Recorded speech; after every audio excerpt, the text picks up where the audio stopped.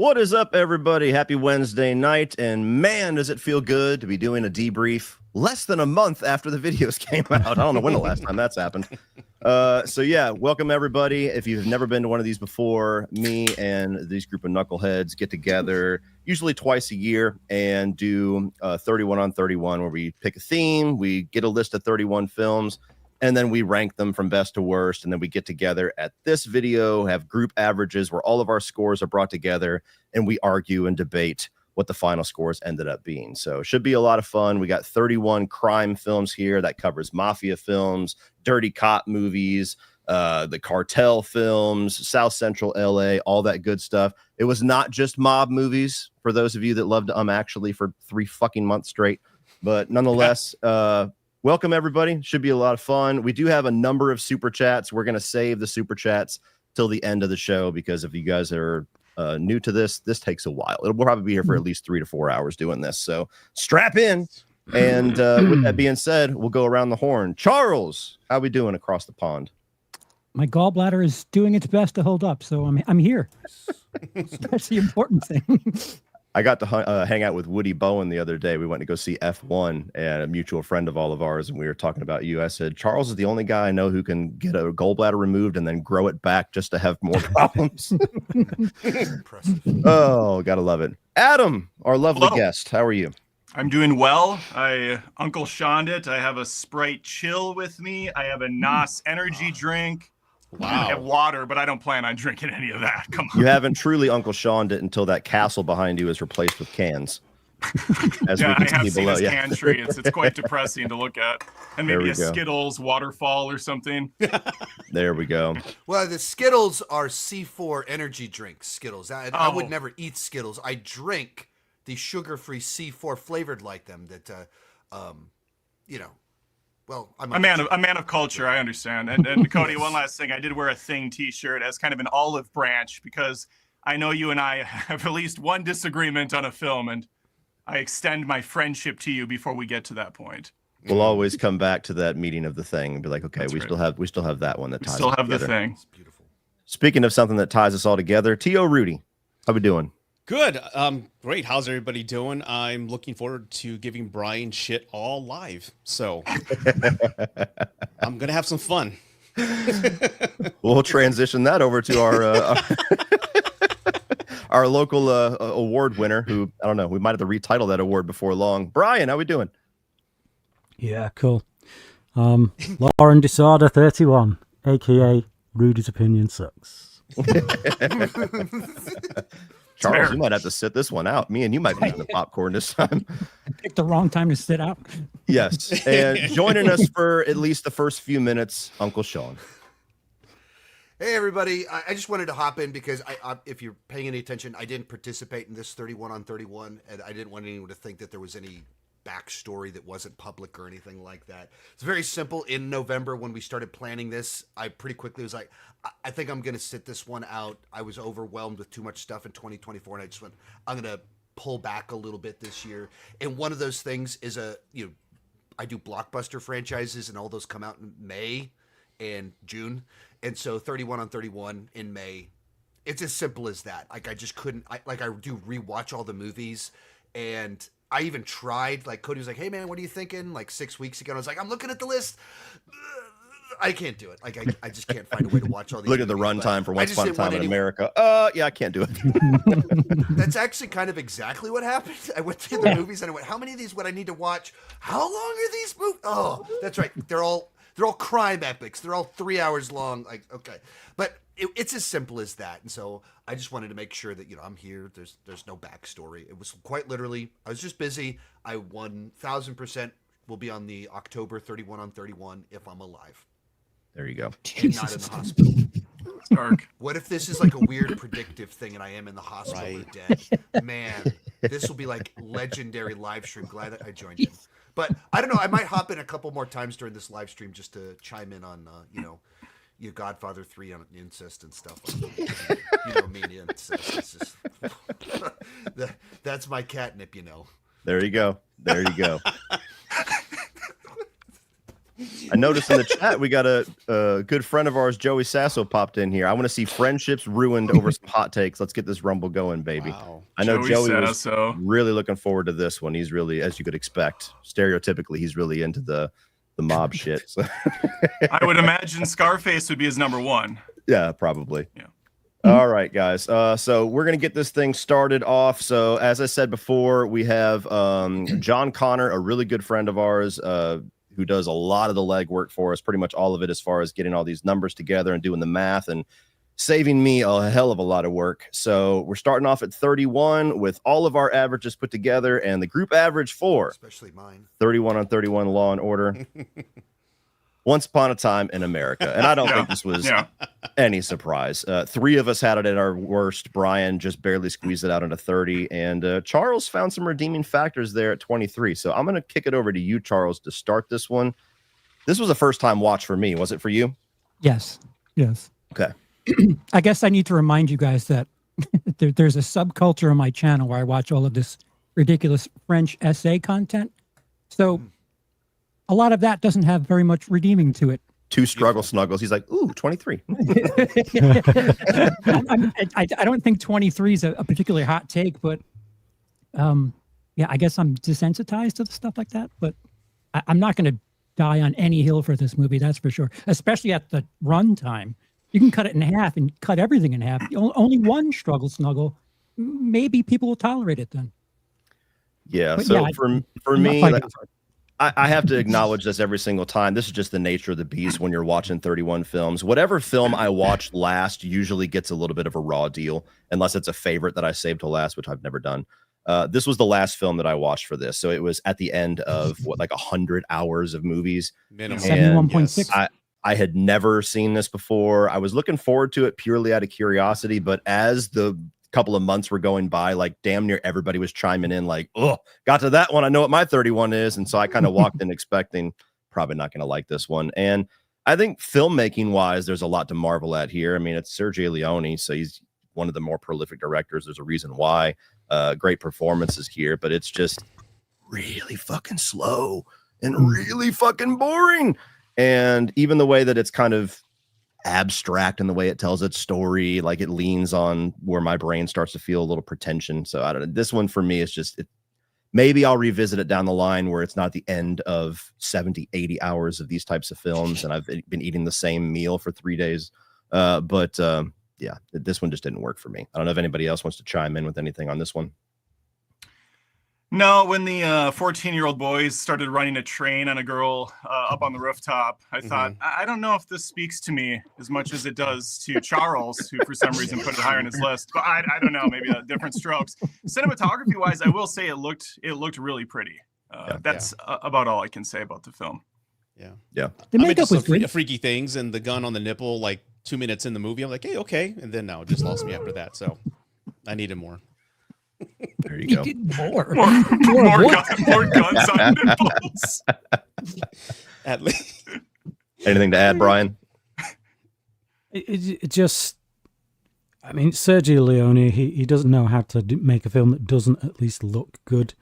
The performances are all great.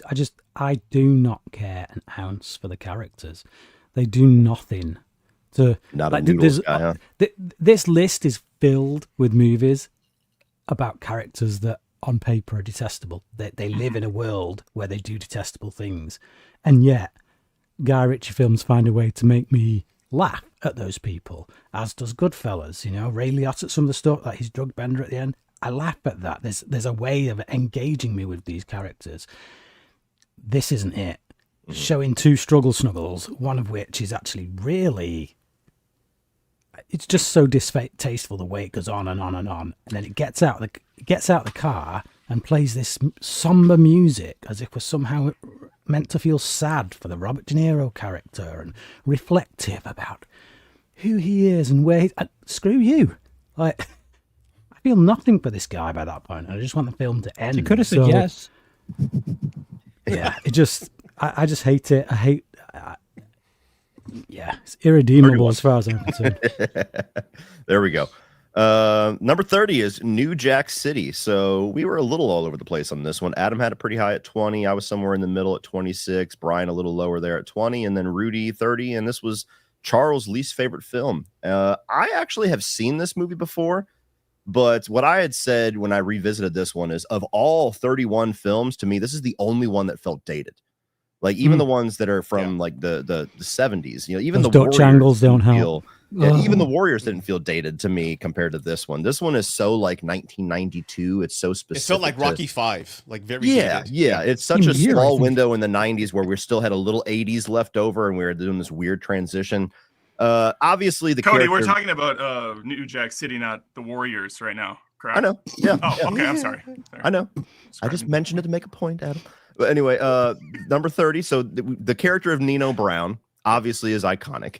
There's a number of characters like Pookie that are pretty iconic for interesting reasons. It's, if you grew up with it, I could see having a lot of nostalgia for it. But I rewatched it and I was like, okay, I like Ice-T a lot. This is not one of the times where I feel like he's too strong, to be honest with you.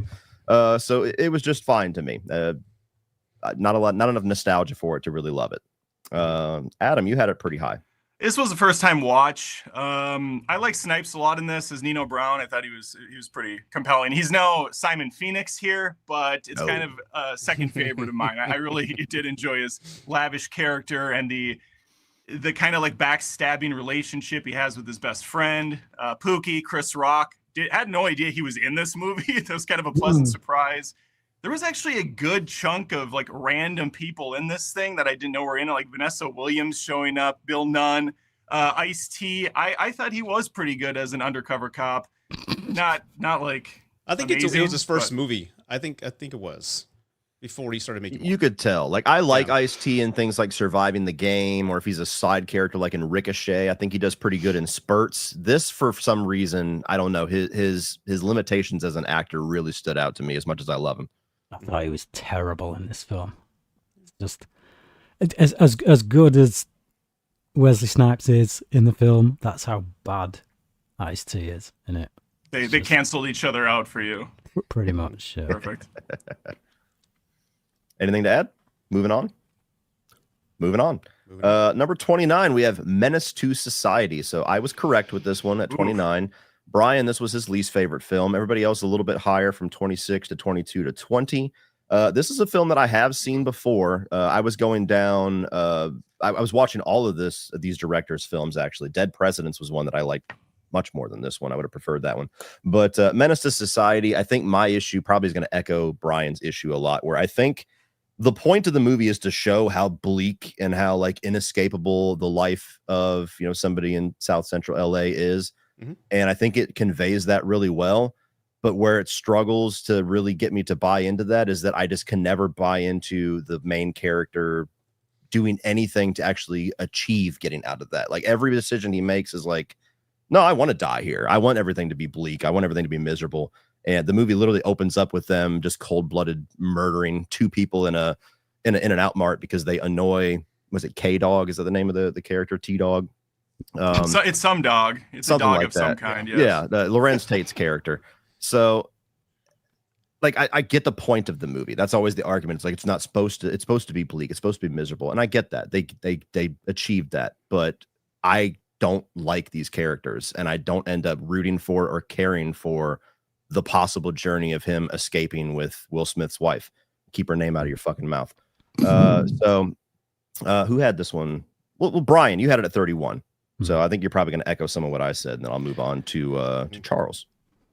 I mean, one of the big kind of things that a lot of the defenders of this said in the chat was that this is better than Boys in the Hood because it's more authentic.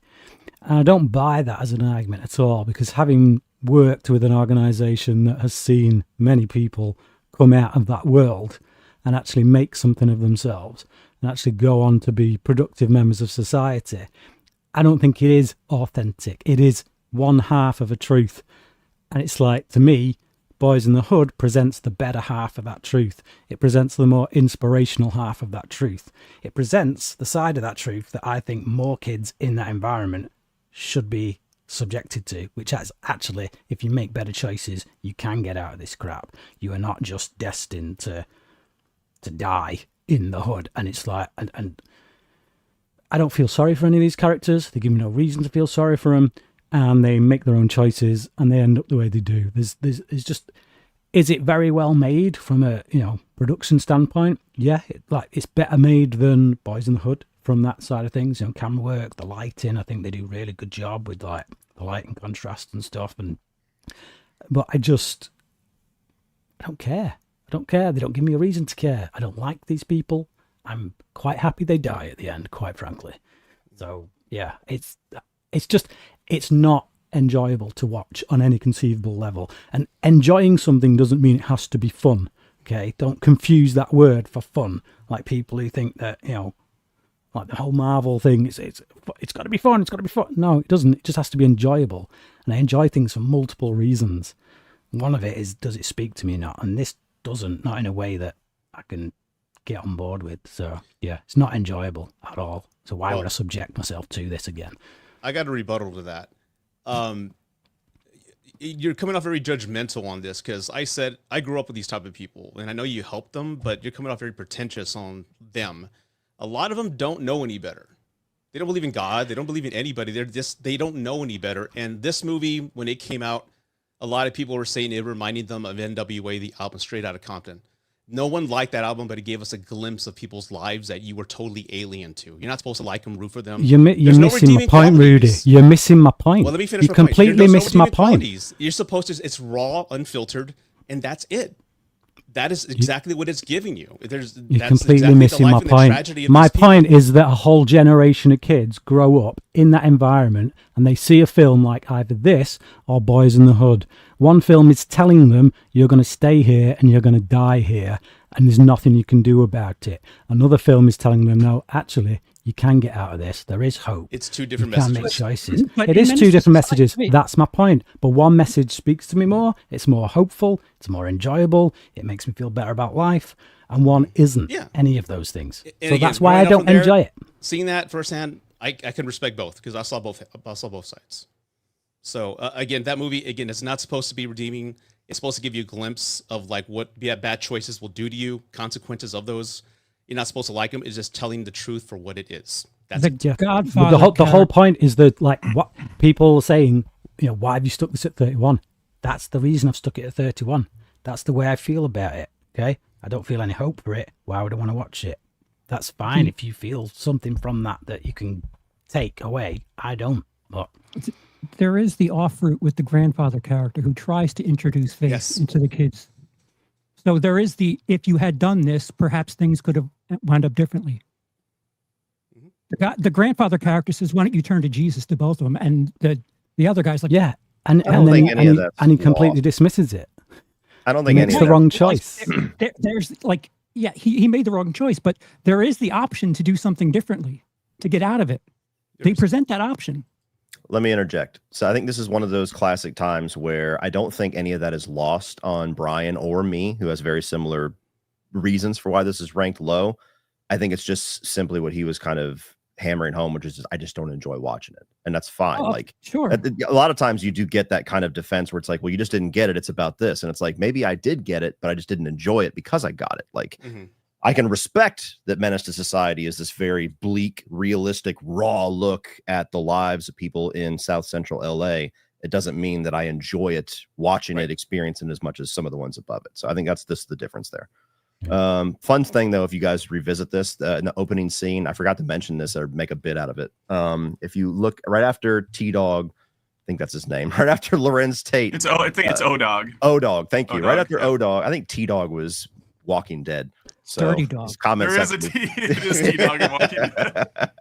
Anyway, after Lorenz Tate does what he does in the In-N-Out Mart, whenever it's following him through the aisles, if you look at the little reflective mirror in the top of the shot, it shows the crew behind him with the microphone. And anyway, moving on. We got number 28, and despite your best efforts, Rudy, The Godfather Part 3.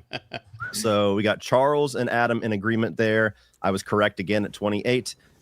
Brian slightly more forgiving than me at 27, and then Rudy. I think that was the most common comment that I saw during your live stream when I was revisiting it was, we haven't got to Godfather 3 yet. And it's right there in the middle of the list. So Godfather Part 3, all I will say to keep it brief is that it's not as bad as people make it out to be. It's just by comparison to the first two, it's a serious down step. It's a serious disappointment. Uncle Sean. Yeah, Melissa in the chat asked, why am I here? I'm here because I wanted to chime in on Godfather 3 and just let everybody know, had I participated, this would have been my number one, just because just some grade A top choice incest in this movie, and that's really my grading scale for things. That's all. The incest factor was high in this one, yes. Yeah, yes, that's how I roll. I've seen it one time. This is the first movie on this list I have seen. Watched it a few years back when I did a Godfather ranking, and yeah, it's not as bad as its reputation. It's just comparatively to the other ones, it falls short. It has good things in it, and there's the choice that, like, I don't remember who it was supposed to be. It was supposed to be the daughter. I think it was Marissa Tomei was supposed to be the daughter and dropped out last minute, and so you got Coppola's daughter, and it. You watch the movie and you immediately go, what if we had this generational actress that's still around in this role? How much better the movie would be. But yeah, it's weird to throw incest in the movie, and it doesn't compare to the others. But it's by no means this terrible movie. You haven't lived until you kissed your cousin in the kitchen. Thank you very much. Exactly. That's what I've been telling you. I haven't That's lived. what I teach my kids all the time. This movie is worth existing just so I can get that GIF that I use, like, they pulled me back in. You call it GIF? Yeah, what the fuck? What the That's fuck, what man? that is what it's supposed to be called. GIF. The person Don't that created do this. them. Don't Look it do up. this. Look it up. I Look it up. don't care what called it's supposed GIF. to be called. I called it GIF for years. And then It is I got GIF. corrected once, and I looked it up to be that guy, and I'm like, oh, son of a bitch, I was wrong. And now I'm on the wrong end of it for being right. Anyway, anybody else got anything to chime in with Godfather 3? Yeah, it's the GIF that keeps on giving. Yeah, there you go. I hate this movie. It's on jiving. Yeah. the incest thing. Listen, not since M. Night Shyamalan's casting of Lady Raven in Trap has there been such a crap casting choice for this movie. She is terrible in every scene, but not only that, the movie is just so far from the previous two entries because of the big time gap. You know, we're not in the 40s or 50s anymore. The movie looks different. It feels different. None of the characters even act remotely like they did before. Michael is a shell of his former self. It reminded me of watching The Last Jedi, where Luke Skywalker is just a little bitch and he wants to die. That's how Michael felt. It's like, this is not the guy I watched for 6 hours prior. Who is this guy? No, it was just all around boring, and you had a chopper attack. That kind of woke me up halfway through, but that was about it. Bad. Yeah. Bad movie. Not enough incest. There you go. Yeah, I know. Could have been up to at least 20. Number 27. This was a first time I'm gonna bow watch. out, just that you guys are going to bow out. So I don't want to distract too much. Might hop back in a couple times later, but Okay. just wanted to chime in a little bit. Take care, Uncle Sean. Bye. Say, Sean. Bye, Jonathan. All right, moving on to number 27. This was also a first-time watch for me that I was very curious about because I don't remember hearing anything positive, negative, indifferent about this one when it came out, and that is Sicario 2: Day of the Soldado. And I was pleasantly surprised. I thought this was actually really good on a list that wasn't so heavy with greats like this one is. This one could have fared much higher for me. But I had it at 24, Brian at 22, Rudy the highest at 18. Charles had it pretty low there at 30, and Adam not too much higher at 28. And what I'll say about this one is that not as good as the first one, not as well made, not as interesting, certainly not as gripping, but they kind of crank up the action thriller side of it a little bit more, turn the Benicio del Toro character more into like a John Wick type where like he could actually do like a franchise. I think they are going to make a third one at some point, and I'll be there to see it. So yeah, as an action thriller, I had a good time with it. Yeah. Okay, right. moving on. I don't know whether to go or not. I'm like, okay, sure. Hey, if not we much to- some of these it's don't just- require a lot, and that's fine. I missed Emily Blunt as the fish out of water character. She was kind of the only sympathetic heartstring character in the first movie. Yeah. In Like this that human one- eye to peer into this world through. Yeah, you see the corruption behind the scenes, and Benicio del Toro. What the hell was he even doing in this film? Like, it just felt like they had no story, but they wanted him back. So they go, oh yeah, there's actually a bigger boss for you to go after, not the one that you murdered, including the kids in the first film. There's another guy. That felt kind of lame. And the fact that the whole thing kind of devolves into just a kidnapping story in the last 45 minutes. I don't know. It seemed like the script went through some changes over time. Well, Why I had it so this high was the original. Go ahead. Go on, Rudy. Okay. Why I had it so high was, and it's bleak. And I love that it kind of gives us like maybe just a presentation of how the CIA and these spooks, they influence other governments. Like, how do you start a war? You kidnap a prince. Like, just those tactics. It ends in a very bleak way, in my opinion, kind of open-ended. You don't know what's going to happen. I love that. But the tone of it just feels very realistic on what we do covertly to make things happen in other countries. And I love Josh Brolin. I love Benicio del Toro. I love that conversation. We was talking about the guy where he needs all these things. He's like, wait, you're going to the Ukraine? No, I got payroll over there, brother. You can't go there. I just love the conversations and just what goes on behind the scenes that may or may not be happening in real life. And it's bleak. And I like that. I like the sandals. I like the long hair and the sandals that Brolin rocks.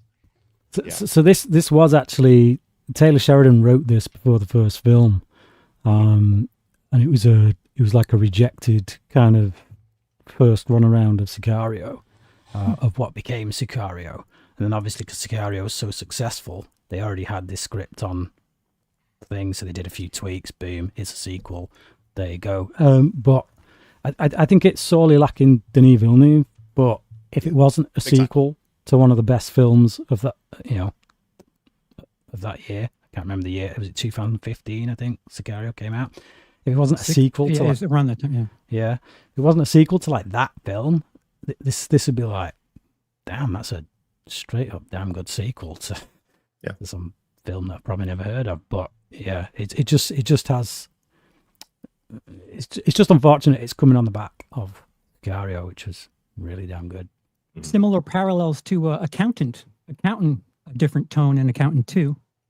Yeah, better tone. No, I'm just kidding. Actually, I like how Alejandro too. slaughtered an entire family in the last movie, but spends the entire movie protecting this kid. Valid point. All right. Moving on to number 26. And this was another one that was a first time watch for me that I was pleasantly surprised by. And that's A Bronx Tale. So I had it at 21. Rudy right there with me at 20. Brian a little lower at 25. Adam at 26. Charles at 28, which is the lowest. I had always heard about this film. I had a friend of mine that used to always reference the waste of talent line when I was a teenager, when he would kind of talk to me. So I had always kind of had it in the back burner as something I need to check out. And I resonated with this one a lot because anybody that knows anything about me, I really connect with father-son stories, especially if they're done well. And I really liked this one where it's a guy with basically two father figures. You have an actual father who is, the guy, the law-abiding citizen that does everything right. It's not super successful, but he gets everything that he has with hard work. And then you have the mob boss who is, the devil on the shoulder, who's not necessarily a bad influence for him. I think that the influence that he has in him actually benefits him in some ways, but very much that guy torn between two philosophies and trying to figure out what kind of man he's going to be. I just really like that storyline. I think all three actors are really good. It's a shame that the lead actor had such a criminal fallout or something, just like disappeared from movies. But I really liked A Bronx Tale. That was all the first time watches on this list for me. That was the one that I think I enjoyed the most. Yeah, I thought the first half was far stronger than the second. And in fact, when I was watching it, I was like, wow, this is going to be high up on my list. I had never seen this either. It was really impressing me. But then it kind of fizzles, I thought, in the last act. I thought De Niro was going to push back a little bit more against the mobsters, but instead he just kind of like, hey, maybe don't hang out with my son so much. All right, back on my truck route.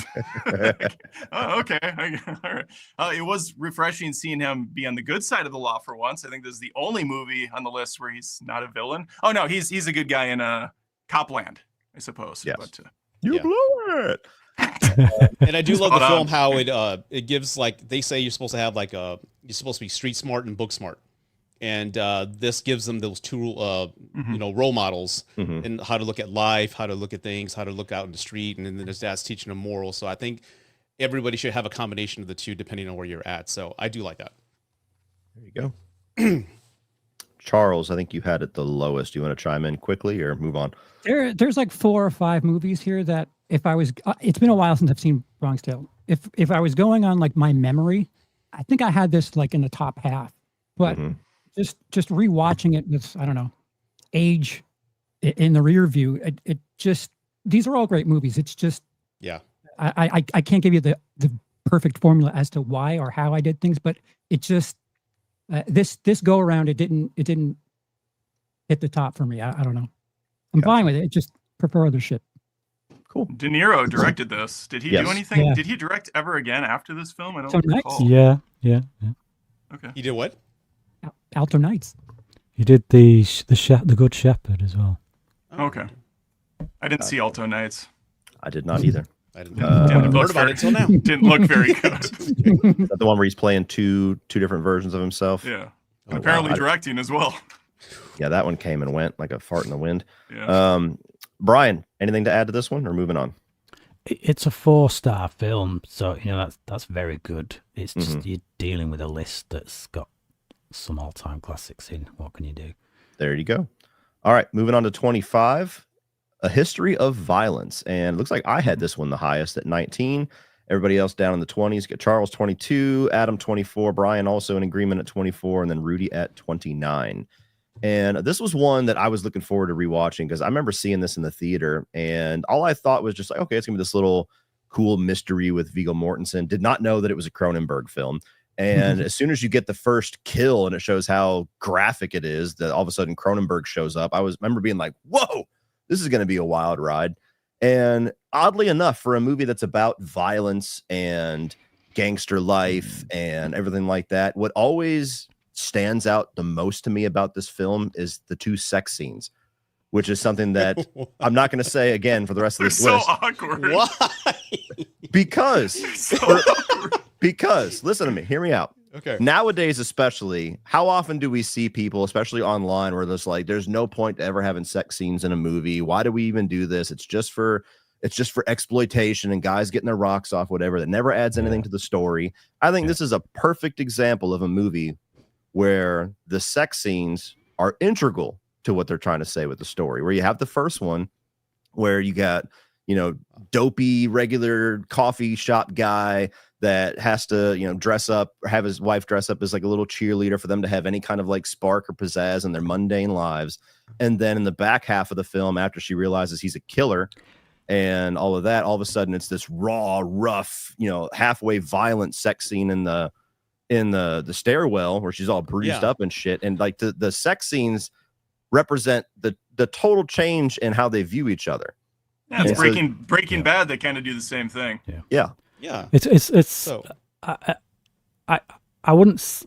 I would slightly disagree in the sense that I don't think they have to have that in order to spice up their lives. I think they do that because they genuinely love each other. Well, no, I think, agree. I didn't mean to say it that way. Yeah, I think it's just. But I totally get. I mean, I said the same thing in mine. It's one of the few films, if I can even think of any others, where the sex scenes actually mean something in it. Yes. Where if you take those sex scenes out, literally the film kind of loses a lot of its meaning, because this is a loving married couple, family oriented couple. You can see in that first sex scene how much they love each other, how tender they are with each other. And then by the second one, it's like it's completely tainted by the violence, by the secrets, by Raw. the, It's animalistic. they don't know Hot. who each other really is. It's totally what the film is about to a large degree. It's just summed up. Well, because she's making love with a different man at that point. Yeah. This is a different guy now to her. He gets a side piece and doesn't have to cheat. Yeah. And the thing is, he doesn't even know who he is back as on the well. stairs. That was Well, I mean, to Cody's point as Wooden well. stairs. Think about it. They completely switched the role playing. She was role playing as a cheerleader. Now he was role playing as well as this goody two shoes, kind of bitch ass living in bumfuck America. And now he's showing his true colors. Yeah. Hey, as an aside, I just want to say, did you guys notice the campy sound effects in this movie? That was the one thing that kind of took me out, because it was going for gritty realism, but he grabs like a coffee pot and he goes, I was like, what coffee pot makes that sound? They did the Matrix swoosh effect. Come on. I didn't notice that. Yeah. I'll have to go back and Watch see it. that. Hey, watch it again. There you go. Watch all 31 again. What I will the say sex too, scenes for that scene, the pot. There you go. Watch the pot scene. Yeah. If they have sound effects during the sex scene. Boing. Yeah. The other thing I'll say is that you have William Hurt in this movie for what, all of 7 minutes, and he got an kicked ass. Oscar nomination Yeah, he for kicked best ass. supporting actor. I love that moment where he's got him like dead to rights, a room full of guys. They go up behind him, and he ends up killing all of them and getting out. They're like, "How do you fuck that up?" Like, I love that scene. Anyway, we could spend all day on this one. That's why I had it the highest at 19. Number 24. Here we go. Lock, Stock, and Two Smoking Barrels. This was another first-time watch for me, and I had it at 30, which was much lower than pretty much everybody else. Adam just slightly higher at 25. Rudy at 19, Charles at 18, Brian, no shocker, had it the highest at 12. What I will say is that this has become kind of a recurring thing for me, which I wish wasn't a gag, but it just, I don't know, it's just something to do with my taste. I have a hard time getting into British films. The ones especially where they have the really deep dialect and really thick accents, I find that I'm spending most of my brain power trying to figure out what the fuck they're talking about, and I just kind of like miss what's going on, and I can't get in rhythm with the movie. So you have the subtitles on. that doesn't help if I don't know what the fuck the references are. Anyway, Anyway, I love the references though. I love what they say because it's funny, it's different. Like, what does that one guy say? When you dance to the devil, you don't wait till the music stops. Like, ooh, I love that. I've never heard that phrase before. I just love the dialect of it, man. It's pretty cool.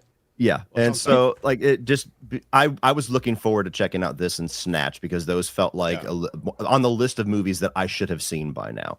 And obviously we haven't got to Snatch yet. We'll talk about that one. But Lock, Stock, I just had a hard time getting into it. I like the raw style of clearly like indie filmmaker, all the very distinct style that he kind of brought to all of this. The characters were fun. I just couldn't really get into the plot. And, you know, again, something I would like to revisit in the future in a time where I'm not watching 31 of these things, but didn't fare too well for me. Brian, we'll swap over to you because I know you had it pretty high. I think 12.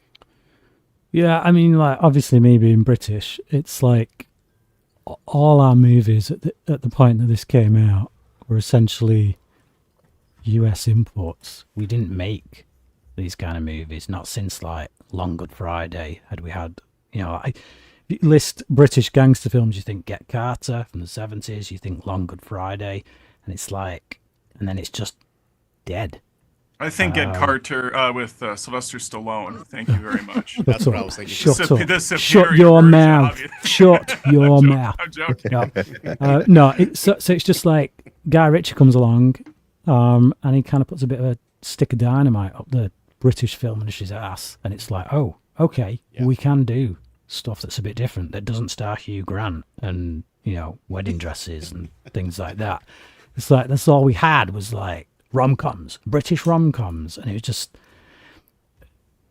we were getting bored of it. And then, yeah, like I say, Guy Ritchie comes along, shows us that he can do something that's entertaining, it's funny, it's dark, it's gritty, it's got a whole eclectic cast of characters in it that are from an area in Britain that is usually underrepresented on screen. You didn't tend to hear those accents on screen a lot over here. It's all posh, as I say, Hugh Grant, posh British accents. So that was just like, it was just something completely different, and I think that's why we latched onto it so much. I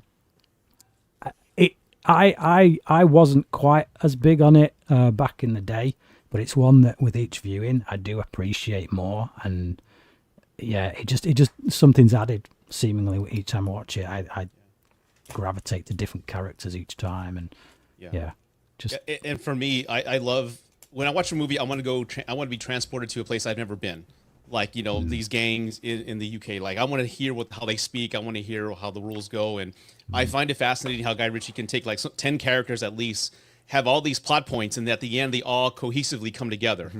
And there's no plot holes. It all makes sense, and I love it. That takes talent. That takes a great storytelling, great screenplay, and I appreciate it. And again, I feel like I'm seeing something that I would have never seen unless I saw this movie. Yeah, so Kudos to that's him. that's why I needed to chime in after this. Just the horrifically offensive things Cody was saying earlier on. As I do. When I discovered Snatch and then Lock, Stock back, like now 24, 25 years ago, to me it was exactly what Rudy just said of like, it was so refreshing because it was like such an energetic film that took me to a different place. And like when they do the part that's in Cagney rhyming slam and they're interpreting, it's like, I love this so much. Like, this is amazing. And then the little bits with some of the non-linear storytelling parts where you see a scene and then later on you just see like a person walk out of a building with their hair on fire or whatever. And like, it's just like, it's a subtle payoff to a joke. I would have been closer to the Brian placement had I participated, because this movie and Snatch, I used to watch them all the time, just adored that crazy Guy Ritchie energy. It was just such a refreshing thing at the time. So I had to chime in to give my support and my shocking disapproval of Cody finally watching early Guy Ritchie, only to break my heart and to spit on Brian's grave, assuming he's already dead. That's exactly what he did. Do you guys think that I'm at such a disadvantage because I've experienced so much of latter half career Guy Ritchie before going to this? Okay. Yeah. Honestly, it's like it is that thing that like now it's become a shtick, and it's a shtick that he's like really solidified in The Gentleman. But back in '98 when it came out, there literally wasn't anything like it. It was like you're watching it and you're thinking, what the heck is this? Snatch is wasn't Snatch just a few years later? Yeah. I think that's my problem. Is I really enjoyed both movies, but Snatch is just superior in every way. So I moved this down because there's too many good movies to put on here. There's three writers that when their movies come out, I'm just focused on the dialogue. That's Tarantino, Guy Ritchie, and Craig Zoller. With Blumhouse Tom. Those three directors have a beautiful way of writing, and they just transport me to this other place, and I look forward to anything they do. That's Martin McDonagh for me. Yeah, but like to what you said, Cody, I think there's like if you're that's right, you did. I think there is that sense of if you start with if you've been watching Guy Ritchie and all the other stuff, the way he does characters, the way he does like the hyperactive stuff, like stop and think if you just discover this is a young person in the year, over 20 years ago, and it just hadn't been overdone. You hadn't seen it before. And it's like Britain's response to Quentin Tarantino, like the hyperactive version of Tarantino in London. Yeah. But 25 years later, it really does get lost. And people have ripped off Guy Ritchie. Guy Ritchie's done all these other things where you've seen the shtick. And so I absolutely think that's some of it.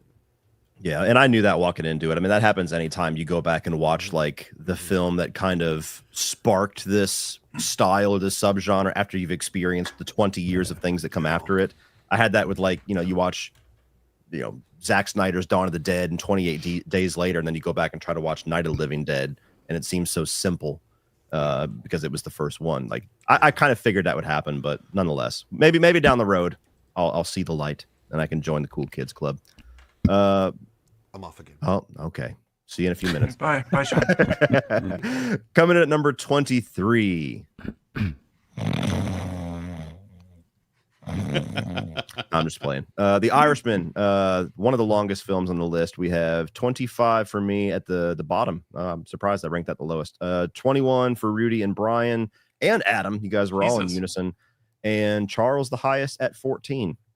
So Brian, I might have to look at your list again. I feel like we've tied on several of these so far. Yeah. Oh, man of taste.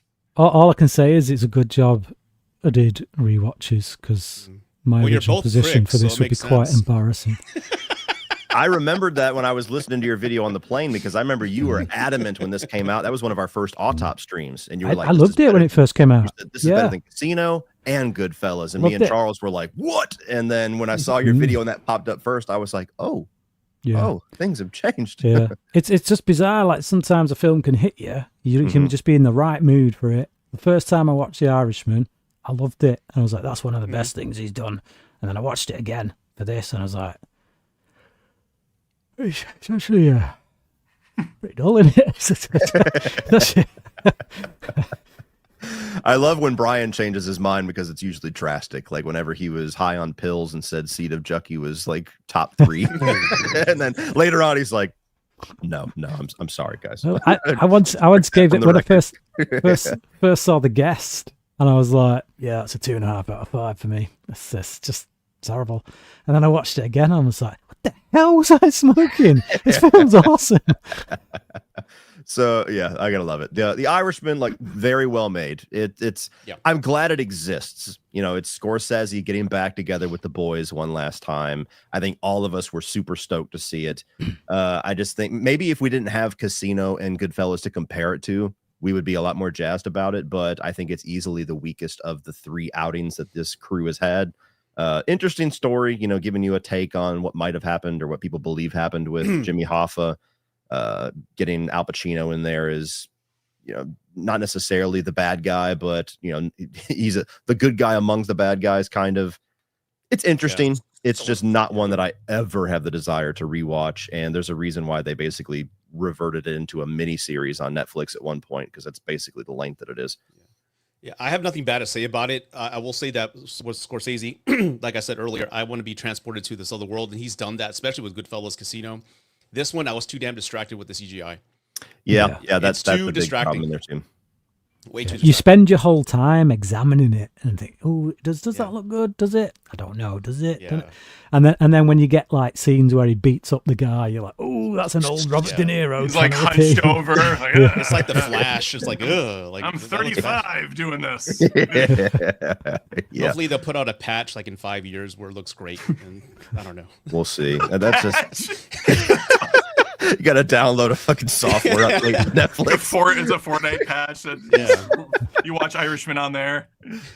Oh God. Yeah. The de-aging thing, that's just one of those little CGI tricks that I feel like somebody discovered and then too many people jumped on before it really could be Irishman convincing. DLC. Sorry, in the it's comments. just like when they started using CGI a lot in 2000, 2001. We're like, this is cool. And then in 2003, we're like, that looks like shit. But yeah. Okay. Charles, anything to add? Scorsese's my Martin McDonough, so bad Scorsese's still pretty good for me. So It's like pizza. sure. There we go. Okay. All right, you bastards. Despite our best efforts, Rudy, we didn't get it in the top half. 22. Damn the it! Warriors. So you got Adam there at 30. It was almost his worst film. Brian, not too much higher than that. Probably, if we didn't have a movie that offended him on the level that Menace to Society is, I think that would have been his 31. 27 with Charles, and then me and Rudy fighting the good fight there at 9 and 2. Look, fuck all of you. Thank you. 21. No, I'm just kidding. 22. Look, I'll just say this for the Warriors. Like, this is one of those movies that's like Lock, Stock, I think, where you might have to have a little bit of nostalgia for it. It's definitely a time capsule. It's a very specific style. Yes. It's such a distinct Shit. movie. But Lock, Stock's actually good. Debatable. You're right. Debatable. I don't have a comeback for that. I have nostalgia for the Three Ninjas franchise, but I'm not putting them on this list. Look, The Warriors is a movie that I have loved ever since I first saw it. I got introduced to this movie pretty late because the Rockstar Games had a PS2 game that they made for it, and I played the game, loved it, and wanted to watch the movie. And it's iconic to me. I love the soundtrack. I love the characters. I love the style of it. To me, I was happy that it made the list. Obviously, I had it very high. I get why people wouldn't like it. I don't think that it deserves the level of disdain that it has gotten among this group. But yeah. My daughter came downstairs. My daughter came downstairs while I was watching, and she said, "Papa," as she often calls me, "Papa, why are you watching a wallpaper of a dumpster?" I'm like, "No, this is The Warriors, daughter. I'm watching an actual movie." And she's like, "What? This is terrible." This movie is just terribly acted. Yeah. I don't know what the fuck the plot even is, because it starts out promising. I haven't seen this movie since I was a child, and I don't really have any fond, well wishes with it. But I watched it again. I thought, okay, it's starting out promising. You have all these different factions of people that are dressed like they just got back from Spirit Halloween. All right. and you have a Right, leader council. who's kind of a poor man's Morpheus, kind of a precursor, I would say, to Morpheus, gives this rallying speech, and then he's assassinated. And all I could think was, okay, we actually have a promising story here. Why did he get assassinated? What was the reason behind it? Turns out nothing. It was just for the lulz. Like, there was nothing to this. And so the rest of it's just a chase scene of like random dipshits showing up, and then they get in these bad fights. And I just could not wait for it to end. I'm like, what is this movie? And then you have the lady saying, "Okay, boppers," like they were trying to make she's fetch. so annoying. They're trying to make so fetch annoying. a thing in this movie. I don't know. All around awful, Cody. You should Yeah. be ashamed for putting this. Well, stuff on I your just list. don't understand the hatred for this. I don't I just either. told you I the don't- hatred I for don't this. Because either. it's just What not What did I ever good. do to you? I don't get it. I just It's, don't it's, understand it. it's the reputation. If I went into this film and it had zero reputation, I'd be like, all right. But because it's hailed as this absolute classic, and you go into it, and it's just like, it's like so average at best. It's mostly just clippity clappity feet running for like Well, an hour and a half. Yeah. And it's just like, even the fight scene, even when you get to the big fight scene in the bathroom, it's not even shot well. It's like signposted baseball bat fighting. it's a Oh, low budget I'm movie. going to swing to your left. It's just It's not John it's Wick. crap. Budget from the 70s. I've seen Yes. loads of low budget Then why films. is that it are on this better. list with all these like It's grade A gangs. films? That's the problem. It doesn't. It's like putting Winnie the Pooh, Blood and Honey in a top 31 Oh, don't horror you films. fucking dare bring Winnie the Pooh in here that's talking what about we're- the That's Warriors. where we're at right You now. blew That's where it. we're Get the at. fuck out of here. That's where we're at. Put your ass in the microphone so I can hear you All right, talking I out of it got better. the thing at number Oh one. my At number God. two, I got Winnie the Pooh, Blood and Honey. It's the Warriors of horror films. Uh-huh. The Warriors Yeah. is so stylistic. It is. You Yeah. can say style over substance, and I would agree with you, but it doesn't mean that there isn't something to be enjoyed there. Yeah, Yes, absolutely. the story is simple. How many movies are simple? Like fucking John John Wick, you just Wick. brought it up. Yeah. A guy get revenge for his dog. If we're gonna judge, Yeah, but things how on good are the fight story- It's scenes a in John Wick? compelling story. It's It's done got in great 2000 and action. fucking 78, man. 17. 79.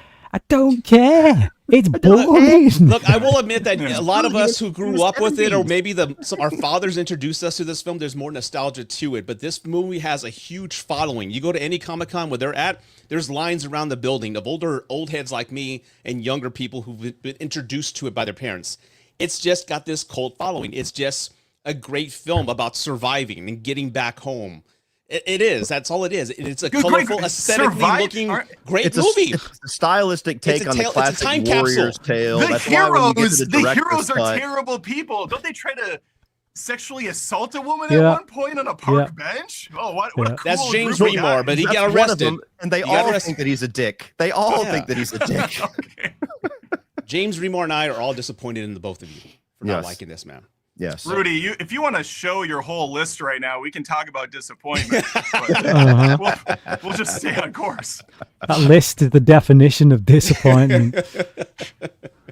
Oh my god. They don't know. I Let's look just move forward to on. never being invited back. Sorry. They're not Thank you. cool. They don't get it, man. You just don't get it. You don't fucking get it. We're doing that video, Cody. We're definitely doing that video now. Damn right. Bitches. 21. Snatch. What? So I had it at 27. Brian quite a bit higher at 20, but I'm surprised he had it lower than everybody else. 14 and Charles at 19, and then Adam the highest at 6. Brian, did you have that? Okay, so you had Lock, Stock significantly higher than Snatch. Interesting. So those are two movies that I see get debated a lot on which one is better. I used to have Snatch above. I think Snatch is an easier watch because it's more polished, it's cleaner, it's got a much higher production value. I think there are as well even some characters in it that I wish were in Lock, Stock because it kind of gets like Brad Pitt's character. I think Vinnie Jones is better in Snatch than he was in Lock, Stock. So yeah, it's got a lot going for it. When I watch the two of them back to back as I did for this, I was like, actually, you know what? I love how much more Lock, Stock is scaled back, and how the plot is. You never lose sight of the plot. You always know what's going on with Lock, Stock. Whereas with Snatch, it just feels like he's trying to throw so much into it. At various points, you're like, what's the story again? What are we actually supposed to be following? It just feels like highly entertaining, nonetheless. Still a 4-star film for me. But I just think Lock, Stock has a more clear through line that you can follow, and it works for me a bit more. I slightly preferred Snatch to Lock, Stock. I think they're very similar films. It very much felt like Evil Dead 1, Evil Dead 2 to me, where it's like, here's what I can do with no budget, here's what I can do with some budget, and they kind of just try to do the same type of story. I think I just got more laughs out of Snatch, and that's as simple as I can put why this is slightly above it. Like watching Brad Pitt knock a dude out with one hit, and they're like, "Fuck no!" Like that got a couple laughs out of me. Best bit in Snatch dog is when the fucking diamond, and it's when they shoot at Jason Statham and Stephen Graham, and then it freezes. Yeah, and he talks about what flashes through your mind, just to. But that bit, I in absolute stitches. But yeah, it's definitely fun. I do like. There's countless scenes I can talk about that I love, right? But my favorite part is when I remember seeing how dark it got for me, is when that one guy gets into the bare knuckle boxing fight at the very beginning with Brad Pitt, and everyone's arguing, and you have that narration with statements say like, "Tommy the Tit should be praying. If not, he fucking should be." Because like, holy shit, like they could kill him and bury him next to this guy. Like it got dark there for a second. And I like that. I love these movies. Again, I'm introduced to characters and cultures I never knew. I didn't know what a pikey was before this movie. Fucking pikers. They always used to come into the cinema I worked at. Now I'm expecting a dog when I do a deal with a piker because of this movie. So I love it, man. Again, a great, fantastic film. We used to get pikeys in the cinema where I worked. So like, it's like, Brian, go and do the toilet checks. So you'd go in to check that they're clean. You go in there and you just find them washing at the sink. Really? Wow. It's crazy. Back of the cinema having sex, and it was just, Adam, you're going to stand the entire time? We're going to be like another 3 hours, dude. This isn't my first rodeo, Rudy. Come on. Okay, all right. I was actually looking out for you, man. I was sad not to put Snatch in my top 5. That's how much I really like this movie. Guy Ritchie, this is peak for me here. I think he perfected everything that he did with Lock, Stock, and he put it into Snatch. There's so many great characters. Bricktop is top 20 best villain for me. Like comedic villain, he is gold in this movie. His obsession with feeding people to the pigs. Then you have like, what is it, Tyrone? You could park a fucking jumbo jet back there, Tyrone. Like, there's so many good quotable lines.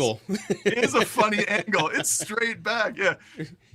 Everything about it really comes together. I'm a big fan of Seinfeld. It's my favorite sitcom. So I like stories that all intertwine and then connect really well at the end. And I thought Snatch did the job. Brian, to your point, I agree. There's a lot going on in this movie, but that just makes more watches very enticing. Yeah. All right. Moving on to number 20. I was actually surprised this one wasn't higher. Carlito's Way. And I'm just going to leave this graphic up and do the whole thing with monologue. Sorry, boys. All the stitches in the world can't sew me together again. Last call for drinks. Bar's closing now. I had it at 8. Brian also at 8. A little bit lower for everybody else. Rudy at 23. Adam at 23. Charles at 21. I've always loved this movie. This is another one like Snatch and Lock, Stock, where very often you see Carlito's Way and Scarface get compared because it's Al Pacino and Brian De Palma. I've always been one of the people on the island. I prefer Carlito's Way. I like the style of the movie. I really like the character of Carlito. To Brian's point very early on in the stream about having a whole list of characters on these 31s that are all bad people, Carlito really finds a way to make me root for him. And you want him to, like from the beginning, you see a guy that wants to get out. He wants to do the right things and get the pieces in play and get everything set up to escape this life forever, but just can't. Things pull him in. Old instincts when he push, John Leguizamo down the stairs and he's like, I shouldn't have done that. And, there's moments like that throughout the movie where you see the little things that add up to his ultimate demise, but all the way through it, I'm rooting for him. That whole third act chase through the streets and through the subway, like it's tense because I want him to get out. I'm like, come on, man, get away. I really invest myself in the relationship that he has with Gail and wanting them to get away by the end of it and kind of have that fairy tale ending. I love Sean Penn's character in here as somebody who's just so far into over his head and just cannot see it. And even just the Brian De Palma way that he shoots these types of movies, I think is awesome. I love his style. And as corny as it gets at times, I kind of like the voiceover. There's something about it that's just like, it's part of the DNA of the movie. So yeah, this is one that it's always been a big favorite of mine. I love watching it all the time. I was happy to revisit. It was actually the first one that I watched whenever I was gearing up for this 31. So one of my I favorites. actually care about the love story as well. Like, that's usually the thing that they put into a movie because they just have to. Whereas also, guys, I noticed some comments on the side. I have just turned my mic down a bit. Can you just let me know if that's still too loud or not? You were never loud. I don't think you were. Yeah. Were they being cheeky? I don't know. It said my mic Cheeky was. fuckers. Yeah. There's a Okay. few. I don't You're read the Like some comments. hikers. You're perfect now, so we're good. Okay. I mean, I didn't notice it. Maybe it's because Okay. Brian's always. But yeah, no, I'm like this with Carlito's Way and Scarface. It's like depending on my mood, it's one or the other. I find I revisit Scarface more often, but I just think from a filmmaking standpoint, I think it's a better film. I wouldn't argue against anyone who said this is better than Scarface. I think either one's a valid option. So. Let's see who had it the lowest. Real Rudy quick, and Adam. Real quick, I remember when I was ranking this list, and again, I want to be clear, like I said in my video, there's not a bad movie on this list. They're all fucking amazing, and this was like a pain in the ass to try to rank. I hated putting Carlito's Way at 23. I hated it because it's so good, but there's so many other great films on this. So, Like again, Warriors at 2. Yeah. It's my list, motherfucker. I do what I want, right? All right. It's so hard.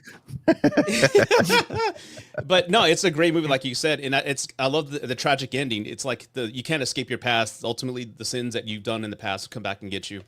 And I love the character who's trying to come to this a redeeming point in his life to make up what he's done, and he just ultimately can't. But again, Sean Penn's performance, I think, steals the show in this movie. I agree. I mirror Rudy's thoughts. It's still a good movie. I just prefer unhinged Pacino to soft-spoken Pacino. It's as simple as that. And I love the way he really didn't dresses, care for too. the love story. I found I wasn't connecting with that at all. Yeah. So there was no stair sex, and for me, that's the beginning and the end need for that. a good film. Yeah.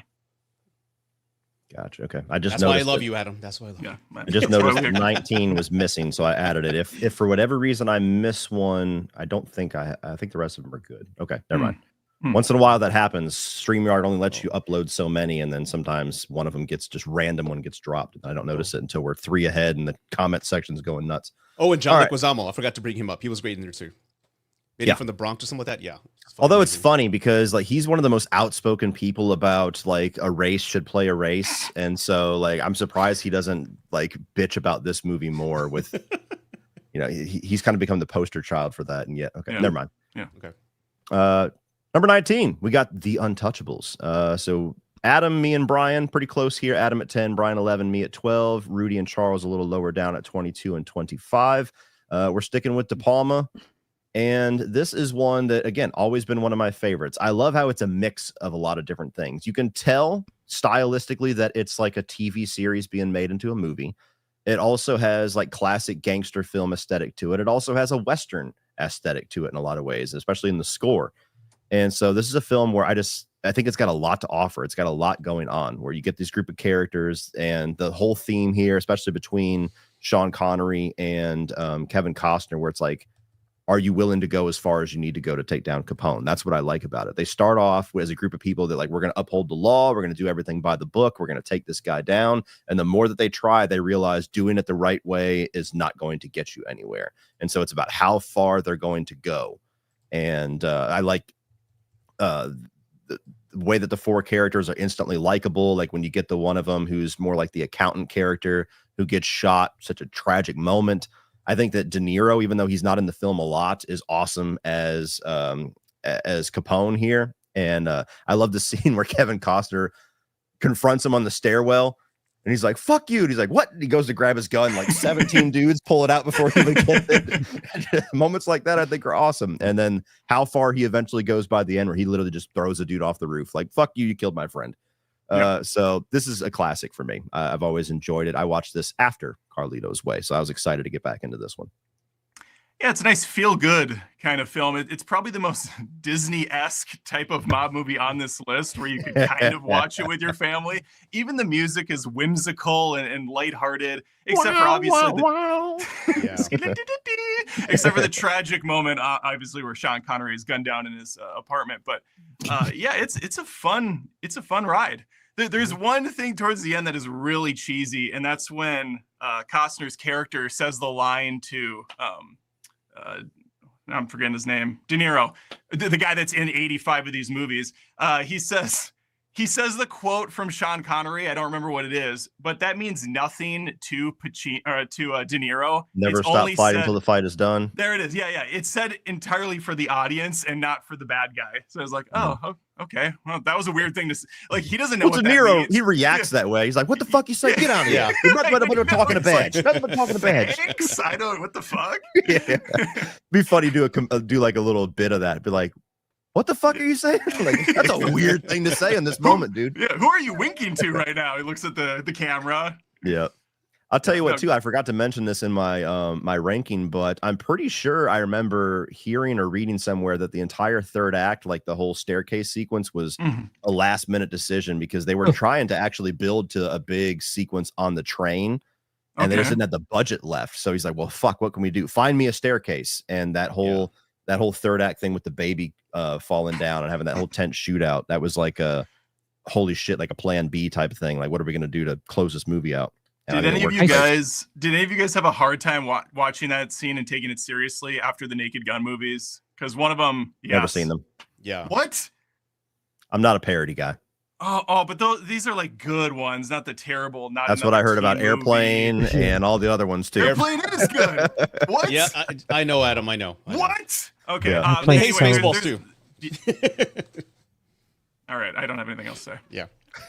I started the mood is staircase set. scene and ended up watching Once Upon a Time in America before the stroller hit the ground. So Oh, y'all are There's that. overreacting like crazy, man. Oh Come my on. God. It's supposed That to is be a tension great filled, all right? sequence. Come on. One That is step. a It's a great scene. great It's a great sequence. scene. One step, Yeah. 5 minutes. Yeah. 2 steps. Arguably, would you another think this 5 is Brian minutes. De Palma's best directed film? No. I mean, as far as because there's one scene where they're going to the first raid and they know where they're at. They cross the street, and I don't know whether that's a set or they just did something in Chicago, but that's a beautifully shot scene. You see the buildings, the cars, all that. It just looks amazing. It's a beautifully shot film, in my opinion. I think a lot of that, a lot of how it looks is also to do with production design and whatnot. In terms of direction, in terms of like what he's doing with the camera and whatnot, I think Blowout is actually pretty impressive. Is that what John Travolta? Yeah. I Yeah, bought I that. saw I that still one. haven't seen it. It's on my to watch list. Yeah, it's got a It's, fucked up ending, dude. Like, oof. Thanks. I think he's a Well- great director. I think he's a great director. There's a lot of stuff in. I mean, not least of which because it's shot in Chicago, but I think there's a lot of the Untouchables that kind of reminds me of the Dark Knight trilogy. Yeah. Like even that somebody just posted a quote from it when he's on about if they put what is it? They do something to your guy, you send theirs to the morgue. It's kind of I feel like Nolan took that a little bit for the end of the Batman Begins and kind of said, if they come at you with, Yeah. We buy Kevlar, they buy Yeah. armor-piercing They rounds. buy We buy armor-piercing automatics, rounds. they buy semi-automatic. So, and I feel like with it being shot in Chicago, a lot of the similar locations, but like obviously more of a modern day setting, it does. I feel like Nolan has drawn a lot of inspiration from De Palma and the way De Palma shot sequences in this film. It only took an hour for Brian to shoehorn Nolan into this list. That's impressive. Hey, it only took you about 5 minutes to talk about all the French shit that you watch. So, Touche. That was a long time for me. Brian had that one in the holster. Mhm. All right, moving on to number 18, we have No Country for Old Men. Whoa. Another Wow. three little 17s. trifecta of agreement here. So I had it at 13. I'm shocked I had that the highest. Brian at 15, and then everybody else lower at 17. So No one has it lower than 17, but it's I 18 think- between all of us. I think this is the movie. I could be wrong, but I think of the ones we've seen, this is the one where our scores are most close to the actual placement. Yeah. So yeah, No Country for Old Men. This is a film that, like, I've never really been huge on the Coen brothers, but I watched this movie when I was in high school because everybody was talking it up. And man, for the first 90% of it, I was like, this is the greatest fucking thing I've seen in years. Like, this is so awesome. And then you get to the end, and I was like, you just ruined it. And for years, that was kind of my thoughts on this film. I was like, that's almost a perfect movie. And the fact that it's almost frustrates me to where I don't like watching it. And when I rewatched it this time, knowing what comes, I kind of made my peace with it.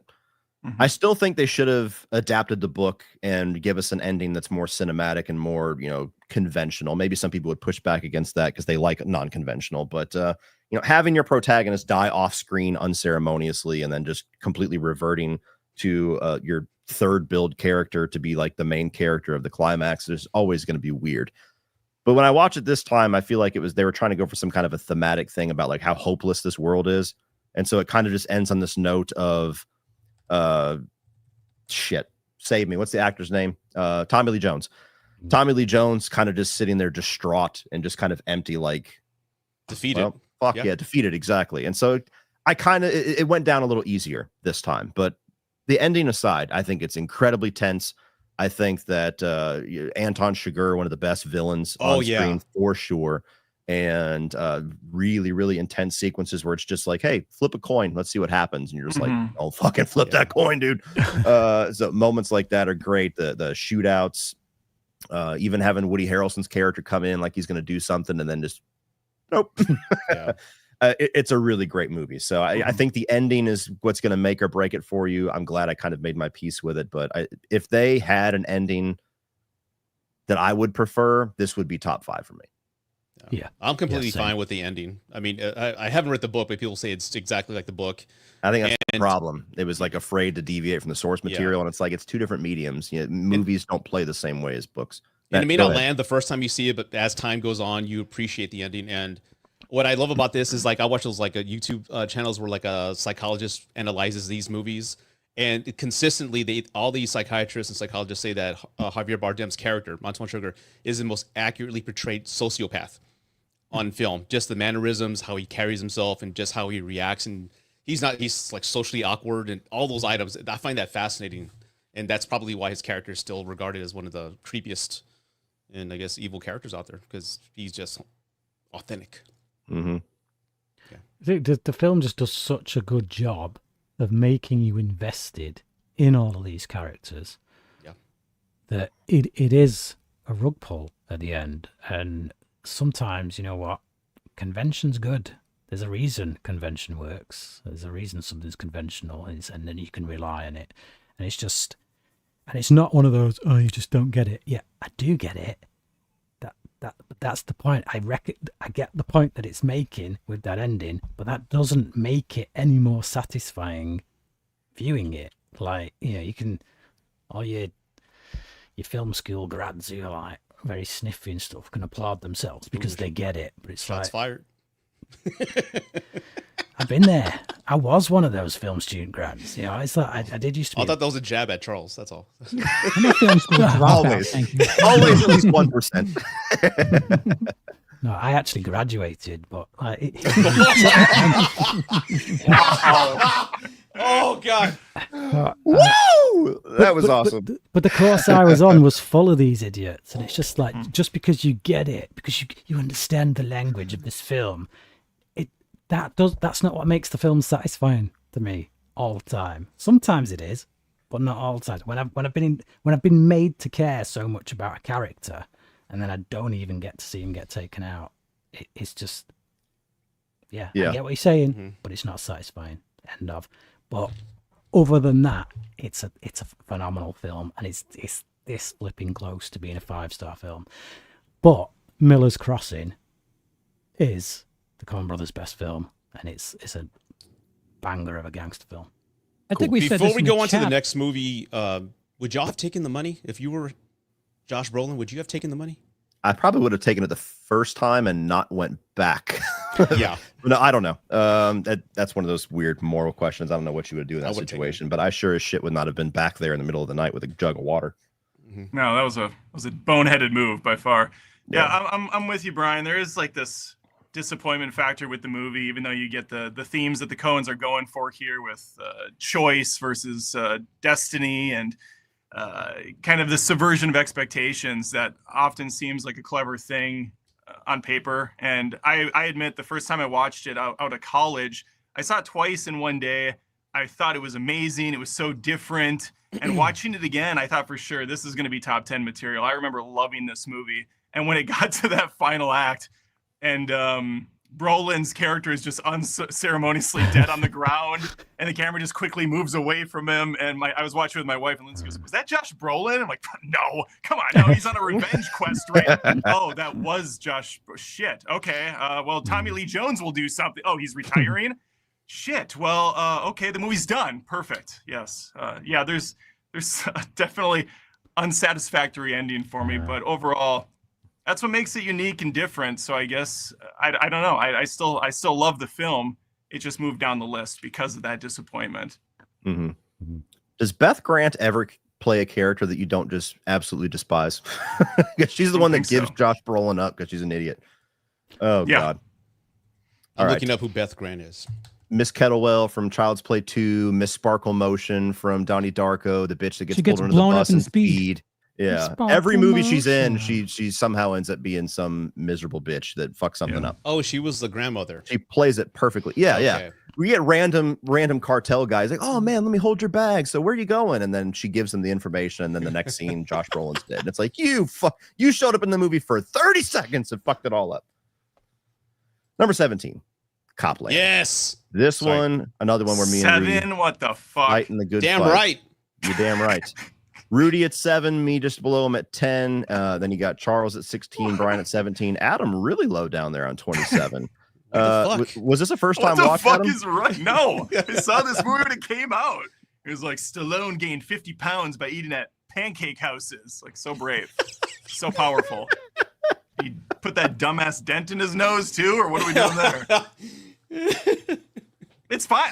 I like the movie. I just there's all the other ones were better for me. I don't have anything really against it even. There's so many good actors in this too. Holy crap. It's like a who's who. It's got one of the best casts ever. Yeah, it's amazing. 100%. I love this movie. I think over time I've loved it even more. Not just because for what it was for Stallone's career, because this was a time in the 90s where he was like, yeah, this guy's done. It was after Rocky V, and then he was doing like these random action movies that weren't hitting. And to me, I think except for Get Carter, we all love Get Carter again. Brian, Get Carter, superior than the first one. Superior than the Yep. I would say that his. Is he listening? Sorry, I wasn't. I was trying to type a message in the thing. Yeah. Well, they were yet again praising the Stallone Get Carter in front of you. Yeah. I think that Stallone's performance in this movie is stacked up there with like Creed and the original Rocky and the First Blood as his best performance. I like how subdued he is. It's very against typecast for him in the best way, where his character is kind of a dipshit. He's kind of a moron, and then has to rise to the occasion throughout the back half of the film. But I just love the story here about a group of, cops that basically get to do what they want. They get to run the land, and a guy that decides we're going to do the right thing no matter what it costs. And I think that the grittiness of it is great. I didn't say this in my review. I put the clip of it in the intro, but I think whenever he shoots Robert Patrick, I think that's like one of the most realistic looking deaths I've ever seen in a movie, where his eyes never move, even though he slams against the door and slides down. I want to know how they did that stunt. I love Ray Liotta's character in here and how he comes back in the end, defends his friend and all that. I love this movie. So it was very high for me. I was glad it got included. That wasn't that. So yeah, me and Rudy defending. You got to hit now. You blew it. You got to hit the soundbite. You blew it. Shit, my mouse just died. It's so too late now. Forget it. I know. And you blew it. When this movie came out, a lot of my friends from high school at the time, because this came out late 90s, a lot of them had already become police officers, and they kind of let me in their circle, and they How all old applauded. are you? I'm 48. High school? What? 48. This came out in 95. I graduated in 95. This movie came out like 96, 97, 98, somewhere around there. Back when we went to the talkies. Yeah, talkies, yeah. There was no internet back then. Just kidding. Anyway. They all praise the movie because that's exactly how they are amongst themselves. There is like an attitude, and how they treated other cops that were maybe like security officers. They treated like that's how they treated Stallone in this movie. Like, we're better than you. You know, who the hell are you doing? No, you don't got no jurisdiction. So that really like resonated with me. And plus, I love Stallone, and this was a role that I had not seen him in. It is like a pushover, this guy that everyone's just bullying, and you just want him to stand up for himself, and he's not doing it. But it's just in that world that, you know, when you're in that space, that's exactly how they are amongst themselves. I'm not saying they're corrupt, but just that attitude of just like, we're better than you, and you know, it's our way. If not, just don't stay the fuck out of here. You don't belong here. Same thing. So again, great movie. I love it. I always think of Rudy as the youngest of us, but he's actually the eldest, isn't he? That's weird. Blimey. Most immature. Yeah, that must be. Yeah. I think most childlike, I would say. I would say perverted and childlike. For sure. So this was like the first time I'd actually watched the film from start to finish. It's one of those movies I just always seen in bits, like walked in on and this, that, and the other. But even when I went to CP, he was watching it, and I. Oh shit, remember, that's right. Yeah, I came in and you were like halfway through the movie. And it's just like, it's literally just one of those films where I've always walked in on it at some point, never watched it from the beginning. So this was the first time I watched it from the beginning, and I was just like really surprised by how much I loved it. And I like those kind of characters who are like, it's not that he's not like morally bankrupt or anything. It's just he's allowed the system to wear him down and dictate his life, and he's become complacent. And I think actually so many people just in day-to-day society are like that, where they just go along with whatever the system tells them, because that's just the way things are. And I think it is a film that says you don't have to do that just because a system is telling you this is the way it's got to be, and if it's corrupt, you challenge it. And he does, and that's why he's just a really great character that you can identify with and love. I love the film. I thought it was great. There's a line in the Boondock Saints that sums that kind of theme really good, where it's something along the lines of the downfall of the world won't be the acts of evil men, but the indifference of good men. Yeah. Real quick, I love how they also portray, because this is also realistic, how they protect each other. And if you go against that rule, how they turn on you. And I've had many friends who are cops tell me that if you go against anybody, or maybe go against the rule or the grain, so to speak, if you get into an emergency, hit your E-tone, which is like, I need help, nobody responds. So just that those rules that are in the real life. Your friends suck. No, I'm not these. I'm not saying these friends. I know many people do. And that's true. If you cross that line and betray the trust of the group, they exile you, man. That was Brian before the stream. We're fucking putting out the emergency code. Silent. All right. Movie. Oh man. Oh boy. Okay. You guys watching, you know, that moment you always wait for in the debriefs, that moment it's going to get clipped out. That's going to be the popcorn time. Get ready. Oh God. Number 16, LA Confidential. We got Brian fighting the good fight there at number 1, Adam at 7, me at 14, Rudy at 27, Charles at 24. Go ahead. Go ahead, Brian. I swear to God, this is literally a plan. It's a conspiracy to just try and piss me off. It's like, because no one in a rational mind could ever conceivably put the Warriors so far above LA Confidential. What drugs are you smoking? Disgusting. It's despicable. LA Confidential has literally got one of the best screenplays ever written. I don't give a toss what you say. They took a book that the author himself said was practically unfilmable, and he made it like into something that's just an absolute work of art. Some of the best production design ever. It's like three fully rounded characters that I don't disagree with anything that you just said. Yeah.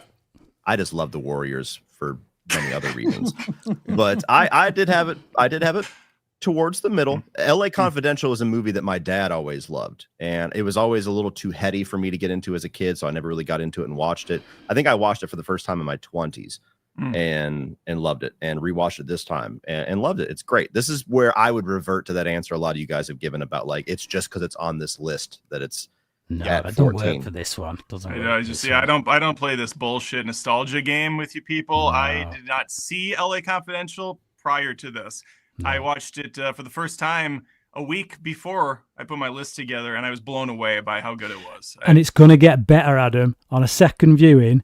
Which now that you know the story, you know the story and you know where it's going, and you'll be able to key into those moments you missed and didn't quite pick up on the first time around. Well, yeah, because it keeps you on the hook. You don't know what to think about any of these characters at first, and then you have different people playing like double agents, kind of. I mean, you have Kim Basinger; she's doing the whole look-alike contest with that whole what is it? The sex traffickers, not traffickers. I'm sorry, the sex workers. That are Hollywood, I guess, top grade. Ass, so to speak, witought a better word.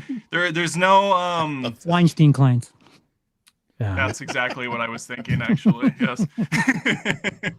You have a top tier cast here as well. I liked DeVito kind of narrating the film. He was really fun. The dialogue is snappy, it's witty, it's quick. Yeah, I don't know. It's everything that The Warriors is not. Yeah. It's just It's not cool. Such a brilliant It's not cool. Guys dressed up as baseball players is cool. Like, fuck yeah, it is. Dudes in leotards fighting. Rollo Tomasi ain't got shit on the Furies. Yeah. It's like I love how you're not allowed to be a gang unless you have some kind of theme. Every gang's, oh damn, they took the baseball theme. We got to be ballerinas or something. Yeah, we're clowns. That's our thing. Ridiculous. That's why you get half of them that are just like regular clothes with a different name. And just the like, fact that they're all rocking up to one location, like the Pirates Council in Pirates of the Caribbean. It's like, are you kidding me? There was like the 4-person gang that didn't even get to officially be part of it. Like, we're doing the costume. We can't be alive.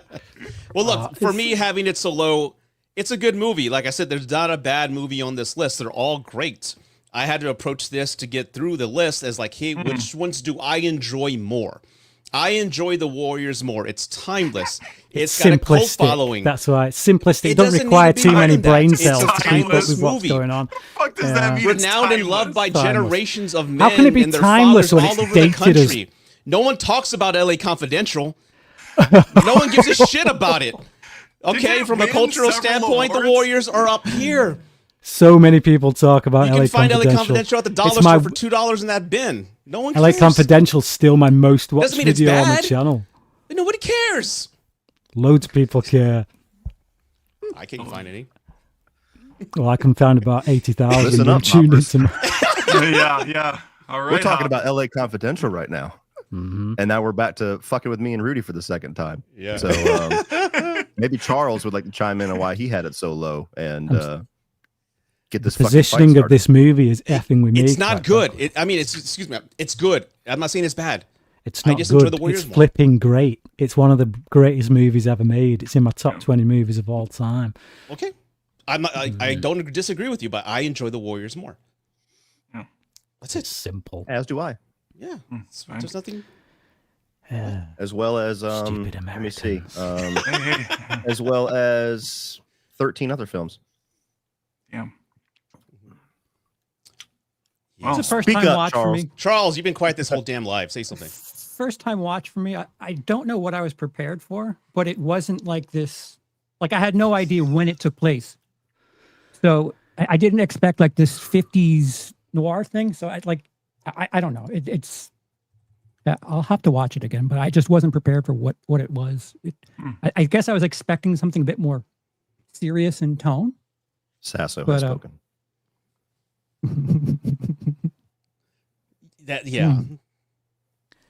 I don't know who you are, Charles. Sasso, For as much shit as you talked about the last debrief, not having the Charles pizzazz, you better fucking get going.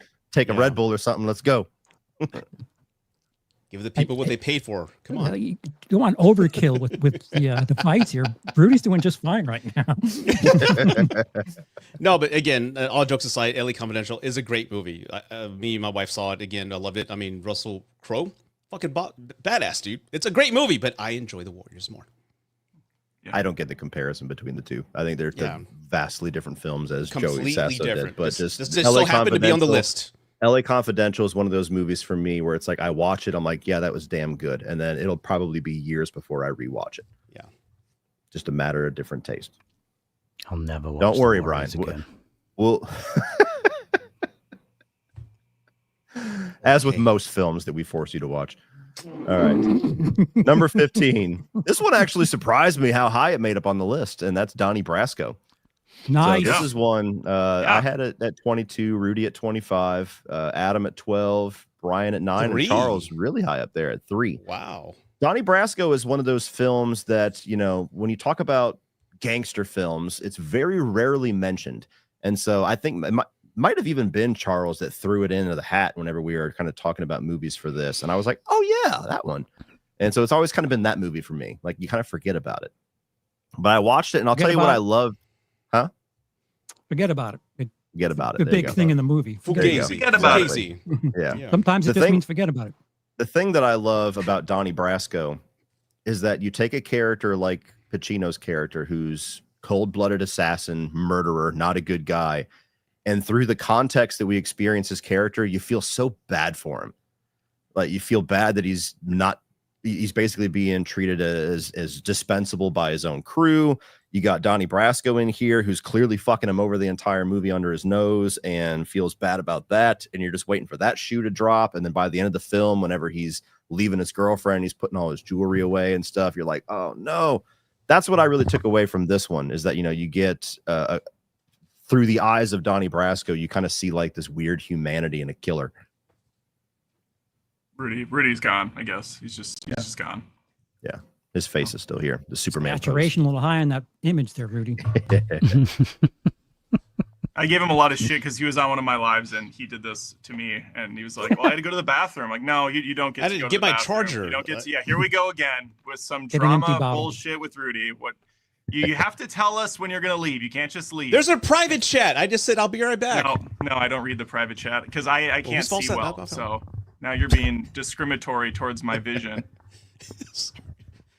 My apologies. Continue. Go on with the board, Phil. Donnie Brasco. I never saw this one before either. This was a super pleasant surprise. Loved Johnny Depp's character. Had kind of a precursor to Departed for me, where, you know, he's in over his head. He's got the trust of this guy, but he also really does like Pacino's character, which I found myself really liking him as well. It's got the forget about it scene. And there's oh God, don't bring up Joey Sasso. This guy, listen, Joey and I love the guy, but he's got some strong opinions that I can't deal with right now. Okay, Donnie Brasco's fantastic. Donnie Brasco shines for Depp and Pacino's performances. Michael Madsen, biggest miscast that almost ruins it for me. How is that a miscast? Try hard fake Paisano. Michael Madsen, he kicked ass. Yeah, he was great. I thought it was actually one of his best casting. I thought it was a role he was perfect for. So Joey and Brian would not be friends. No, we're not compatible. We are not compatible. He would swipe left. Yeah, I really enjoyed the movie for those reasons. Paul Giamatti randomly in this movie too. Yes, he was. Yeah. It also makes me miss pre-Pirates of the Caribbean Johnny Depp, where it's like he used to actually act and play variety of characters. Now I think of Johnny Depp after that, and it's all some variation of weirdo for Tim Burton. Tim Burton. Hatter. Yeah, he's playing some version of a weirdo for Tim Burton, or he's doing some variation of Jack Sparrow. Wearing I makeup miss in all of them. Yes, exactly. I miss these types of Johnny Depp roles. One of the most heartbreaking scenes for me is at the end where he gets that call. Lefty gets the call and he knows what's going to happen, and he starts taking off his jewelry and he's like, "Don't wait up for me. No, go to bed. That's fine." Oh yeah, that's like, oh dude, brutal. Yeah, awesome scene. Charles, I think you had it the highest. I did. Chime in. I also suggested it. I have worked with people like this. Al Pacino, Undercover this is cops, you snitching bitch. all of the above. Rat. People, this is Snitches my get favorite. stitches. This is my favorite Al Pacino performance because I know people like Al Pacino that talk a big game, and you don't really see the things that they're blowing themselves up for. But if anything, Al Pacino in a mobster movie, he's something of a pathetic character. Like he talks a big game, but as far as we're shown, he's like not even thought of. He always gets passed over, and Wrong. like he's. Bottom rung. I'm sorry. He's bottom rung of the ladder. Yeah, right. And when he's pissed off about taking care of the lion, feeding it fucking hamburgers through the window, like, what is this? But Donnie Brasco's character, like he like feels sorry for him, and that's just, this is so the antithesis to what I would think of for a mob movie, and I just love it. I would normally think of someone like Philip Seymour Hoffman for like a pathetic character role, but Al Pacino in this role is like really perfect for me. I never expected this type of performance from him, and it's still quotable. He's like a by the book mobster. He does everything he's supposed to. He's loyal. He's just this perfect guy to have in your corner, and they always overlook him. They always sidestep him, and he becomes kind of a sad shell of a man by the end of the film. Well, So the thing is as well, it's like you can. This isn't. It doesn't. It's not just applicable to mob or gangster life. Any job I've ever worked, that guy is there. Mm-hmm. Like the one who's been passed over, the one who, will take you around the shop floor like the king of the place, and actually they've been passed over for like a dozen promotions. People come and go and like get over him, and he'll be there for another 20 years doing the same job, talking the same talk, and going nowhere. Mm-hmm. But even the beginning where like he gets screwed over with the jewelry that he buys, it's actually Johnny Depp's character that scares the guy who sold him the shitty jewels, where he like, we own a Porsche now. Like it wasn't Al Pacino's character that frightened him. It was actually Donnie Brasco that did. So like even in the first act, you're like, that's interesting. Why isn't tough guy Al Pacino, making things happen? And how did he get fooled into buying these jewels or whatever? It's interesting. Yeah. Blow is great. Blow is excellent. Blow is fantastic. Keep your drug use out of the chat. Just featured. You featured Rudy, who's on the stream, in the comments. That's great. All right. Moving on to doing both. Yeah. I agree with Rudy. That's what he turned his camera off for. Thumbs All up right. for Rudy. He's killing it. Exactly. Super chat from Rudy. The Gentleman at number 14. Let's go. So this one I enjoy quite a bit more than the previous two that we discussed, but I still had it at number 20, which is unfortunately the lowest. 16 for Rudy, 13 for Charles, and then Brian and Adam pretty close at 10 and 9. Again, this was I saw this before I saw Snatch and Lock, Stock. I saw this in theaters, and I did not expect to like it because movies of these types I haven't really had a good track record with, and I really enjoyed The Gentleman when I saw it. To me, maybe it's because it was slightly more Americanized, and I can accept that. You got Matthew McConaughey in here as the big gangster. I thought he was fantastic. I think that somebody who's very hit or miss when he's not in Sons of Anarchy with Charlie Hunnam, I think he's really good in this one. Hugh Grant was hilarious. You got Colin Farrell. Penguin. Great, Colin Farrell in here was great. To me, Charlie Hunnam as well. Charlie Hunnam's like a ball in this. Who I never like. Yeah. Charlie Hunnam's actually good in this movie. It's incredible. Mm-hmm. Yeah, so these style movies from Richie, I just enjoyed this one significantly more, and I can't exactly put my finger on why. It just for some reason it clicks more for me. I had never seen. Oh, go ahead, Brian. Sorry. I was just gonna say. I mean, like this will probably just make you laugh because you're like, why bring that? But so the woman in it who plays his wife, I know her from Downton Abbey, so she's like I've always seen her as proper like period drama, kind of snooty type, and then seeing her in this where she's like proper Cockney. It just like tough girl Cockney and unbelievable. It just she surprised me in it. So I love it. It's great. There are a few scenes that I watch on YouTube just regularly just to revisit, like Pacino and De Niro sitting at the table, and I love the dialogue. And The Gentleman has a scene where Charlie Hunnam's rolling a 50-50. And they're just talking and like, are you guys still at the gym? Are you lifting 3 wheels aside? All these things. I just love the dialogue and the style. And like I said on my video that I love the movie so much, I bought a wardrobe of nothing but suits, just like those guys when I was working at this big place. So I love the movie. It's stylistic. I think it's his best movie. All of his movies are great. I can't rank them, but they're all great. That's what we're supposed to do, Rudy, is rank them. I know I can't though. They're all good though. I love them all equally. They're all consistently wonderfully made and well written, and I love this movie as well because again, it just I don't know what else to say. I'm rambling now. Well, to jump off of that, Hugh Grant. Yes, Brian brought him up earlier about how he was always in those crappy rom-coms, and it's nice seeing a resurgence of him actually showing a lot of range lately with Heretic. And even a freaking Oompa Loompa and Wonka.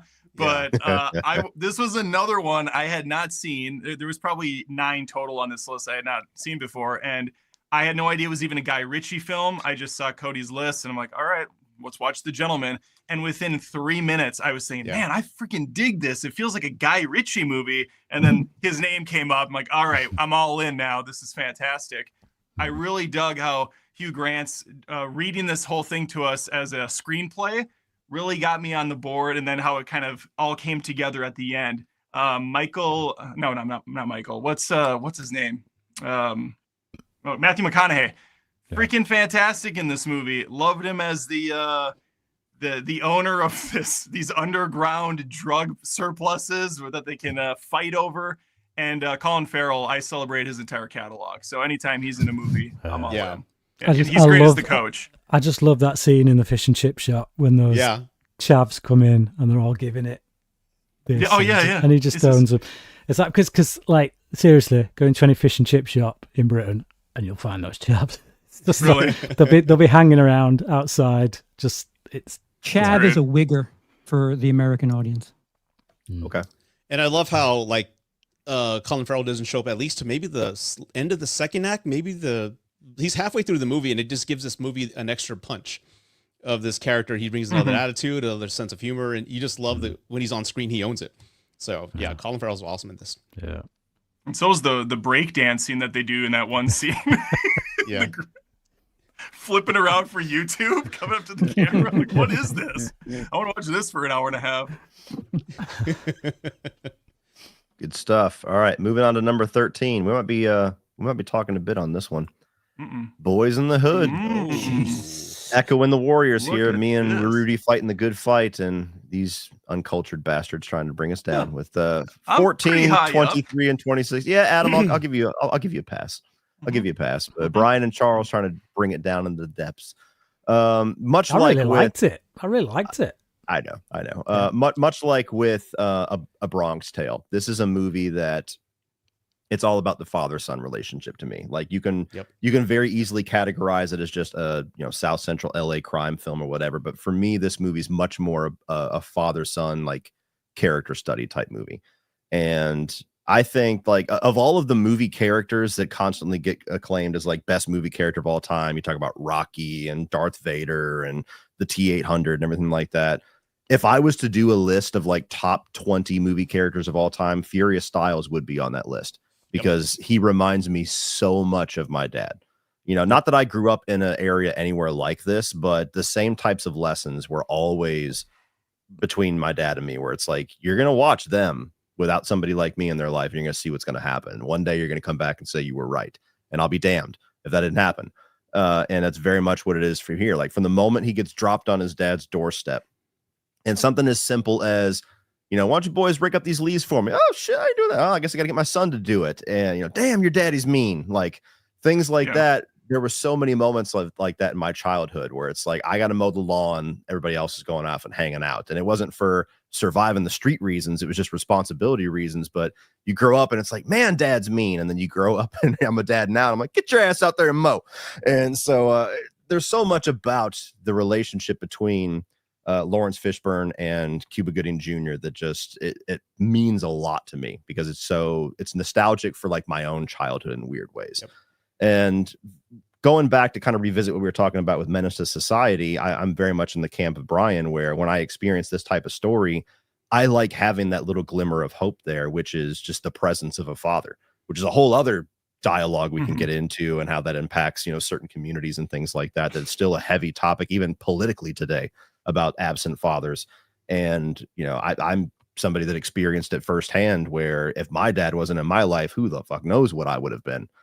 And, I think that it's Ice Cube, even though this might have been his first movie, I think it's his best performance. I love his character, even though he's the one who's definitely on the ill-fated path. You got Ricky in there as the tragic character, who I think is great and shows these, there's a lot of different paths that they present, whether it's, the army and college or this and that. Right. And they explore a lot of that. You even get that little section where he's talking about gentrification. And so they show the other side of the coin with that. It's just a movie that I've always loved. And, when we put this list together, I did not expect it to be as high as it was.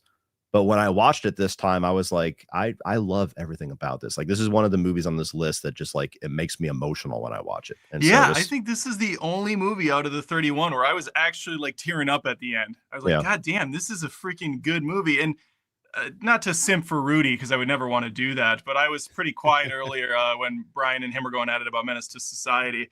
I like Menace to Society as well. I appreciate the dark take on it and the subject matter, and watching these two different characters with different upbringings still kind of fall into that same path at the end. It's a hopeless look and it's a dark, gritty look, but it's good to have a movie like that and a movie like this so you get those different angles. And Boys in the Hood is just a much more enjoyable finale when you see him get out at the end and you see him go to college and you see what happened to his friends that didn't. I mean, freaking, Ice Cube dies off camera, I think. Don't they say in the credits he died a couple months later? It's brutal, but at least one got out. And how could you not when your dad is Morpheus and your mom is the Queen of Wakanda? I mean, Angela Bassett, Lawrence Fishburne, he had the whole stack on his side. Yeah. And that's apparently what it took for some of those people, which is I'll tell you that the only part of the movie that ever is a little bit off to me is the relationship between Furious Styles and Angela Bassett, because she seems so snide to him about like, yeah, you raised your son, but what do you want a medal? And it's just like, where? Yeah. That whole scene in the coffee shop or whatever always is odd to me. That's the only part of the movie where I get a little bit frustrated. I think woke, it's actually Cody. making It's woke. I think it's actually making a commentary on something that a lot of people have kind of talked about with the problem with that community. Is that you can't have it both ways. You can't say men stick around and be good fathers, and then act like it's not. It's like it's nothing when they do. You can't treat them like crap and expect. It kind them of to is stick nothing around. when they do, though. That's how I took it, and I think that's the way that you should look at it. Like, he shouldn't get a medal for being a dad. He chose. No, he shouldn't. But he shouldn't. He shouldn't be get crapped on either. You shouldn't like. He didn't get crapped on. He was bragging about. He was like, "Aren't you impressed that I was around?" And she's like, "No." She's like, crapping why on him. wouldn't you be around? Yeah, but where was she? It's a double standard. She isn't around. That's the point. He was. She isn't. Well, that and was yet she's able to just sit there and mouth off. That was an agreement they made though ahead of time because he needed structure and he was the one to give it to him. So that was it was like a reciprocal exchange. It's not like she bailed on him to go out for milk or cigarettes. I don't really feel like it is that way. Like, where is she in the rest of the film? It's not like she's a presence. It's not like she sticks around to kind of pop in and see how he's doing in this, that, and the other. It's almost like she has dumped him and relinquished responsibility. I did see somebody. This is irrelevant to the movie. Whatever. This is irrelevant to the movie, but I did see a TikTok once where somebody was talking about things in movies that always pulled them out of it. And apparently, the area that they lived in with Angela Bassett is like down the street from the area that he lives in with Lawrence Fishburne. So he always calls bullshit like the mom took him across the state to go to his dad. It's like, you're down you could walk to his house. Anyway, and again, not to you said everything I was going to say, Cody, because again, I'm all about father son since my dad passed. Movies hit me differently, and I've seen Boys in the Hood plenty of times. I remember when it came out in like 90, 91, and seeing it again, it had an emotional impact on me because I remember how when this movie came out, the gangs were just running rampant all over the place. And I grew up in this area, like I said already, and my dad was a huge presence in my life. And I didn't do a lot of stupid things because I was scared I was going to get my butt whipped by him. So I didn't do things. Or if I was wrong a certain crowd, they goes, that little Rudy, get the fuck out of here. Dad's going to kick our ass. So my dad had a reputation and people knew not to have me involved in these spaces. So I just remember like, yeah, I was like Trey in a way, because everybody I grew up with ended up in prison or is dead. And I'm the one who I guess kind of made it, but I made it because it was my dad. My dad was always on me. He's always telling me, be better. And that just resonated with me, hitting me hard. And again, I know for a fact there's 30 other movies on this list that are maybe superior as far as directing, cinematography, writing. I get that. But when it just comes for hitting home nostalgia wise and like where I came from, this really resonated with me in a way that I hadn't seen the movie since the 90s. Yeah. And that's why I had it number one. Agreed. Charles, I think you had it the lowest. Didn't you? You did, you bastard. Oof. Yeah, I can't relate to any of this father-son stuff, so. Oh, God. Nothing to say. Doesn't speak to me. All right. Moving on to number 12, American Gangster. So we had a little bit over the map on this one. You got Adam at 18, me at 16, Charles at 15, and then Rudy at 9, Brian at 7. And this is a great movie. This is one of those that, again, I don't really have anything negative to say about it. It's just on a list with a lot of movies that I like more. I think that Denzel Washington is incredible when he plays villains. I think Russell Crowe is great as the foil of that cop that's trying to be by the book. I love the fact, especially if you watch the director's cut, because it's based off of a true story. They add that little epilogue where they're actually kind of friends after Frank, I think his name is Frank, gets out of prison. And there's a scene where he's like, I could just make a phone call and be back in business. But it's Ridley Scott doing what Ridley Scott does when he's on his game, which is, in my opinion, not too often nowadays. But forgot this was Ridley Scott. Yeah. And so it's got great, gritty violence. I love the whole storyline here where he basically cuts out the middleman and goes right to the source and has this, drug kingpin because he's not having everything cut up. That scene between him and Cuba Gooding Jr. where he's talking about brand infringement or copyright infringement, fucking hilarious. And then you got Brolin in here as the dirty cop. He was in a lot more of these movies than I thought. He's just randomly showing up. He's like Samuel L. Jackson. You look under a rock, there he is. I should have made a stat sheet for like how many appearances each actor has. You had like De Niro. Oh, you did? Where's it at? It's on my video. Oh, De Niro's, shit. Okay. I was De Niro's listening in to 9, Pacino's in 8, Pesci's in 6, and Brolin's in 4. Awesome. Okay. Yeah, Pesci was in what was the lowest one on this list? Once Upon a Time in America. He was randomly in that for like 10 minutes. Bronx Tale too. Yeah, that's right at the very end. Yeah. Nice little favor for De Niro. Absolutely. Yeah, this came out when I was a senior in high school, and it was cool. 2012, 2015? 2008. I just kidding. Yeah. But what was cool about it was me and a group of friends were really getting into gangster films at the time. So that was the first time I watched the Godfather trilogy and everything. And then all of a sudden this big one gets released in theaters. So it was a very cool time for this movie to come out. But yeah, big fan of it. I don't really have anything negative to say about it. It's in a badass list. So exactly right. It's a little long. I think that's the only reason I have it a little lower. But I mean, all my top ones are long as shit too. So I suppose that's not even a valid reason. Denzel's great in this. I like his cool demeanor, drinking some tea, and then he goes outside, kills a man in broad daylight, goes back in and finishes his drink. I like the juxtaposition between him being this wealthy badass, and he's got all this power amassed by drug smuggling and dealing, and then you have Russell Crowe's pathetic character who's living in like a roach hotel. He's got like tuna fish sandwich on Thanksgiving, but he's doing everything by the book. It's another movie where he could have just taken the money and retired, but he turned over a large sum of cash, which then pissed off all the cops in the precinct who didn't want to work with the guy because he's too clean. I mean, my God, why even be a cop at that point? That's the story they're telling us, which is pretty interesting to watch play out. Yeah. The whole this was a true story, right? Yeah. I just find it fascinating that the military was involved with shipping, the heroin, pure heroin from Vietnam over I find that fascinating. And I love how these movies, after watching them, we see a hierarchy. We see how the drugs come to the States, who runs the empire, who makes the wealth, and we see it trickle down all the way to the streets with New Jack City. And I just love, and the cops are all corrupt. You just see like this whole hierarchy of just corruption and how that drug influences everybody and the money as well. So because there's a whole other movie to be made about how the government is kind of instrumental in feeding drugs into particular areas. It's called Sicario, I believe. Yeah, well, it's just it's when you look at this stuff, it's like it's as clear as day just how corrupt our governments are, and yet again, as I say, when we were talking about Copland, we all just kind of shrug our shoulders and go, yeah, well, that's just the way it is, isn't it? And it's, you know, Yep. France know a few things about revolutions, how they did back in the day, and that kind of mentality seems to have gone these days. We don't have them, but it's kind of needed when you see stuff like that.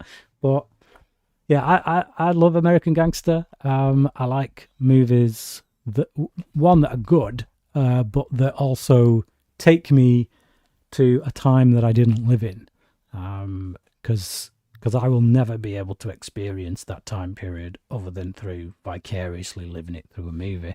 And yeah, I like the detail here. I like the cars. I like the clothes. I like the environment. I like being transported there, and the story's gripping. I like the characters. It's got a lot of overlap with Heat.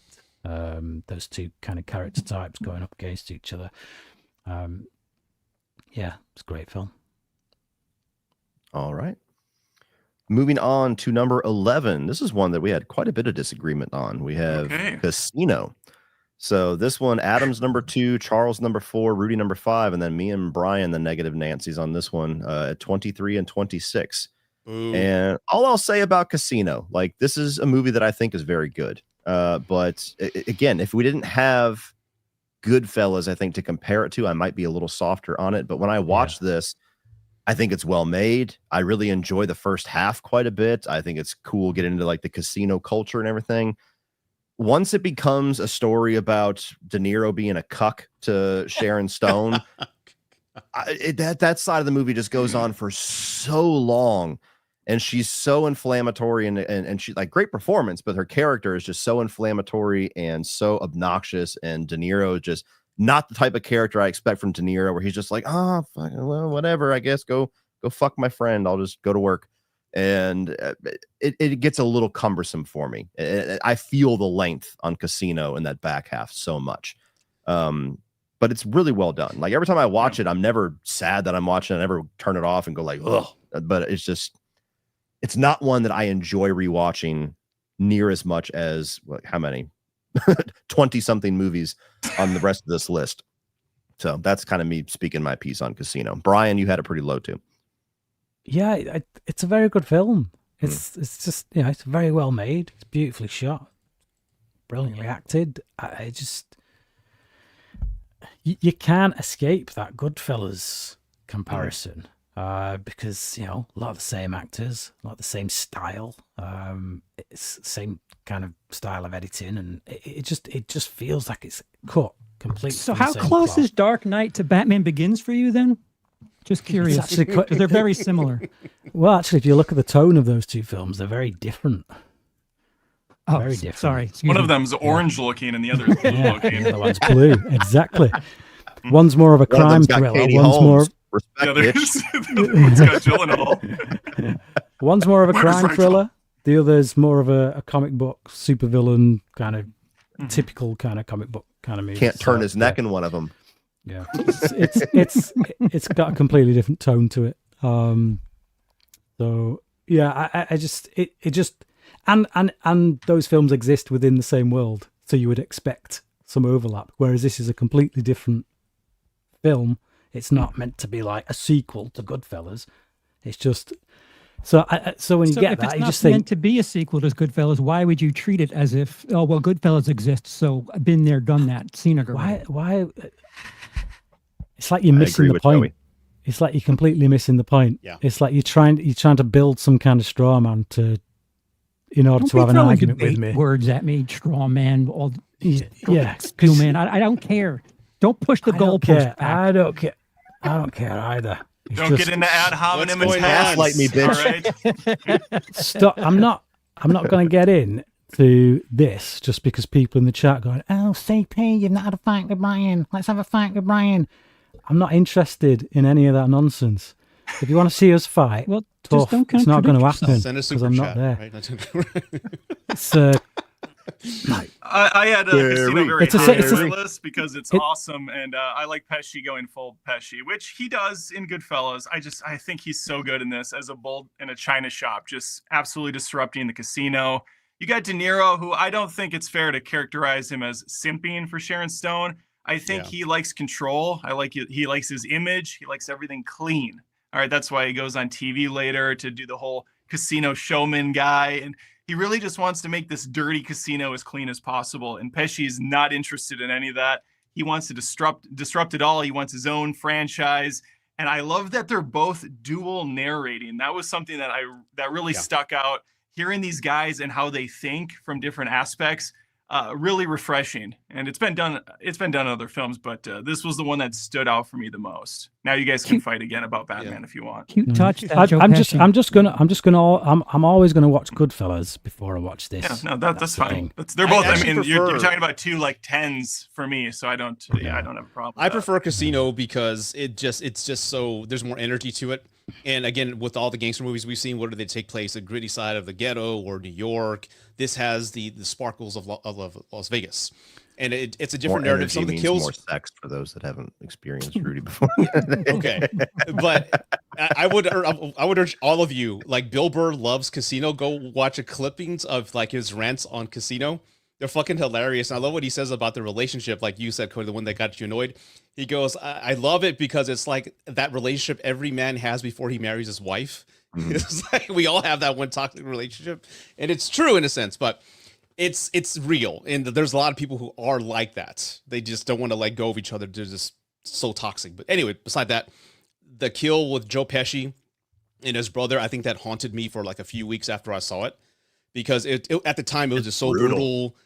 They buried him alive. He's still breathing. So that one just stuck with me, and I actually avoided watching that scene for a few years. But I just love the intensity of it, and usually De Niro and Pesci are like usually like allies, and here they're actually at each other's throats, which is a different type of element. So I love it. I love it. When I came to it this time around, all the stuff I remembered from it that stuck with me was all in the back end of the film. And I feel like watching it this time, it seems like forever to get going because it's like an hour of just showing you the world of the casino. Yeah, that was my favorite part. Is the world of the casino. I thought the build was I'm so fun. I'm kind of waiting for the story to kind of kick into gear, and I'm like, really? We're still just giving information about a casino. Can we just get on with it? Yeah, it's too long for me to be like a 5-star film, but it's very stylishly directed, brilliantly edited, and all that because it's Scorsese. So even on a bad day, he's gonna put out something that's pretty decent.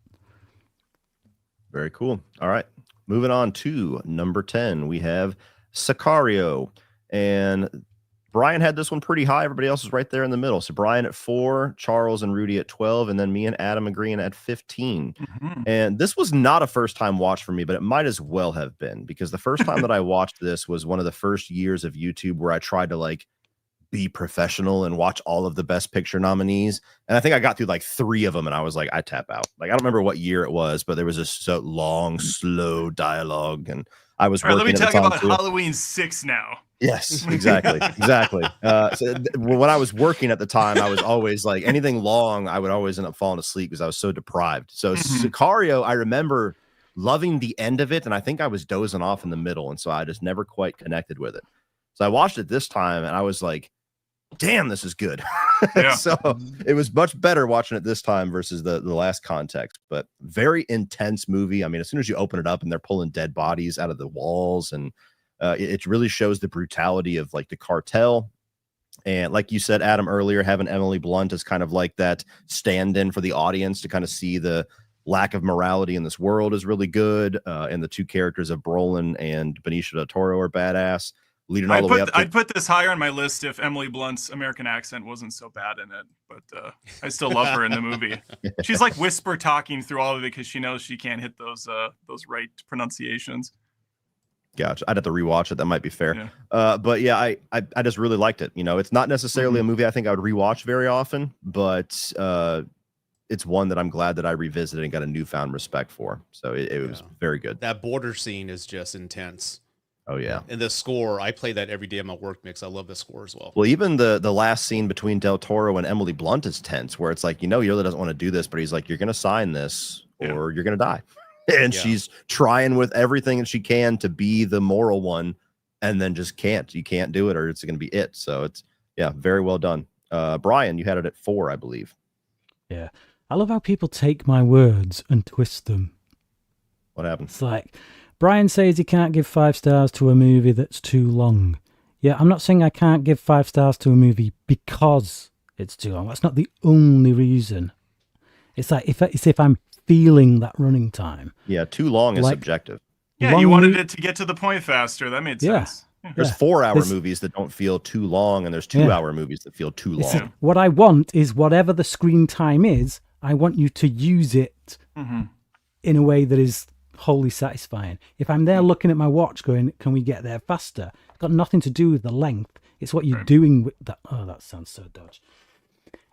It's not the length. Anyway, it's not the length. It's how you use it. And there's your clip, ladies and gentlemen. There you go. Thanks for joining us. That's going to get They prefer girth, not length. I'm sorry. Yeah.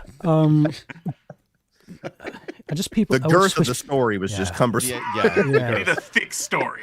I get sick of people just hearing what they want to hear so that they can build a BS. That's the comment section. That happens no matter what. Whatever you say can be phrased in a way where you sound like a hypocrite. So, it's like, I'm no, going to turn it remove the context to even have a point. But yeah, I'm with you. Anyway, Sicario, I would say, out of all the films on this list, it's the best directed. I think what Villeneuve does with the camera, the positions of shots that he uses, how he blocks not just actors, but like you just pointed out, that whole scene at the border, the blocking that he's got to do with vehicles to set up the geography so that you, the viewer, know exactly what's going on. You put that in the wrong hands, and it just becomes like a mess where, some good guys are shooting at bad guys, some bad guys are shooting at... You never lose sight of where the people are, where they are in relation to others, what's going on. It's never confusing. It's like, and that just keeps you right in the moment with Emily Blunt's character. But all throughout the film, his directing is like that, where it's just, perfect blocking, perfect camera movements, knows how to build tension in the right way. It's, phenomenal directing, easily the best directed film on this list. Easily? I don't know if I'd say that, but it was, whoa, what are we doing? Hello? Power outage. Someone horror movie about to happen before our eyes. Can you keep the light off? It screws up. Thank you. Appreciate it. Yeah. But anyway, best directed, that's fine, I guess I would say. I will agree. I will agree with you, Adam. I'm playing it fast and loose with the word easily because Heat is on this list. I was gonna say Heat. I was gonna say this has well. kind of shades of Michael Mann. It's got Christopher Nolan shades as well. Just kind of with those solid frame shots. I still think it's the best directed film on this list. That's fine. That's fine. The complete control that he has over you as a viewer based on what he's doing with the camera is always like on point.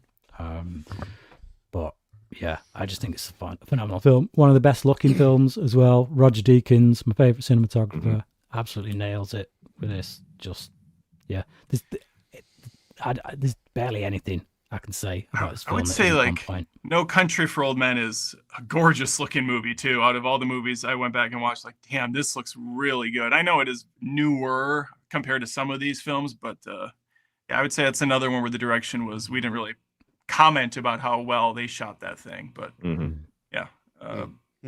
Sicario's fantastic. It's a great movie. I was like you, Cody. I watched it when it came out. Really didn't remember much about it, so it was kind of a first time view again, and I appreciate it a lot more the second time. So awesome. Rudy, Charles, anything to add? Everybody's already said what I was going to say, so yeah. Well, then don't say anything. I'm not. Coming in at number 9, pouting. King Well, Kong everybody already ain't said got what I wanted to shit. say. King Kong ain't got shit on number 9. So I had this one the highest at number 7, and then a lot of agreement there in the middle with Rudy and Charles at 10, and Adam at 11, and Brian the lowest at 19. Training Day. I thought somebody was saying that. I was like, that was actually pretty good. Yeah. I couldn't see anybody's faces. Yeah. Training Day is one of those movies where it's like you get like kind of the best of everybody involved. Like you get one of the best performances, one of the 2 Oscar winning performances from Denzel. You get Ethan Hawke in a fantastic role that I think gets unfairly overshadowed when people talk about this movie, because I think he's equally as good as Denzel. And then you get a script from David Ayer, who I think this is easily the best thing he's ever written. Remember when he wrote Good Things? It's been a while. When he writes them and passes them off to a director, it tends to work out really well. Like Antoine Fuqua here, who I like all of his work, but he's kind of more the throwback 90s action thriller guy, and Training Day, I think, is the best thing that he has done. So Training Day to me just fires on all cylinders. I love this one. I think the characters are great. I love the way that you're just kind of through the eyes of Ethan Hawke, much like with Emily Blunt in the last film, you're kind of like descending into this world and how immoral it is, and just how things continuously start to ramp up. And there's this whole plot going on behind it where Denzel's trying to set up Ethan, and then he gets to be that character that's going to stand by morals and descend into hell, basically, when he goes into that hooded neighborhood and is trying to take Denzel back out of it, even though he's quite literally like the white guy walking in there. And it's like, this is not going to work out for you. And then they surprise you with everybody being on his side. Love this movie. It's like the shittiest job shadow ever. I mean, you think you're having a bad, you're having a bad Monday. No shit. This guy gets put through the ringer. Yeah, and phenomenal dialogue too. Like that's what I mean by best written. Like some of the lines by Denzel are just awesome. Like when he's giving him shit in the coffee shop, but tell me a story since you won't shut the fuck up long enough for me to read my paper. Oh, yeah, he's great. It's awesome. Like I said earlier, there's a few scenes that I go back and watch on YouTube just because they're great scenes. And that scene where Ethan Hawke's playing poker on the table. Yeah. And that whole scene, even when it goes into the shower, that whole scene's just incredibly intense and well acted. It feels so authentic with the writing too. Like I love the way that they set that up too, with the scene that really just, it could very easily just exist in the movie as this moment where he snaps into action, but it comes back and saves his life in the end. Yes, that was fantastic. And how you think that Denzel's character might have a buddy, a friend, and he just screws him over instantly. Like 20 minutes later in the film, really setting the tone that, okay, this guy's just completely unhinged and he's an asshole. Great. Love it. Anything to add, Brian or Charles? Dr. Dre and Snoop Dogg were in it. That's right. Snoop is in a wheelchair. And Terry Crews before he was Terry Crews. Yeah, he's just kind of in the background, right? Just the muscle dude. Yeah. Did he even have a line, did he? I don't think so. He might say something way at the end when they do the like, oh, Captain, my Captain moment, and they let Ethan's character leave. Yeah. Okay. Training Day at number 9. Rudy. What? For as much as you and I have been fighting the good fight together, weathering the storm and weathering the firing squad. True romance. What the fuck? Here we go. What the fuck? 28, Rudy. 28. That doesn't mean it's bad. Adam at 19. It means you broke my heart. Adam at 19, and then Charles at 6, Brian at 3, and then me. This was my number 1 film of the entire list. Wow. I'm going to let Rudy open the door for this one. I think he closed the door. Well, look, I'm not saying it's bad. Like I said, no, there's not a bad movie on this list. I think why I had it so low is because in the early 90s, I had Reservoir Dogs, True Romance, and Pulp Fiction on VHS, and I saw those so many fucking times, and I quoted them all the time. I think I got tired of them. So they're not as special to me anymore. Like Pulp Fiction, I know is renowned and great, but I've seen it so many times, it doesn't do anything for me. So that doesn't mean it's bad. I love the characters. I love everything about it. I love Christian Slater. I love everything. When it's do you a great get movie, sick of the Warriors? Huh? How many times do you need to watch the Warriors before you get sick of it? Well, I didn't have a Timeless. VHS of the Warriors. If I did, I probably would have just ran it to the ground. Yeah, I probably did. But this is when I discovered Tarantino, and I found out he didn't direct it, but he wrote it. And that's when I was all in my Tarantino phase in high school.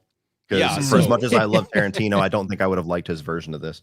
Yeah, Mm. again, it's a great film, but again, it just for me, I approach these films as like, how do they make me feel now? And again, this is like an old friend, but again, there's other films that kind of like speak to me more now than they did then. So again, it's not a bad movie.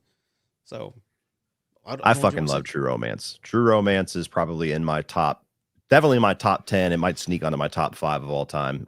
This is one that I was Wow. Holy introduced crap. to when I was a teenager, like most films, by my father. And by the time we got to the Drexel scene, I was like, oh, I'm all in on whatever the fuck this movie is.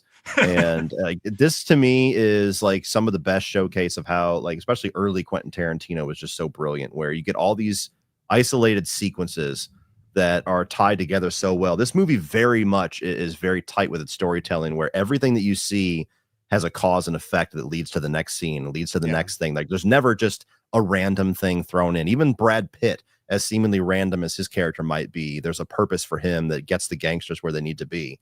And so when I watched it this time, that really stood out to me, is like you have all these things like Drexel with Samuel L. Jackson. That's how they get the drugs. And then, you know, you have the famous scene of this movie that I'm surprised with modern eyes has not been lambasted to hell. And I'm glad the scene with scene with Christopher Walken, which is just one of the best written dialogue scenes ever.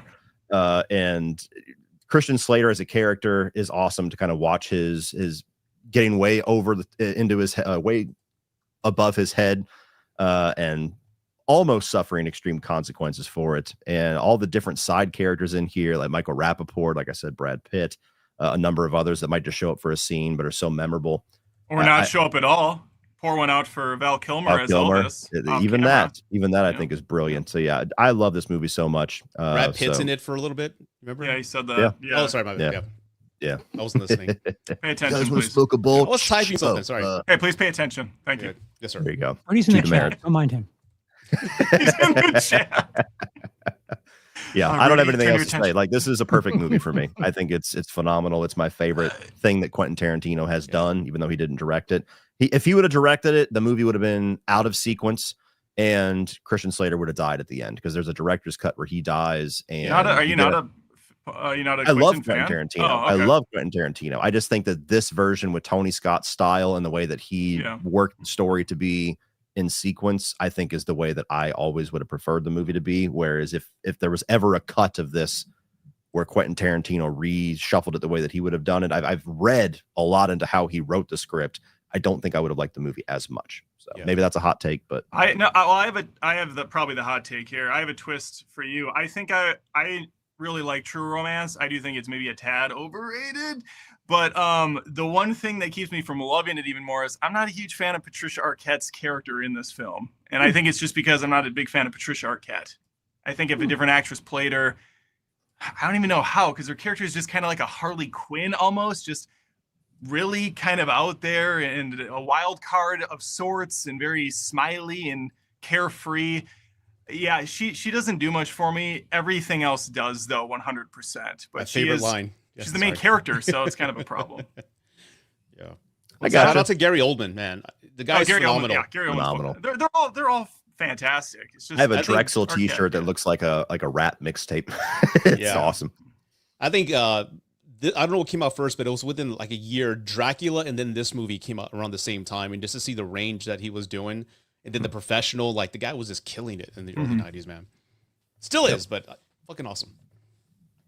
And Slater's just effortlessly cool in pretty much everything he's in. I don't know, something about him just he does it for me. Even in Hard Rain. I love Hard Rain because Christian Slater's in it. We just want the money. Good shit. Heathers is one of the best Christian Slater films. I love that. It's a good one too. I like Pump Up the Volume. That's my favorite one. Oh wow. Yeah, okay. Pump Up the Volume is pretty good actually. It's guilty pleasure. Hell yeah. Charles really likes him as Dexter's father. That's it. I love True Romance. At one point in time, it was my favorite film. Broken Arrow I see coming in. Broken Arrow's great too. Broken Arrow's good. I like the Hans Zimmer score on Broken Arrow. Man, I miss the John Travolta bad guy phase that he had for a little while with Face Off and Broken Arrow. 90s Travolta was good. Yeah, it was good shit. Travolta was good. He went hard. So, yeah, in hindsight, maybe I wouldn't have had it at 28, but Again, There you I've go. seen it so many times. It felt that's what it felt normal to me. That's what I find weird, though, the fact that it was a film that you could watch so many times, Right, right. and yet you've put films way above it that maybe you've seen a couple times, a few times. To be fair to it's like- Rudy, he did say, "Who is here ranking things anyway?" So I don't think he Yeah. understood the assignment. Well, I knew Just Rudy rank. was in trouble when he's like, I think Bronx Tale is number 31 because it's the least mobster. And I was like, oh, God, this is going to get Well, sometimes I like to just throw wrenches I don't in the think Heat system. has any mobster stuff in it, but I like to stir the pot sometimes, so I'll just throw things at the guys and Oh, see how yeah. they react. Oh, yeah. He gets us every Start time. some What? shit. Just Yeah. emojis and GIFs. Jeff's, yes. Yes. Oh god. Peanut butter. This films I don't watch Peanut much. butter. It's films I don't watch much these days, but I just like on repeat back in my teenage years, and they'll still be up high. If I'm doing a list of greatest films ever, they'll still be on there because I've worn them out. Yeah. Right. The fact that they were good enough for me to wear them out, like Yeah. I watched them repeatedly, Yeah. just feels like it would make it would get more brownie points. Well, like for me, like I think any young man can relate to Christian Slater. He's into comic books. He's a nerd. He's got a hot girlfriend. He's cocky. Yeah, that resonated with me as a Prostitute kid. Girlfriend? What are you talking What? about? He said a hot girlfriend. Hot girlfriend. Hot.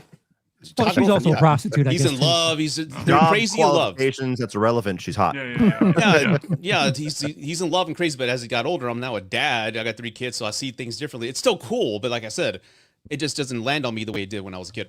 But it's still a good movie. I want to be clear. It's a little It's- snapshot back in the time too when comic books weren't cool. So like him having the comic book Yes. job was almost like he was a loser. Yeah. Yeah, exactly. Yeah. It's a film I don't watch as much anymore because, like you, I kind of wore it out.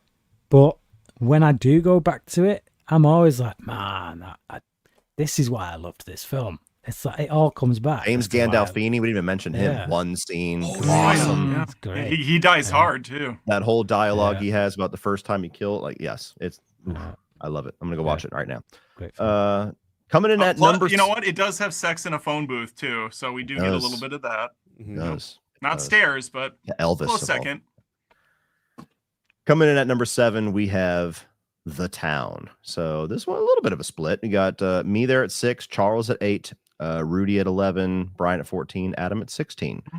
This is my favorite Ben Affleck film. I've always loved it. I saw it in the theaters when it came out and just instantly became one of my favorites. There was a time where I actually would have said this was better than Heat. I would give them a tie if I could. I kind of reverted on that this one when I rewatched Heat and went, oh, God damn. Yeah, that one's better. Yeah, I was gonna say But, this is like the Spirit Airlines Heat.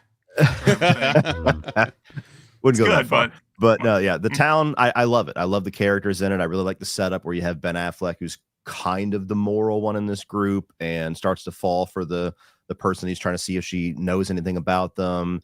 You kind of get a little bit of that love triangle thing, which they never fully explore the love side of it, but you have John Hamm's character who's very much also smitten with her, Rebecca Hall. And so it's like she's tossed between the cop and the criminal. This was like the role that put Jeremy Renner on the map. I don't know if anybody remembers that, but like he was in 28 Weeks Later and A Few Little Things. And this was the one where I think he got an Oscar nomination. That was The Hurt Locker. Did he not do The Hurt Locker? Maybe he did The Hurt Locker Yeah, too he did before Hurt this. Locker. Okay, so this is the one that to me it felt like everybody took notice of him. Maybe people didn't watch as much of The Hurt Locker, I but think it was either one after of those Hansel and two. Gretel is when we noticed him. There you go. There you go. Either one Yes. of those, but this is the one where to me this he kid's really, going places. he really stood out. Great heist sequences, good sense of humor too. Like I love the scene where the cop sees them in the nun and he's like, Yeah, that's cool. does Yeah. that? Or my favorite scene of the whole movie, because not that we ever went to go do anything like this, but it so perfectly represented the relationship that I have with my best friend. And it was that scene where he walks in, he goes, look, can't tell you anything about it. Can't ask me about it later, but we need to go hurt some people. And he just goes, which car are we going to take? Like in seconds, it's like that is guy friendships right there. Yeah. And I'm actually, I don't know how you guys feel about this. Brian, I don't know if you actually went back and watched it. There's No, three different I was cuts of this actually film. going to say that I reckon this is the film that has the potential to go the biggest increase on another rewatch, because if what you were telling me about the director's cut, it sounds like it has in it the main problem I had with the film, which was There's him very just different cuts. Yeah. Yeah, him walking off in the sunset at the end, as if it's, as if he is a hero. He's not. He's not a hero. Yeah. He's like when you compare him to his friends and the people the circles he runs in. Yeah, he's a bit more. Got a bit more morals about him, but he's still, he still deserves punishment for what he's done. So based on what you told me about how the director's cut goes, I feel like that would be, it has potential to get it further up the list for me, definitely. Mm-hmm. Yeah, that's the ending that the book has, from what I understand. So that was originally what they put. Maybe it didn't test well, but the theatrical cut as well as the extended cut, which the extended cut is my favorite cut, where it's the original ending, but there's just a lot more fleshed out in the middle with how they spend the money and how they launder the money in and everything like that. But there's 3 different cuts of the film, so there's a lot to explore there if you do really like it. I don't know if you guys have a preferred cut, if you've even watched the other 3, but yeah, I love The Town. It's one of my all-time favorites. So yeah. Charles, let me toss it over to you because I think you do have this above Heat. I do. Wow. And I understand that it's a Spirit Airlines version of Heat, if I could use that comparison. But I was being dramatic. It's a great movie. Adam dramatic, no way. I know. I just I don't know, repping the Northeast. I seem to prefer Ben Affleck as a director. Gone Baby Gone, The Town, and Argo. Argo, man. Argo, fuck yourself, right? Argo, fuck yourself. Yeah. I even like Live by Night. It's clearly the worst of his 4, but I think it's solid as fuck. Yeah. I'm kind of bummed out we never got a Ben Affleck Batman, but yes, yeah, as is the rest of the world. Yeah, I don't care anymore. Minus Adam. So I saw where the Snyder cut went, or the Snyder verse went, so that's okay. Hey, okay. All right. Oh no, are we apologists for the shit? Did I walk into a Snyder fan club here? I'm sorry. Oh god, yeah. We're sitting on top of Batman and Snyder City down here. I do just want to. I have to clarify, just because when you call people a Snyder fan, it does kind of tar them all with the same brush. Yeah. I am a fan of Snyder, but I do think what all these. What these Snyder cultists are doing right now, I think they just it's pathetic. Pathetic, absolutely pathetic. It's just, I mean, like Snyder's friends with James Gunn. Yeah, it's like, and now you're pitting. Yeah, just get a life. Yeah, seriously. Yeah. Yep. What The Town does for me, like I said before. The awkward just pause. Like that. Anyway. Yeah. Like I said, with Guy Ritchie movies and all the others, it takes me to a place that I've never been or known. And this takes me to not Southie Boston. What's it called? Charleston, Boston? Charlestown. Yeah, Charlestown, just the culture, the attitude, how they talk, and just, that everything about that environment I love. And again, just transform me to someplace else. And I love that. I want to learn as much as I can. So I love how they all talk, the dialogue and the rules. And I didn't know many people, like most of the bank, what did it say at the beginning? Most of the bank robbers come from that place or something like that. I don't know what they had said. Most of the robberies come from that. All the robbers come from that one town. Yeah. I was like, it's like the capital in it. It's like the capital of bank robbers. Charleston. Mm-hmm. There are 3 cuts of this movie, huh? That's interesting. Okay. Yeah, you got the theatrical cut. The extended cut is the theatrical cut with a lot more in the middle. And then the director's cut is, I think, the extended cut with the original ending, which I don't prefer, but maybe Brian will. So which one should I give a watch? Because I mean, I enjoyed this one, but if there's a better version, I'll check it out. The extended cut is my favorite. Okay. If you watch the end of the movie and thought, Ben Affleck getting away scot-free, not really a fan of that, then watch director's cut. John Hamm gets his claim to fame in the director's cut. No. Oh. Okay. He does have some dating. There's a little bit more extra him. Oh, okay. Well, I'm intrigued now. On the prowl there for a little bit. Now I'm in. Yeah, we didn't touch upon this, but there's actually 2 versions of Once Upon a Time in America, and I guess there's the one is severely cut down, which I wish sequential. I would have known before I watched the 4-hour one. Yeah. You guys, did anybody watch the shorter one, or do we all? Okay. No, because I read that that's the theatrical cut where they took his out of sequence movie and put it in sequence, and it totally screwed everything up because the way that it's out of sequence is there's a narrative purpose for the order you see things. Yeah, because he's tripping out in the opium. Yeah, and so when you watch it in sequential order from kid to the end of the movie, I guess it was just like a dumpster fire. So no, I didn't bother with that one. All right. Plus, there's half as many struggle snuggles. So why would you even bother? I know, right? That's fair. All right. It's time for me to take my medicine. Number 6, The Godfather. So I had it at 17, Rudy at 13, Charles at 9, Brian 6, Adam at 4. I mean, I'm gonna have to echo a lot of this whenever we get to Godfather Part 2. The Godfather 1 and 2 are movies that always have kind of been categorized in that I respect more than I really, really enjoy category. I think they're very well made. I totally get the cultural impact, why they're hailed as, for some people, the greatest films ever made. They're the bedrock of most of the films on this list. Great performances, kicked off a lot of huge careers. I don't know. There's just something about it where I guess because I grew up more in the Goodfellas, Departed type era where I like a little more simple entertainment value with my movies where this is more prestige style. Oh, don't devalue yourself, Cody. No, you can just not like it as much. That's okay. It is slow. I mean, they're slow movies. Yeah. They take their time. I just think they're so unique compared to everything else, even on this list. The setting, just the way the family talks to each other. They're all good Christian people, yet they are killing people in the next scene, and it's not a problem. It's just truly incredibly unique. And I love the Michael character, leaving, getting out of kind of the family business only to get pulled in to avenge his supposed father's death, even though the Don wasn't killed at the time. He thought so. And just the way that it kind of all plays out and leads perfectly into the sequel. What does Joey have to say? Wait, what did he say there? Is he mad at you? He wants to shake me. Leach, your take on Godfather 1 and 2 makes me want to shake you. Oh, literally shake. Okay. They are too. Okay. Oh, whoops. Yeah. No, that's okay. That's okay. As long as Joey's in my corner, we're good. The only thing that I will add before I push it to everybody else is that I don't know if I was the only one that put The Godfather above The Godfather Part 2.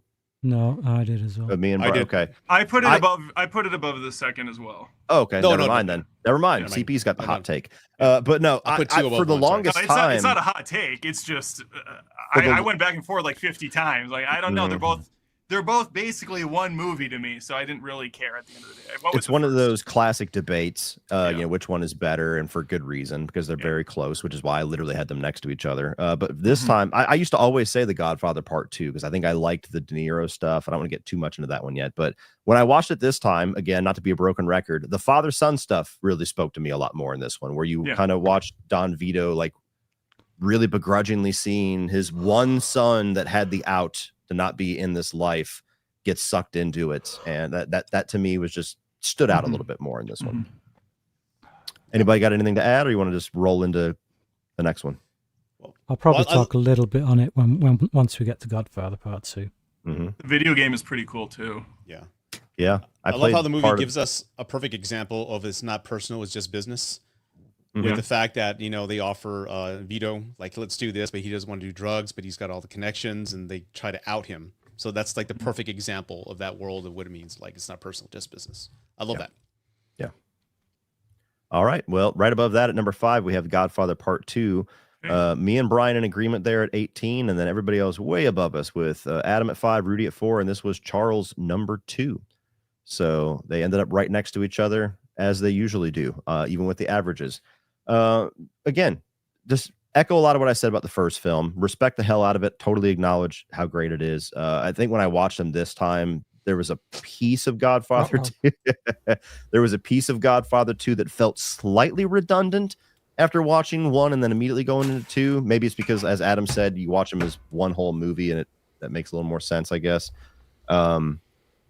I liked having De Niro and seeing a little bit of the backstory of Don Vito. You see the whole thing with Fredo being the traitor, and I just preferred the first one ever so slightly, I guess. Not a whole lot else to say. One of the greatest scenes in history, the back and forth between... I know. Broke my heart, Vito. Yeah. Well, go ahead, Charles. You had it at 2. Yeah, it's like this is the quintessential sequel. When someone compares something to a sequel, it's the Godfather 2 of blank, and it's for good reason. Go ahead, Sean. I saw you raising your hand. No, it's pointing Or at your you, pen. showing you I know how things work. That's all. As much as I appreciate everything it is, it's warranted. One of the undercast people is John Cazale, the guy who plays Fredo. Yeah. his work in this. What? It's not so And much keep that he was talking. under cast Yeah. so much as he just died before he could get cast in. Well, yeah, like he's in 5 movies, and all of them Yeah. are like top 10 ever.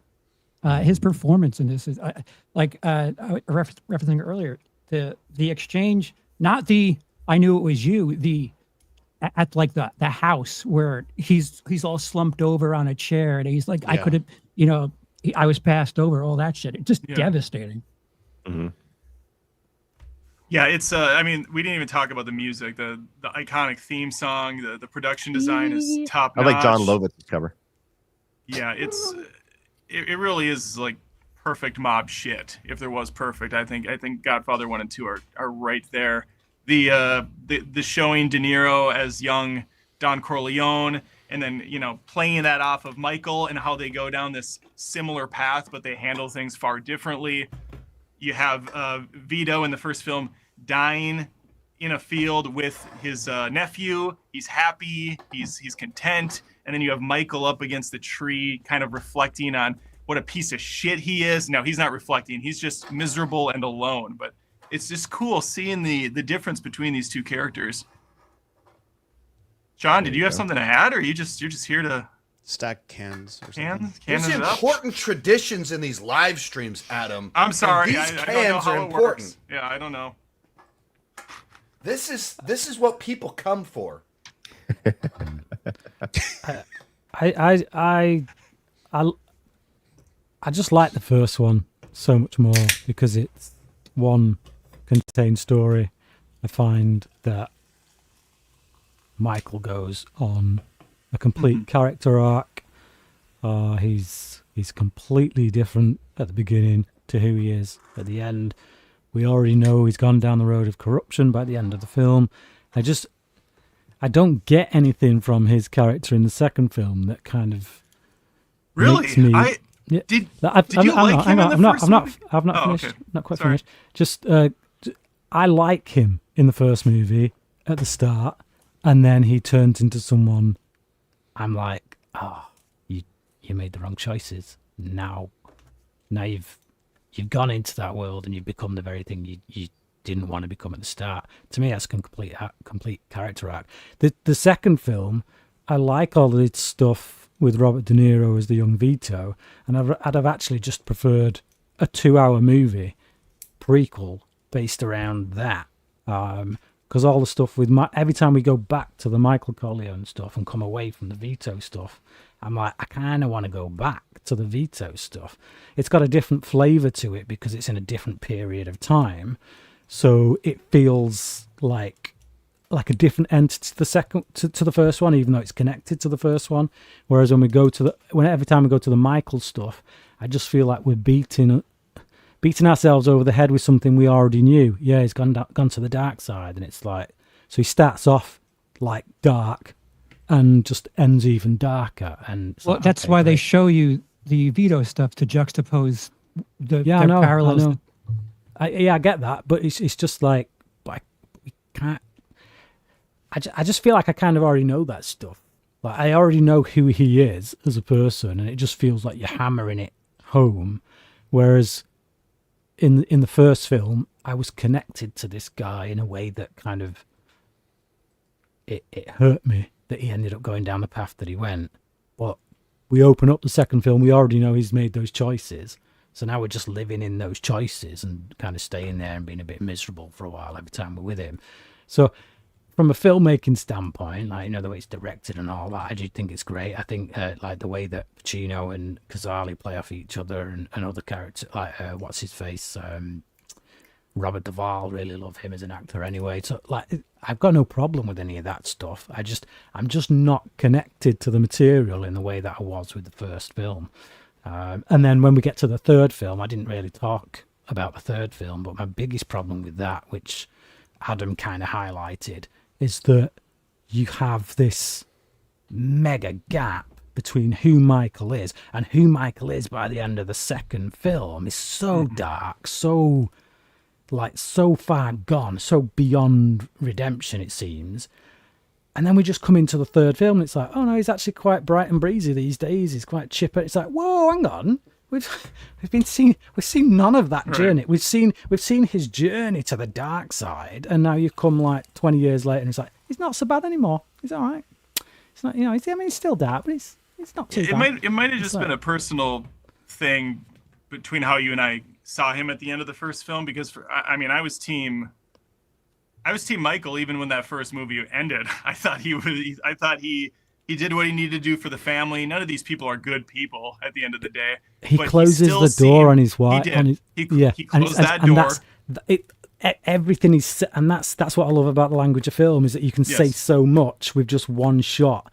It's like we've gone from this guy promising this woman that he's going to marry, that he isn't going to become his dad. He's going to make all the different choices. That's not the life for him. And it ends with him closing the door in her face to say, look, this is business, stay out of it. And it's like that. And that, to me, is just a beautiful visual that sums up everything. It's a powerful visual, and it definitely is a contained story. I'm just saying, from a person, Michael, yes, he shut the door. He's his father, but his father wasn't a total asshole. His father was a kind guy. Like, he did bad things, but he still had redeemable qualities. I didn't get the sense at the end of Godfather 1, Michael had no redeemable qualities. In fact, he was a pretty loving dude throughout that movie. And so the second movie, showcasing this much darker version, this cold, calculated guy that we got glimpses of in the first film, taking that to the extreme, having his own brother whacked, that was brutal. And I didn't see that character coming. And so you might have just caught on to it earlier than I did. But I mean, even Breaking Bad, I was Team Walt until pretty late in that show, like maybe too late in that show. Guilty. When he was going to kill the cop up north, that was when I was finally like, oh shit, this guy's cooked. He's gone. Poisons a kid. Though. I'm like, great movies that we can actually discuss and talk about, and that's what makes them so brilliant. Is there's so much in them. There you go. And as someone that has put a hit out on a family member, I appreciate that some of you are still on my side after whacking 2 or 3 or 4 family members. I'm on team Godfather 1 is better than Godfather 2. Some of it is simple as I just like the more focused linear story about Michael, that gives you a single arc to kind of follow this journey that is kind of that tragedy of him getting pulled in, but it's so compelling that you're just so along for the ride, and it's like so smart and well scripted that all these little details pay off later on. You're like, what? Oh, did they forget about this? No, they didn't forget, and he didn't forget either, and it comes back around. And the inherent nature of the second one being kind of split story, I'd agree with the stuff about the Michael stuff not being quite as interesting in the second one as the Vito stuff.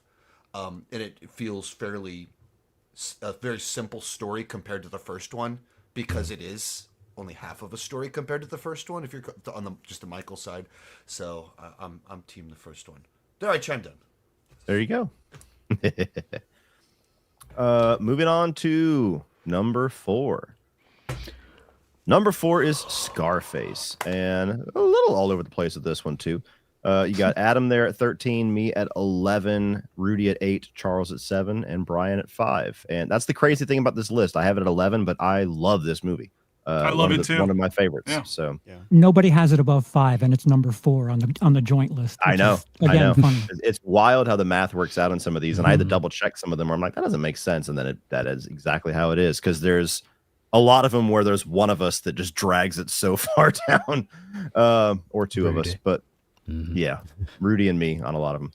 But you have so Tony Montana. I think it's easy to say that despite how many iconic characters he has, that's probably Al Pacino's most iconic character for most people.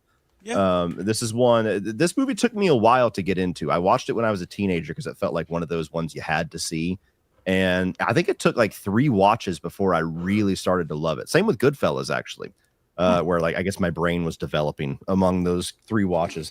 But it's one that it's like an epic tale of the rise and fall, and the classic rise and fall story. One of the more despicable characters in this entire list of 31, but yet one of the most likable somehow, with Al Pacino's performance and the style of everything and his relationship with all the certain side characters. And Great soundtrack, got a great aesthetic to it. It's one of those movies that they've tried to get the ball rolling on remaking so many times. I think they just keep finding a way where it's like, how could we top any of this? Like, what could we possibly do to this story, which this in and of itself is a remake, to do it any better or any more interesting than it was. And it's a character that when you get to the third act, despite the one noble thing that he does, which is shoot somebody to prevent the murder of a woman and a child, after that he just totally goes off the rails with everything else. So it's a really interesting way that everything plays out by the end, where it's like you kind of root for him, and at the same time he turns so bad despite that one act that it's like, oh, this guy's just like spiraling out of control. Flirts with incest himself too there with his sister. So Sean, you That's think the reason I came back in at this point in time. Just dabbles in it a little bit. Here I thought Sean was that in the air. And here I thought Sean was coming back in for Godfather, and now it all makes sense. It's like, oh, number 4. I haven't seen this one mentioned yet. I should mention this. Flirts with incest. I haven't watched Scarface in over 20 years, and just you guys almost talking about incest just made me I just popped back in, and now I know what I'm watching tonight. And very, very excited to. Nice. Put the kids to bed early, Sean. Like Rudy talks about just like watching on YouTube certain isolated scenes from movies. It's He's just Sean tonight, like, incest. let's watch the third act of Scarface. No reason. Yeah. And somebody else chime in. Sorry. and that's My put more the kids serious- /nieces to bed. Sorry, Sean, go ahead. To what Cody said, I have only really seen it the one time. It was like 20 years ago, and it's kind of like similar to what Cody said of like when I first watched it, I think I was just too young to fully get it, appreciate it. And that's my experience with Scarface. It's like one of those movies I know I need to rewatch to watch it right and get it. Yeah. But the experience I have with it thus far was like, okay, I don't get why everyone's going nuts for it. Besides, say hello to my little friend, and as someone that also frequently MTV has a Cribs. mound of cocaine, on my kitchen table and stuff, and my, right here on this side of the desk, this side is cans, this side is cocaine. Well, that's how you smuggle the cocaine. But I need to rewatch it. But I've played Grand Theft Auto 3 Vice City. Many times, and that's basically Scarface the video game. Yeah. It is. Scarface You guys is Ray ever Liotta. watch a movie when you're really young and you're not supposed to watch it, and it like traumatizes the hell out of you for like a good 6 months after the fact? Yeah. Well, it was Scarface for me. Traumatized? No. Because my sister had the VHS, and back then it was like Titanic. It came in 2 sets. Yeah. And I remember him being shot up, but he was all full of blow. But him, like, I'm still alive. Come on, motherfucker. Like, and he just blowing up all the hell. That scene stuck with me for a very long time. Dream For me, that Warriors movie when I was Baby 6. Geniuses, but that was for other reasons. Okay. Dream Warriors when I was 6. I was either 6 or 7. Yeah. Yeah. Y'all have that one Last scene, and it's Unicorn. me seeing Chino being shot all to hell.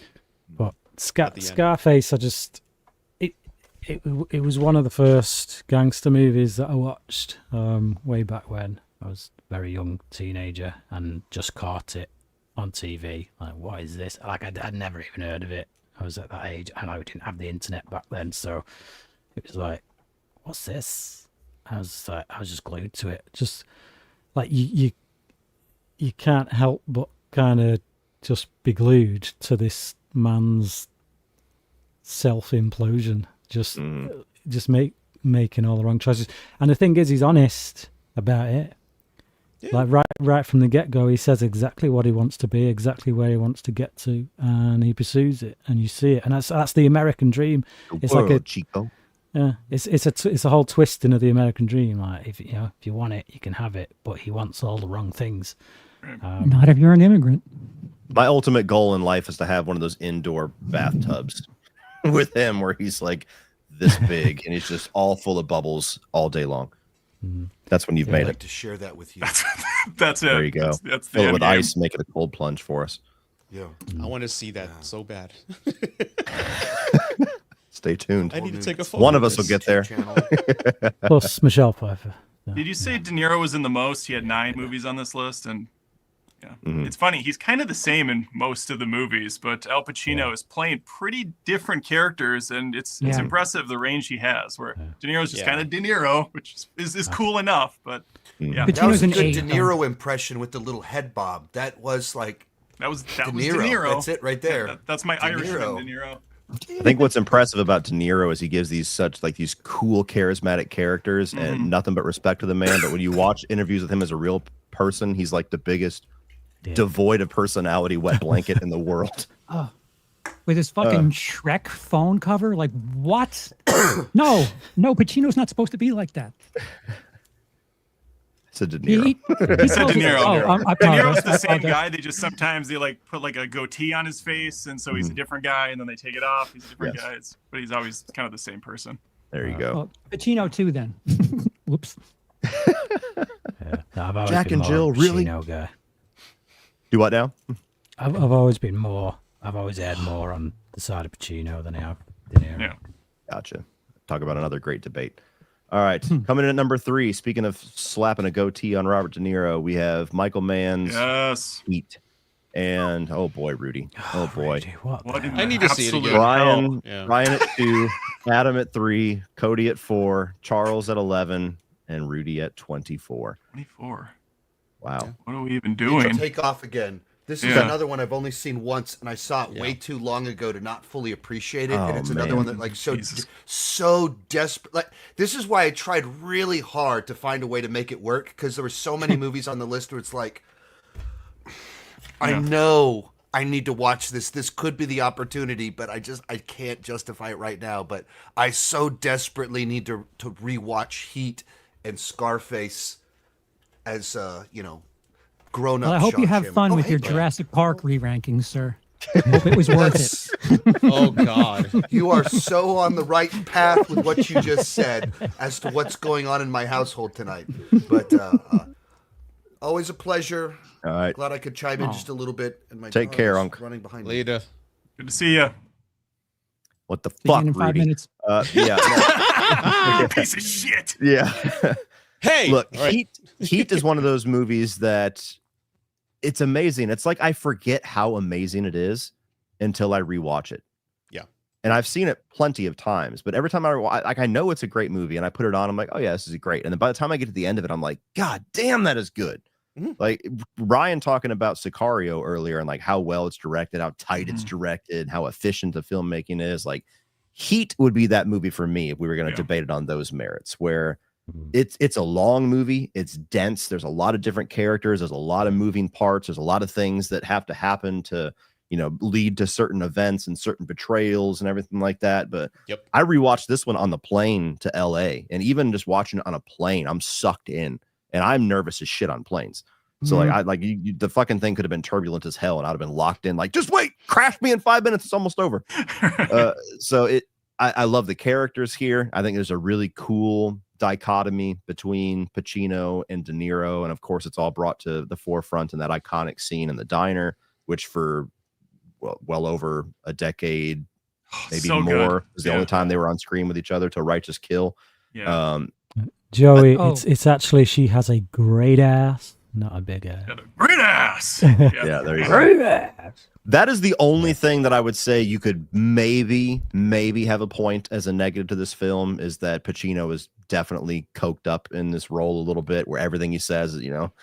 everything you got, everything is like, it adds to the character. it does. The It character. does. It just fits. Yeah. It's So great. Great performance. yes, This is goatee De Niro in this film. We have goatee De Niro. I yes, like it. and I like how there's just so many different things that are set up with all the characters. They all have kind of their own end goal. You kind of root for Val Kilmer to eventually get out to be with his wife and kid.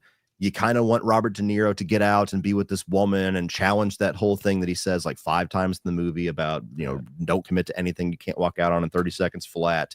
And the moment in the movie where he has to make that decision, huge crescendo. I love whenever he salvation is in sight. He's just got to get there. And he's like, I'm going to get this motherfucker, Wayne Grow. I can't. And like, I love pride. His pride he just can't let it go. And Yep. it's his downfall. Yep. And even the small things that could seem like you could cut them out of the film, like Natalie Portman's character for Al Pacino, it's so important to like him getting one victory, him saving one person, kind of tying into like the No Country for Old Men thing, where it's just like, I got to get some glimmer of hope in this world. And even the way that it's shot, where it's got that Michael Mann kind of blue hue to it. it's not remotely an action film, but it has one of the greatest action sequences of all time. Which has been the mirrored in shootout. so many different things. I mean, Yes, Grand and Theft Auto, I think, recreated the entire sequence in 5, didn't it? I'm not sure. I haven't played through that one yet, but I mean, as a choice for directing, back when it's an easy choice now because we know it worked, so everybody does it. But back then, I bet a studio would have been going, "Are you sure you don't want to layer some music under this, just to tell the audience how they should be feeling?" And it's like, but he knows how to play it, and just like no music throughout that entire sequence because it just doesn't need it at all. Raw. It's great. Nice cameo by Pedro Serrano in this too. I like how Danny Trejo is just Trejo. That's great. And I didn't catch that until like I was watching on the plane, and he's they're trying to think of who might have betrayed him. He's like, "Who wasn't here today?" Trejo. And I was like, did he fuck up and like say the actors? And nope, they just called him Trejo. Maybe he said it in the moment and it was such a good take. They were like, "Fuck it, that's his name now. We don't reference it. Trejo. We don't reference it throughout the rest of the film." Pretty much a perfect film. Anyway, Rudy, why do you hate this movie? I don't hate it, all right? We have a list of the greatest films of all time. I had to place it somewhere, okay? It would be number 1 on any other list, but we have like the greatest films ever. You chose but not this one. It's my opinion, fucker. It is. It's just my opinion. It's how I felt. It's a great movie, but again, Godfather, Guy Ritchie, I enjoy them more. I enjoy them. So it's, I don't know what to say. Fine. Yeah. It is what it is. It is what it is. What the fuck is that? Again, I don't hate it. It doesn't suck. It's just this list wasn't possible to rank. It had to go somewhere. There was in the spreadsheet that I got from John Connor, there's a lot of little things that he does, like little fun facts and things like that. And without Rudy's ranking, Heat would have been number 1. That's the fun fact to end this one on. I've done my job. Good night. Good night. Wow. Coming we in at all number know 2. who's getting the Lomax Award this time around. Yeah. I'm gonna have to retitle that award soon. Please. Coming in at number 2, we have The Departed, and we were pretty close with this one. So you got Adams number 1, me and Charles at number 5, Rudy at 6, and then Brian at 13. I saw this. I think I was a senior in high school, and I hadn't really gotten into Scorsese and other things yet, so I didn't really know what The Departed was. All I heard was a friend of mine be like, "Man, that movie's nuts. You got to see it." And to this day, I don't think I've had more of just like an involuntary emotional reaction to like a shocking scene than the elevator scene in this movie. The whole theater. So Like, I remember like that happened, and I remember I just felt emotionally numb for however much runtime was left, where it was just like I'm in disbelief sitting here that just happened. I've never had a reaction like that to a film. So I think I yelled "fuck out" just this last time. I forgot. I was like fully glued, and then I'm like, "Fuck! What? No! Yeah. So I will always love this movie for that. Like it's in my movie experiences like hard drive forever. But it's a phenomenal movie. Like this to me is you'll find out based on where I ranked it. This is to me the best like gangster type thing that Scorsese had done since Goodfellas. And this is actually the movie that made me a Leo DiCaprio fan, because up to this point, it was just like, the Titanic kid. Like I never really was on the hype train. And then I saw this and he's such a different role where he's like a badass that I totally was like, oh, I'm in now. And then he had Blood Diamond. Then suddenly it was a bunch of other stuff. I just became an instant Leo fan. Thought Matt Damon was, Basketball Diaries? Come on, man. That was before Titanic. Okay. Have you not seen that? No. But you have Matt Damon kind of playing against type because he was always that was perfect. It was a perfect guess. Yeah, he was always the good guy. Clean guy.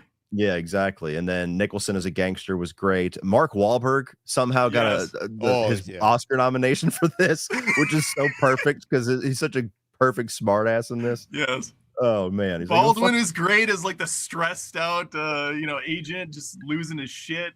Yep. So many good characters. Martin Sheen. The lovable phenomenal. old cop. Brian, this breaks, like, you broke my heart here because I feel like we were in sync on 90% of this list, and this probably would have been number one if you didn't rate it so low. What happened?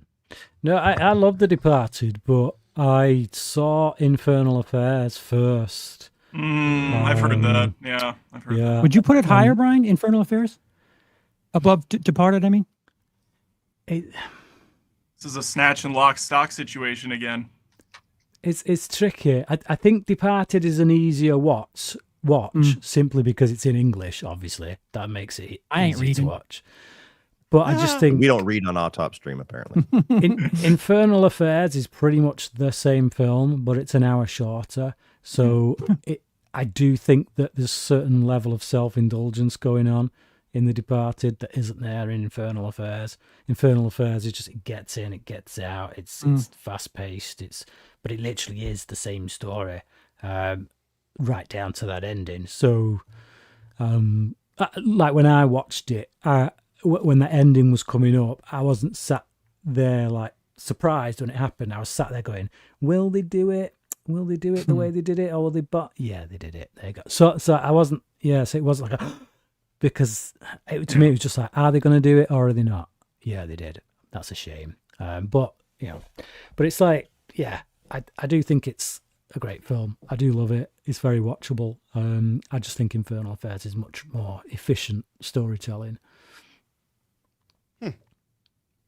I still have not seen Infernal Affairs, but out of curiosity, I did watch its version of the elevator scene, and I didn't think it was anywhere near as impactful because they don't really show it, and it's like you hear the gunshot, and then they kind of like slow everything down, and that was I just don't think you can judge it though out of context of a film. For sure. When you watch, like if you're watching that for the first time, you've still followed this character. He's still the hero of your story. He's still getting capped, and you're like, whoa, what? Really? So it's just like yes, Scorsese shoots it better on that front. It's a better made film because he's a better director. But again, it's still the same story. So I still had the same emotional kind of impact of what? So, it's called Infernal Affairs? Infernal Affairs. Infernal. Not three of them, right? Yeah. There's three of them. Yeah. Brian tried stealing mine when he was here. Infernal. Yeah, it's funny seeing Vera Farmiga in this as the it girl or whatever. Yeah. I enjoy seeing her anywhere she wants to show up. I know. It's just open invitation. This was pre-Conjuring film, so I was like, oh, there she is. One of my top 10 actresses. Oh, really? Yeah. I knew her as Paul Walker's wife in Running Scared. Running Scared. Yeah, that was his best movie, probably. She'll always be Norma Bates to me. It's just, yeah. Another good one. All right, guys. I am proud of us. We got to number 1 in 3 hours. This is crazy. We're at the end. Wild. Wow. Efficient. Every time we say we're going to try to cut this down, somehow we're at hour 4 and Brian's talking about number 13. We're like, at number 1, we have, as it should be, Goodfellas, even though I ranked it number 2. So this was Charles. Charles, I guess, got his way on this one. Number 1, my number 2, Rudy number 3, Adam 8, and Brian at 16. So this is Brian's Rudy moment here. So I'm gonna cut over to Brian. He's gonna take his medicine on this one. Brian, number 16. It's a great film. It really is. It's brilliantly made. The characters are so well drawn. I'm always going to gravitate more to a film if there's a character in it that I'm rooting for. I'm not rooting for anyone in Goodfellas, but I do sometimes laugh at their expense, and I am engaged because of Scorsese's skill as a director. You know, the way he's able to keep you gripped. But I don't care about these people in the way that I care about, some of the characters from LA Confidential or Al Pacino's character in Heat, or so on and so on. And for me with movies, story is important, yeah, but character's probably just a little bit more important. I'm going to follow someone on a journey for 2 hours or 3 hours. I'm going to invest myself in their life. Again, Donnie Brasco, the Johnny Depp character, I'm with him. I'm invested. I'm on his side. That's always gonna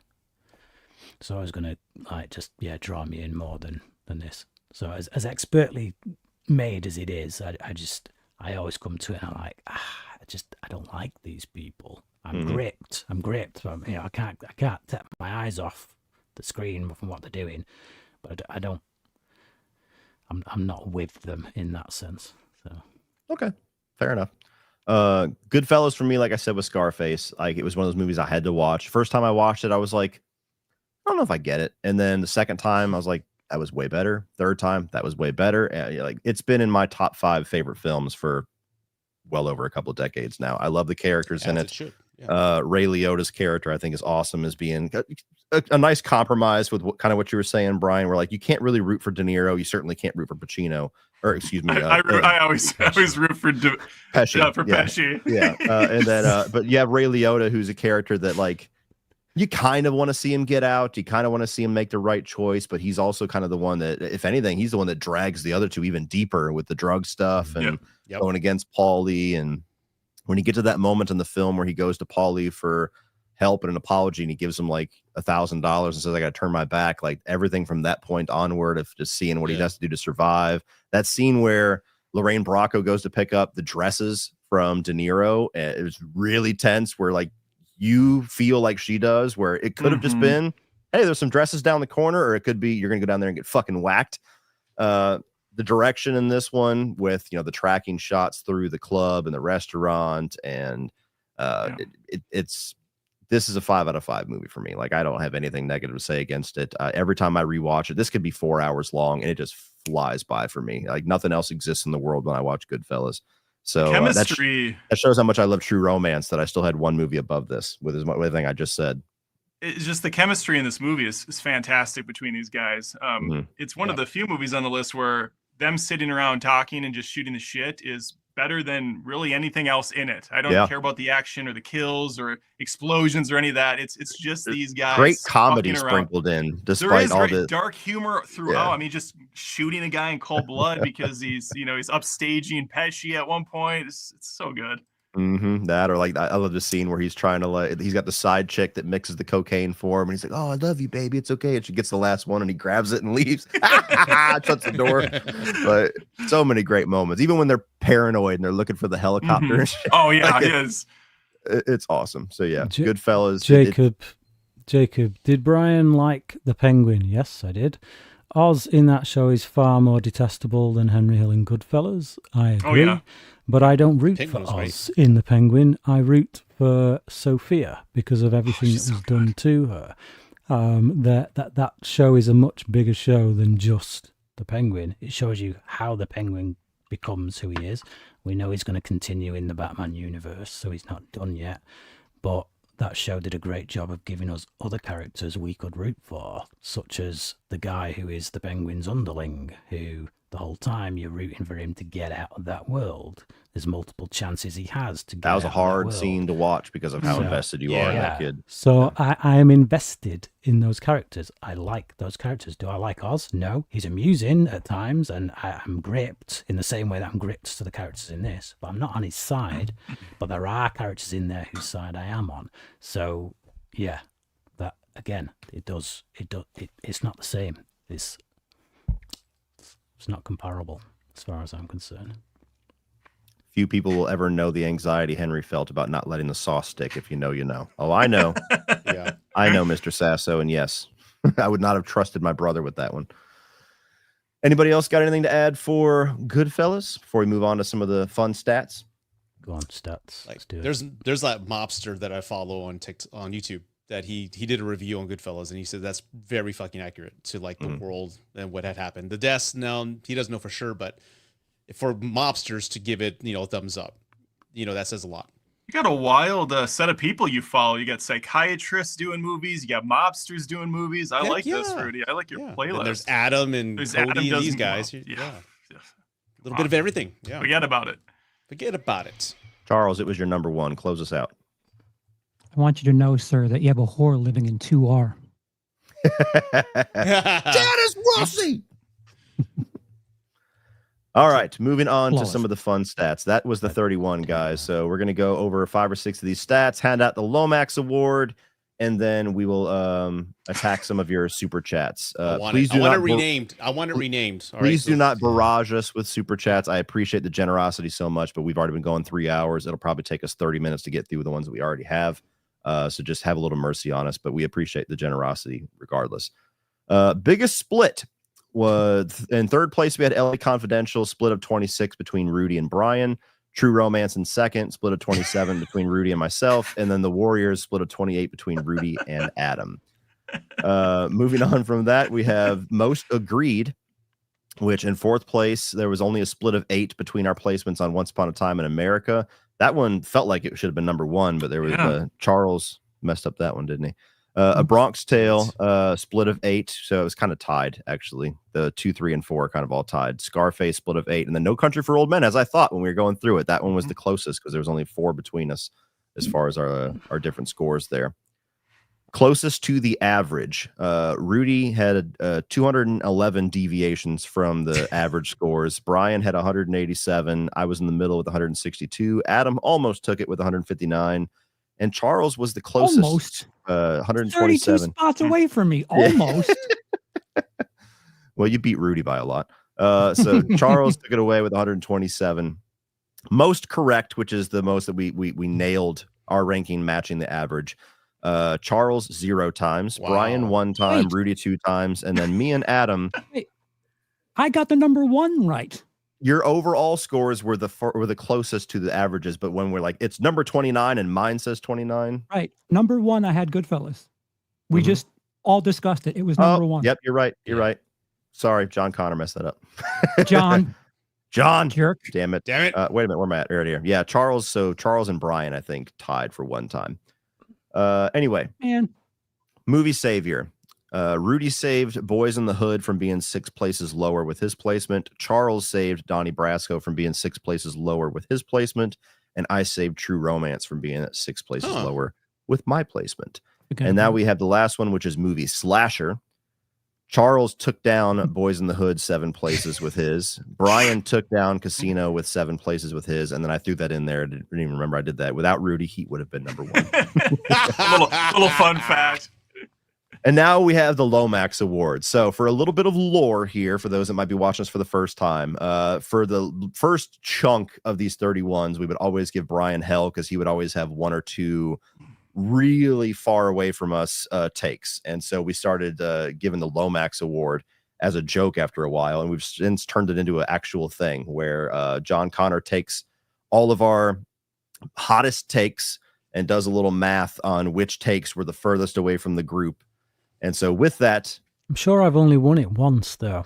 oh no, you've won it plenty of times before. But since Rudy has come in, you've been dethroned a number of times. Charles got the last one, but he wasn't here for it. CP's had one. Oh, that's right. Yeah. Yeah, fucking Lethal Weapon. I redeemed myself. So the Lomax Award coming in tied at 4th place. I have a score of 21. My hot takes were the Warriors, Snatch, and LA Confidential, and then tied with Charles. And his hot takes were Heat, the Warriors, and Once Upon a Time in America.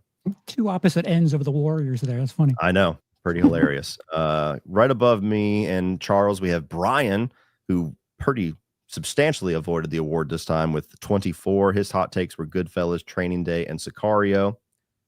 Coming in at 2nd, we have our guest Adam with a score of 28. Nice. Hot takes were True Romance, Boys in the Hood, and Copland. And I think for the 3rd time of the last 4 videos, maybe I'm getting the math wrong, but somebody can correct me. The Lomax Award Oh my God. goes to Sir Rudy with a score of 34. Hot takes were Heat, True Romance, and Godfather Part 3. That does not deserve applause. That does not deserve applause. It's sarcastic, I can assure you. Okay. I wish I had the Macho Man song theme playing right now. That'd be very appropriate right now. There you go. So yeah, I don't know. We might have to retitle this award at some point because Rudy's given Brian a run for his money here lately. All right, He's won it a lot more times than I have. I want the name of it. I want it. Give it to me. Change it to the Gen X Rude Rudy, motherfucking yeah. award or something. I don't know, something, dude. The Rude Award. Awesome. All right, guys. So we do have 50 super chats to get to. Do any of you have to cut out before we get to those? Or are we good? I think I'll take a pee break quick. Yeah, Okay. I'm gonna go pee. So Yeah. I'll be right back. Go ahead. One sec. I'll Yeah. keep I've this gotta on be even. up I'll keep the early, camera so- running. All right. Well, do you need to cut out, Brian? I think I probably do.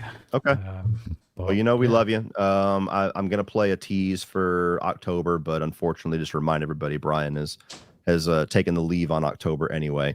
So you have anything that you're working on your channel that you want to shout out really quick before we move on? I'm going to be doing my top 10 directors on the 5th of July. Have you never done that before? I've not, no. Wow. And then I'm going to do my top 10 actors on the first Saturday of the following month, and then my top 10 actresses on the first Saturday of the month after that. I'm going to be doing it with a few other guys as well. So Okay. Let me see. Michael in the chat says that is a super chat specifically for Brian. So let me see if I can find it. okay, There let's you have a go. look.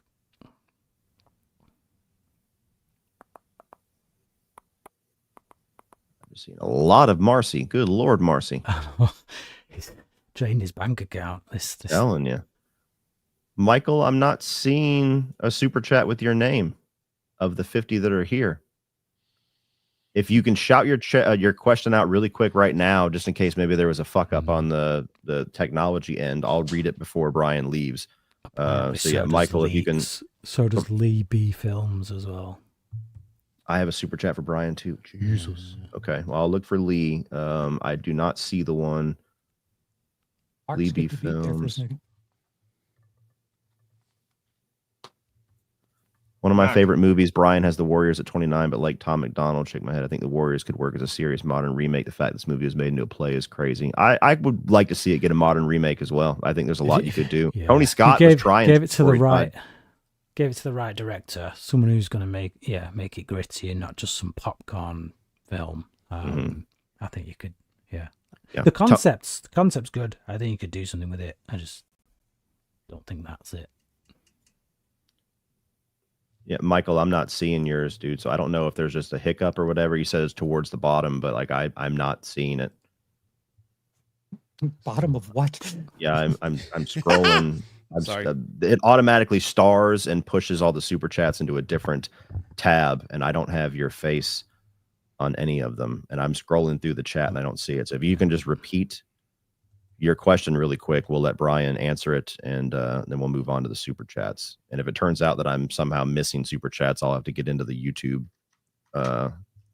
site and look into some stuff. Yeah, I'm not seeing it. No, I'm not. What's your excitement for PTA's One Battle for Another starring DiCaprio? Pretty high. PTA is one of my favorite directors. I saw the trailer. It looks like it's going to be a pretty fun movie. Yeah, I sign me up on there. All right, cool. All right. With that, Brian, we bid you adieu. Okay. Adieu. Good night, See you sir. guys. Good night. Oh, I missed it. Is he leaving early? I'm sorry. I was Yeah, gone. he's Oh, got to okay. get up early. It's like what, Yeah. midnight where you're at? But, yeah, 1:30. 2 in the well, it's morning. half one in the morning. So Mhm. yeah. All right. Great chatting with you. Good luck. See you guys. Good night. Buddy. Always a pleasure. Now that dick is gone. No, I'm just kidding. I was All right. lying the whole time. It wasn't great chatting with them. All right, let's try to rapid fire through some of these. So we got Rex that says, wait, so In Bruges is not on this list? Me and Charles joked about that, though. That In Bruges would have fit for us better on this list than the one it was actually on. Certainly. Hashtag Team Brian, the best list of the group. Oh, I'm glad he didn't see that. Yeah, that's That was good timing. Hayden Baker, currently working, been waiting all day for this. Also, thanks to you guys, I finally watched The Town. It's in my top 50. Love all your channels. Hell yes. nice. Good on you, Hayden. The Warriors in top 5 where we riot, nowhere to run. Oh, it wasn't anywhere close to the top 5, unfortunately. Despite our best efforts, we were trying to yank it out of the fucking depths of the sea did not work. Did not work.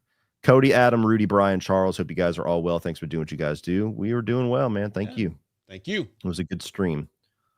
Hey, guys, I'm not forgiving Cody for his low placement with Guy Ritchie, so I'm not speaking to him. I'm ignoring him. Haha, just kidding. Yeah. We'll find that out. Yeah. super chats say that you, sir, are a liar. Hey, chat bitch 1, chat bitch 2 here. Let's go. If you know, you know. What's up, guys? The Irishman is my favorite mob movie of all time. Okay. All time. Interesting. It's a take. Interesting. Welcome, Adam. Great shirt, says Christian Nichols. Thank you, Christian Nichols. It is a great shirt. It is a great shirt. It's a great movie. Menace to Society is one of Kanye's favorite movies. I find that that makes it very worse. easy to believe. Okay. Yeah, Kanye yeah. Re-rank West. it now, bitch. Yeah, I was gonna say it might be 31 now. Hey, glad to catch the stream. This 31 is stacked with some of my favorites. This was an awesome list. Like, this one's in competition for maybe the best list we've ever done, next to the director one. Yeah. I prefer this over the director one, to be honest. Me too. Me too. Lock, Stock is Guy Ritchie's debut, starring Jason Statham, Vinnie Jones, and Sting. The budget shows compared to Snatch and Gentlemen. I still love it, especially the scene where they beat up a traffic warden just because. It also launched the career for Jason Statham, Vinnie Jones, and Jason Fleming, while having famous singer Sting in it as well. Yeah, it's great. It's Pop-up great. video. It's just I just think Snatch does so much more with the characters and the story. Jason Statham's film. a pretty regular guy with Guy Ritchie. He's Turkish though. The name Turkish is fantastic. Yeah. Yeah. In my opinion, instead of including 3 Guy Ritchie films, you should have replaced one of them with Michael Mann's Collateral. Here we go. Oh, Collateral. Unfortunately, Collateral. Collateral would have been in my top 10. Tom Cruise, man, I he's would awesome. I would have loved that. When we do these lists, though, as you'll find out in October, and if you go back to the last couple of them, like, you get into the point where all 5 of us have to agree. They say that the best negotiation is where everybody walks away a little unhappy, and damn if that doesn't happen every single time we make one of these lists. I'm like, God damn, why the fuck do we gotta have this on there? And yeah, I'm with you. I'm with you. I was a late arrival, just to put the record straight. I had no part in picking these movies. However, you guys made some great picks. Like most of these films, I was like, yep. So well done. There you go. Not all have to chime in, but thoughts on these crime films: Road to Perdition, Layer Cake, Gangster Squad, and Brooklyn's Finest. Road to Perdition is phenomenal. I love that movie, Gangster and most Squad people sucks. don't realize that's actually a comic book adaptation as well. Mhm. Layer I didn't know Cake, that. Layer Cake I've never seen. Gangster Squad I didn't think was as bad as people were saying at the time, but it certainly does not belong in the list with the other 4 that the I've other never 3 heard that of you put Gangster there. Squad. Gangster Squad is that one where Sean Penn is playing like the mob character, and you've got Ryan Gosling. There's It's a lot of really people in it. stylistic. I think Emma Stone is in it. It's just like a It's who's very who. stylistic, and it got shit on like crazy when it came out. So I watched it after it had already been dubbed worst movie ever, and I was like, that was all right. Brooklyn's Finest, I think, is really good as well. That's an Antoine Fuqua movie, if I'm not mistaken, with Ethan Hawke and Don Cheadle and Wesley Snipes and Richard Gere. It's a really good one. Yeah. You guys have any different thoughts? No, I'm I've never seen any. Oh, Perdition's great. Yeah. Anything with Paul Newman. Perdition peaks early on. The second half isn't near as good for me, but that's one I would definitely rewatch to see if my opinion changes. Mm-hmm. We got a really freaky and grotesque scene in Casino where they beat up Joe Pesci's brother, very gory. Then in The Irishman, we're getting a scene where Robert De Niro beats up a guy, very poorly filmed, as the same director, by the way. Yeah, I mean, unfortunately, 30 years later. Steps on his hand. there's on the just curb. no getting around trying to make Robert De Niro in his 70s look like Robert De Niro in his 30s. Like at that point, just recast for the younger version. He was trying to do an experiment. I don't even think that the great Martin Scorsese did it well. So we're not there technology wise yet to be able to pull that off. Just What's CGI weird is his. Go on, Adam. No, and you're saying what I was going to say. Go ahead. They use CGI. Just put Robert De Niro's young face on an actual 30-year-old guy. Yeah. Like, Face just off. do that. Yeah. Just do Like face a, off. like a deep fake. Yeah. Deep fake. Okay. I mean, I thought the tech was really good in that movie. Like, they did a great job of de-aging him, but why not just, like, We just read use that a one. younger guy and put freaking De Niro's younger face on it? It's not that hard. Mm-hmm.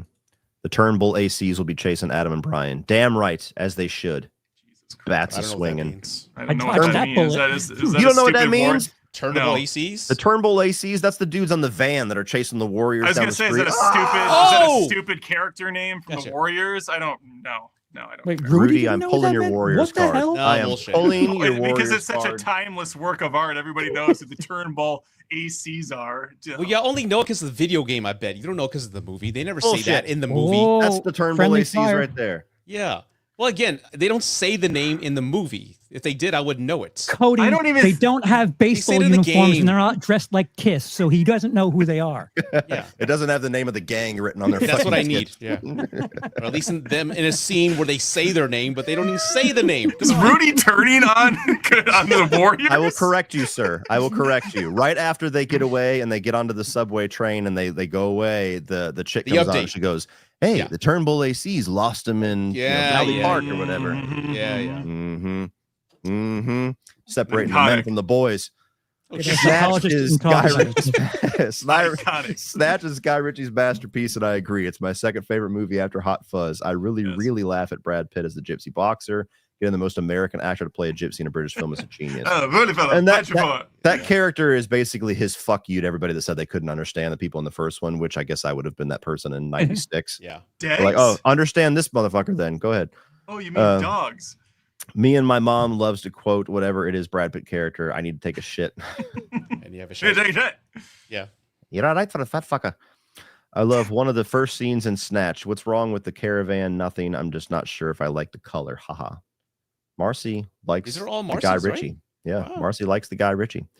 Okay. You guys The should do a Cody 31 on Leach. 31 on remakes and reboots in the future. That idea has been presented numerous times by our resident Charles over here. So do not be surprised if that happens at some point. No Are we French shit. I'm not announcing doing it. the Yeah. the No, Halloween one? no Disney, please. No, like live action Disney Oh, remakes. yeah. That's No, a we're whole Well, that's talking like about half the list. Be a lot of that's horror the whole remakes. list. My fave Michael Madsen performance is still Mr. Blonde for how subtle he plays a psycho, but he's really good in Donnie Brasco. Cutting I like the him ear in off. Free Willy. I like him in Species. Let go, motherfucker. The Gentleman is different from Snatch and Lockstock, where it felt like Snatch and Lockstock wasn't glazing the life of gangsters, but actually mocked them a bit. I still prefer The Gentleman over Lockstock, but I would put The Gentleman under Snatch. Yeah. It's He fair. likes Gentleman under Snatch. Okay. Because I'm Danish, I would say I can relate more to the UK, Ireland, Jersey culture. So therefore, Guy Ritchie is my favorite director, but I love UK culture, even though I think Denmark has more darker humor, maybe. UK, Ireland, Jersey? How do those three connect? Do you mean like Jersey and not New Jersey? That's odd. I would say I also love the American gangster movies. I love A History of Violence and The Untouchables. I freaking adore Untouchables. All right. We're just going to call this the Marcy chat. I Marcy, know. and by the way, Good I can Lord. recommend a pre-Daniel Craig Bond, another UK crime film. It's directed by Matthew Vaughn that produced Lock, Stock, and Snatch. It was intended by Guy Ritchie, but he dropped out to do Revolver, but it's a really underrated movie. Okay. Was that Layer Cake? I think so. Why isn't Don't Be a Menace to South Central While Drinking Your Juice in the Hood on their list? Disappointing. Could have made the last list, the comedy one. The parody, yeah. You'd swap pretty that funny. with In Bruges. There you Man, go. I wish it was on that comedy one. That would have been great. With some of the father-son element in these movies, surprised Road to Perdition wasn't in. Statcast with great themes. We run into the same problem every time we do these. Like, if we wanted to include every movie that we really wanted, they'd be like 62 movies. So you have to make some cuts, and you know, some subgenres are big enough where maybe we can revisit it in the future and get all the other ones that we missed. But we're already hitting that problem with the slate of films we're trying to hammer home for October, where it's just like, fuck, if we take this off, what's the point? Do you think Sinners would have been in the conversation for this list had it come out a little later? No, I probably would have wanted that for a vampire list over Okay. just general crime. Sure. I just really miss when Brian Parps, I'm hoping.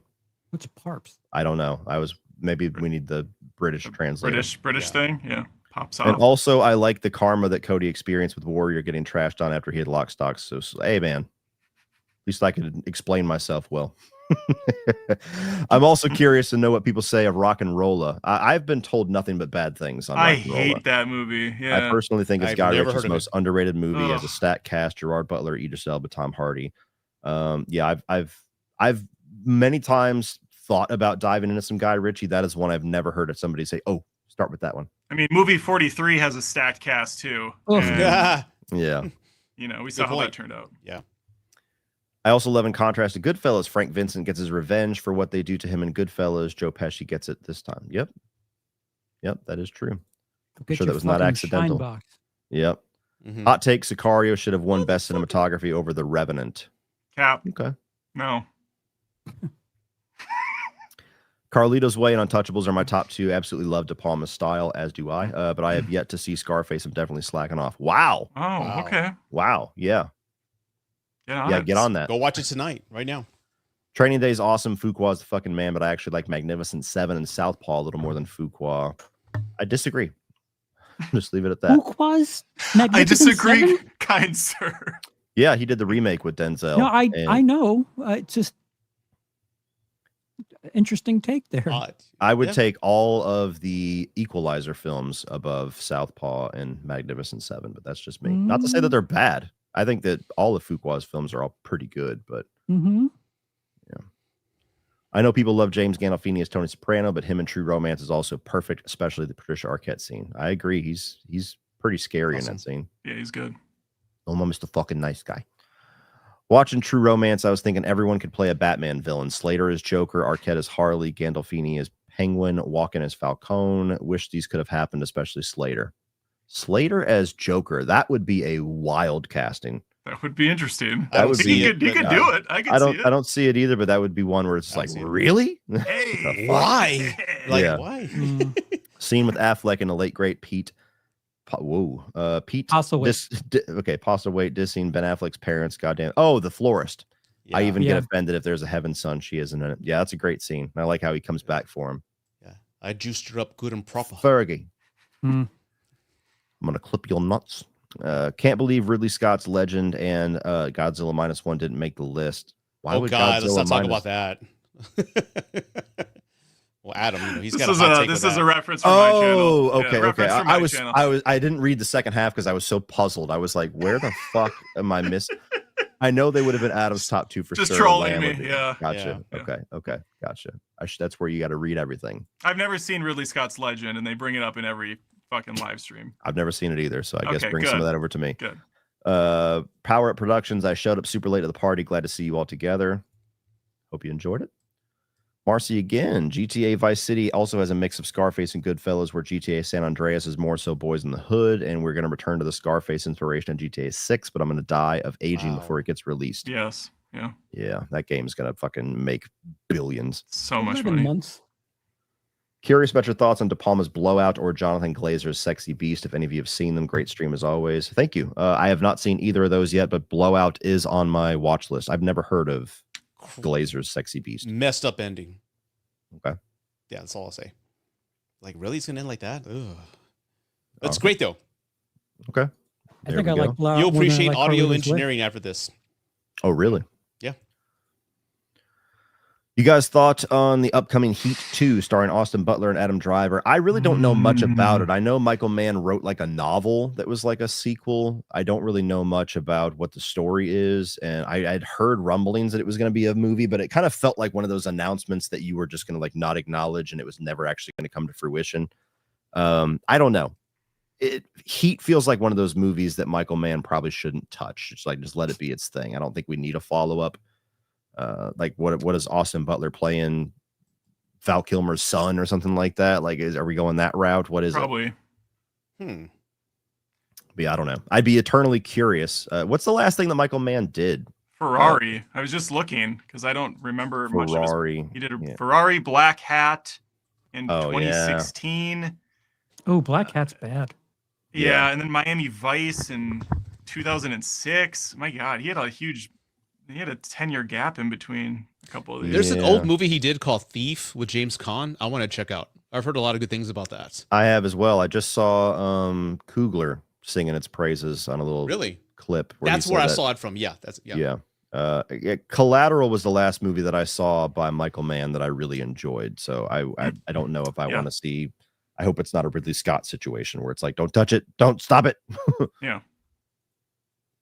Very random question. Have any of you guys seen Sleepers with Kevin Bacon? Phenomenal movie. So hard to watch though. Very brutal child crime thrill. It's hard to watch with what happens. Yes. I got that for free when we got a DVD back in the day because I'm young. A DVD player was one of those like 5 changers pretty high end on my part. But Wow. Sleepers, fun fact, stopped halfway through because those You have to early flip the disc. DVDs, you had to flip the disc. It also came with Stargate, which I've never been a big fan of that movie. But I remember going to sleep on the couch watching it, and it cut off halfway through. I'm like, I gotta get up and turn the disc. No. Yeah. Sleepers is great. It is a tough watch, though. Very, very good. Rudy had W takes, especially with Menace being in SoCal for about an hour from the border. I've seen that story a lot in real life, and it hits home for me. Yep. There Rudy you go. fucking trash takes. This is Rudy on a different account, isn't it? He was in the chat a lot. Another W for Rudy. Hashtag I'm Team just Rudy. winning all night here, man. Hashtag Team Rudy. That guy in the bottom left looks good. Who is that?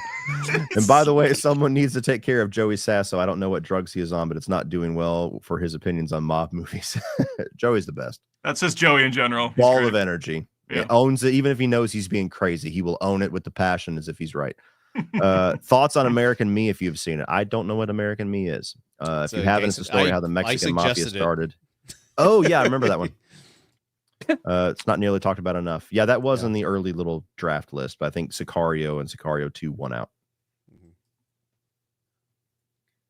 Don't mean to get off topic, but if I was just curious if you guys plan on doing an AutopStream spoiler review for Superman next month, like what y'all did 3 years ago with Matt Reeves, the Batman. I'm not sure. I get a little bit nervous about doing streams about Batman or DC characters because they can go off the rails very quickly with Brian and Rudy. So especially I may have one on my channel. We'll especially if God help us, we don't like it. Like I still remember whenever Brian's like, "Hey, you guys want to do a stream on Wonder Woman 84?" And it was basically just Brian berating all of the negative views on the film while we sat and watched. Is there a positive to Wonder Woman 84? Ask Brian. It's There's in lots. focus. Wait, Brian likes Wonder Woman 84? He did. I don't know if that's one of his opinions he's reversed on, but it was literally a stream where he took all of the negative comments that he had gotten. He was basically just addressing all of them live while the rest of us sat and watched. And we're just kind of quietly just sitting here like this. Oh my God. I might have to go back and look for that. That's oh yeah. Oh my For gosh, context, Adam, Brian originally gave Justice League a 5 out of 5. What? That's all.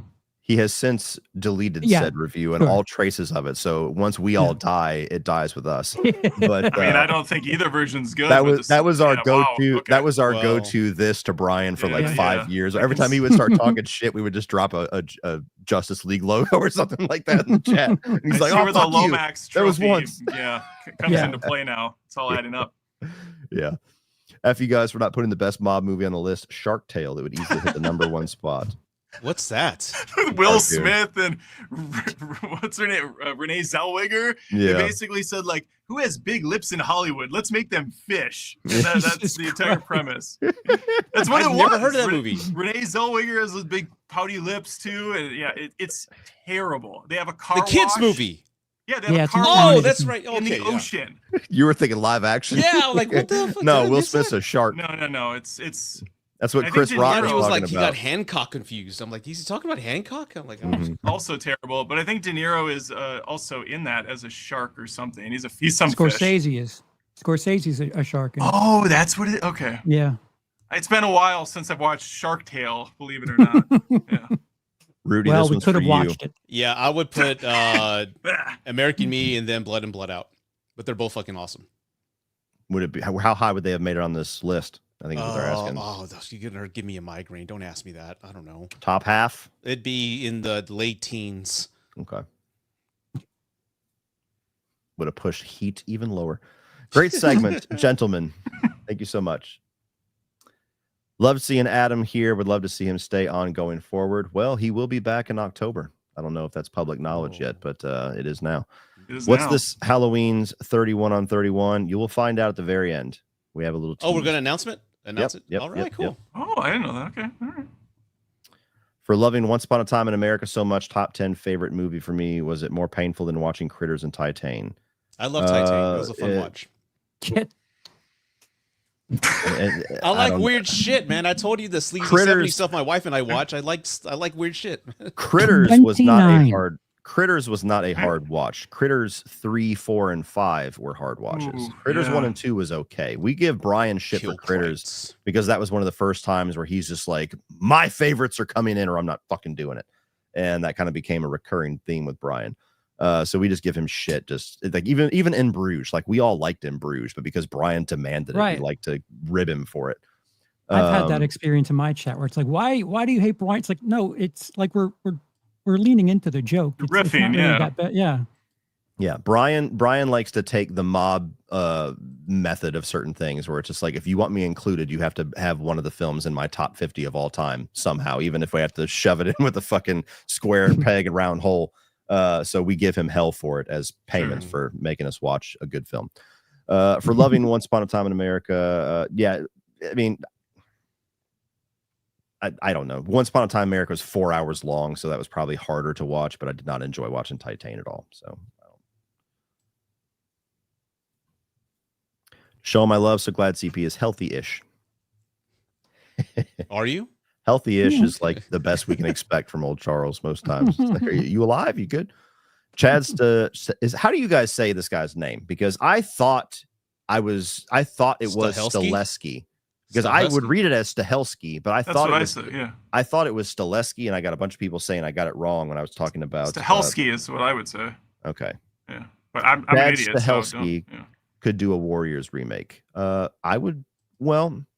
He would do good with the action sequences. I would like to see a version of the Warriors that tries to do more story.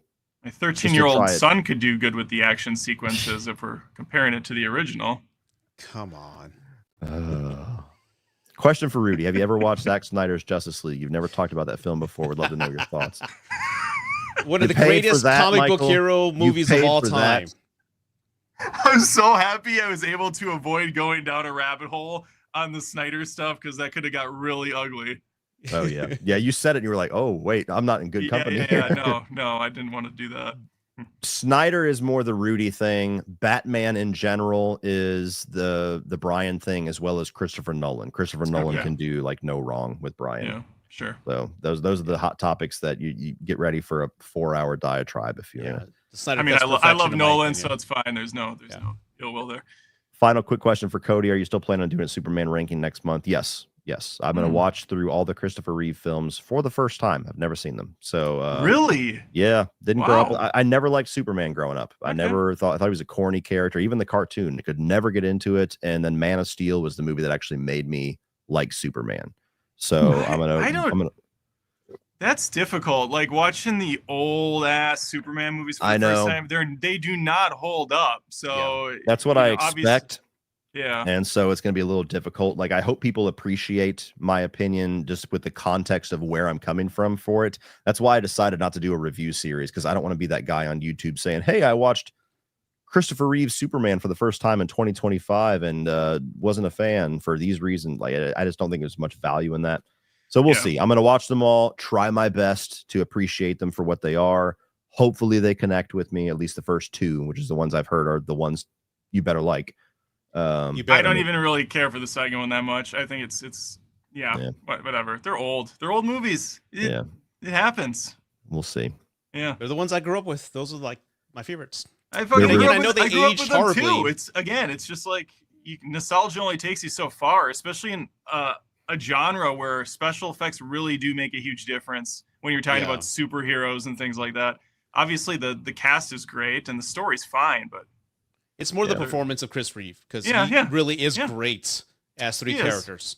He is, but I'm going to try my best. Here. I'm going to give it. Good luck. I'm going to give it a valiant effort. But if I don't love them, don't be surprised. If you don't love them, don't tell me, because I don't want to watch that video. Yeah. Good luck. They're releasing a Silent Hill 2 movie adaptation on January 23rd next year from the director of the original Silent Hill film. The release date is worrying. I sent that to Rudy while we were live, because somebody had sent it to me. I'm of two minds of it. Like, yes, a video game adaptation in January immediately makes you think, oh God. But I also, like, over the last number of years, I think there's been more hidden gems in January and February than historically. And so I look at it from a studio perspective. And even if they're confident in Silent Hill, the public will not be. So I think January is still a good place to put it, even if they think it's going to be good. Like the first film, most video game fans think that was a good little adaptation there, but it didn't like run away with, a bunch of great reviews. The second one was awful. And and aside from Last of Us and a few exceptions with some oddball movies, video game adaptations in general still are not well regarded. So I'm not going to judge it too harshly on the January release date. Yeah. But I hope it's good. I think the first is one of the best video game adaptations, and Christoph Waltz did a great job, and he's directing this film. So I don't know if the budget's the same, but I'm going in with good expectations. The January date does concern me, but. And Silent Hill 2 is a good story to adapt to the screen. Yeah. Yeah. Cody, did you never do a debrief on the Marvel, DC, and the Fantasy 31 on 31? I can't find them anywhere on YouTube. I love to watch those. I wouldn't be surprised if we didn't do one for the Marvel one. I know for a fact we didn't for Fantasy. Those were both during a time where those were both post-COVID. And so I think it was extremely difficult to get all of us on the same page. And Charles was going through a lot of things, and me and Sean were ramping up quite a bit, and Brian was doing some stuff. So I think that was just like a little era there where just getting the 31s out on the 31st was a struggle for most of us. I didn't even do the fantasy one. Yeah. So unfortunately, those are the little blind spots, but we make sure to do them now, especially after the last one. We've kind of made it a group rule, like, okay, we need to get the debrief out within a month. And we succeeded on this we one. don't follow that though. We did it this time. It was after the last one because we dragged on that one, and then all of a sudden it was like a technological catastrophe. Fucking Rudy's microphone wasn't working, Sean's camera wasn't working, you were dying somewhere. So it was like, all right, we're just gonna keep on trucking, guys. Swear to God, it's always amazes me how big of a DC gatekeeper Brian is. Yeah, you gotta love him for it though. Cody, if you only have time to watch one of the two versions, Superman 2, watch the Donner cut. Theatrical is honestly nowhere near as good. Yep. Is that true? That's true. That's accurate. No. I mean, the Donner cut's amazing. I love some of the sequences that they added, but the ending won't make any sense if you see the first one. That's all I'll say. Do I need to watch both then? Yeah. Fuck. They're completely different. Different. All right. Tones, yeah. I'll watch both of them, and maybe I'll have a ranking with both versions. What's up, guys? This was a great 31 on 31. Good. I'm glad you enjoyed it. Welcome, Adam. I can't believe I actually agree with CP's list over the rest. Thought that would never happen. Hey, there you go. Oh, it's like a backhanded compliment for you there. Welcome to the crew, Adam. You guys knocked it out of the park once again. Hell yeah. Glad you enjoyed it. And final super chat, honorable mention, City of God. If I've seen it, where it would rank about the drug war in Rio in the 70s. It's a hard watch since most of the gangsters are kids. I've heard about it so many times. I've never actually had the chance to sit down and watch it, so I can't say where it would rank. What's the is that the Venezuelan? How do you say that? Venezuelan film. Venezuelan I think film. You had it the first time, yeah. I've heard it's great, also, but I have not seen it. Unfortunately, I was supposed to watch it and then just dropped the ball. Mm-hmm. Has Charles seen it? No. Okay. All right. That is caught up on the super chat. So for the 300 of you who are left, I probably should have done this before the super chats, honestly, but I didn't even think about it. It is time. Dun, dun, dun. It is time to reveal where we're going in October. Here you go.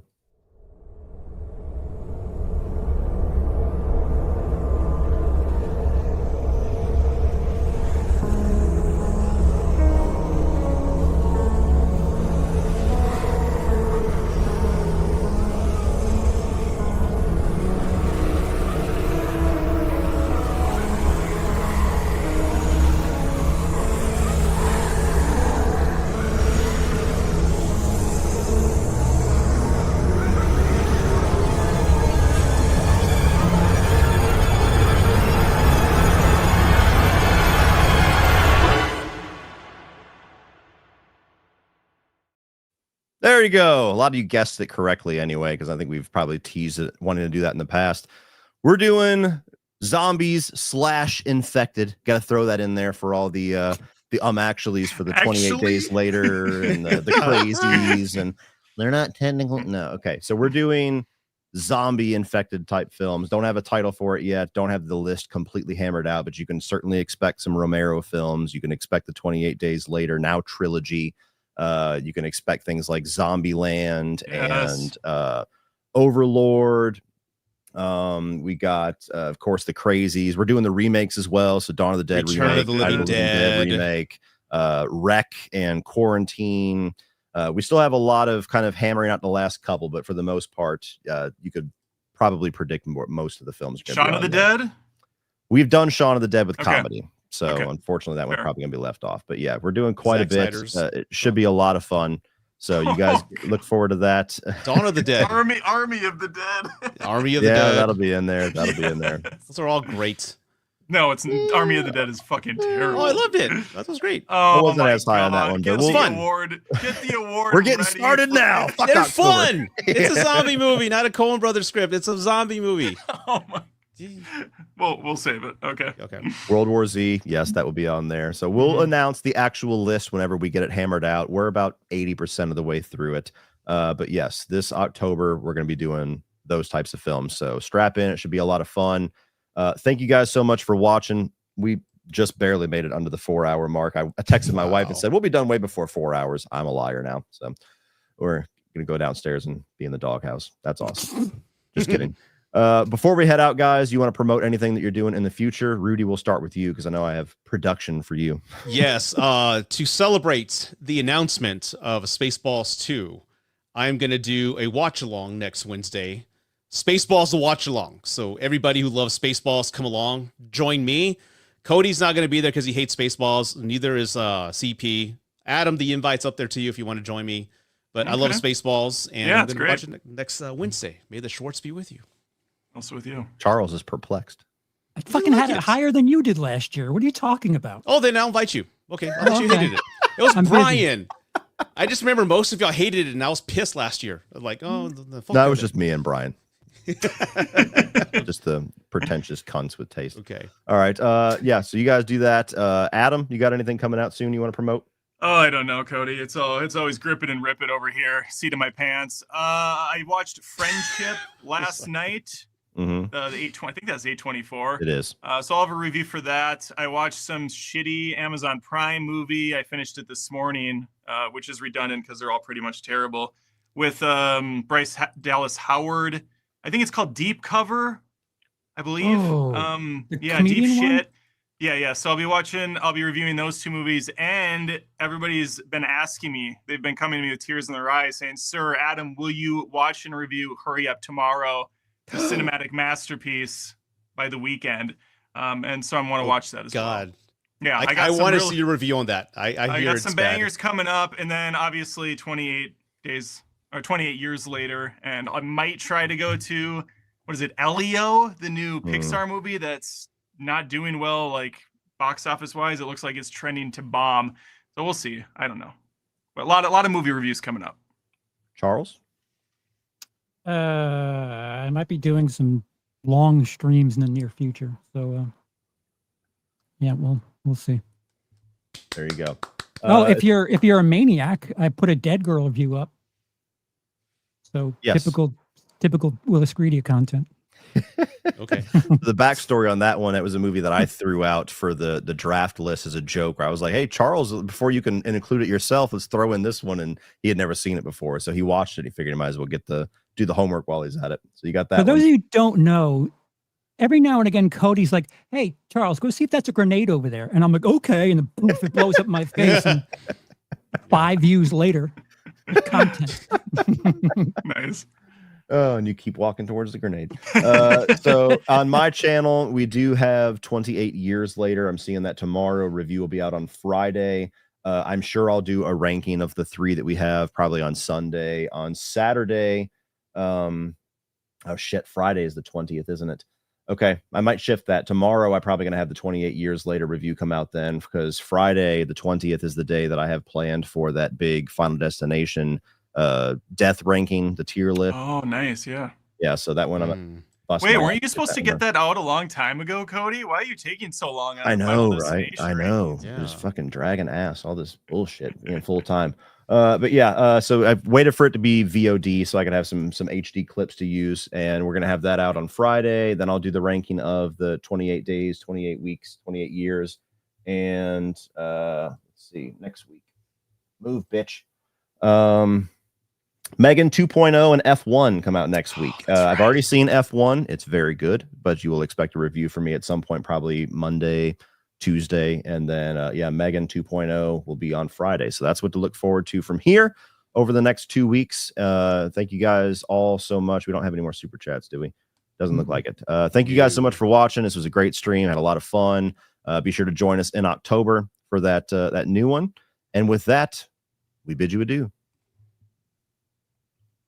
Play.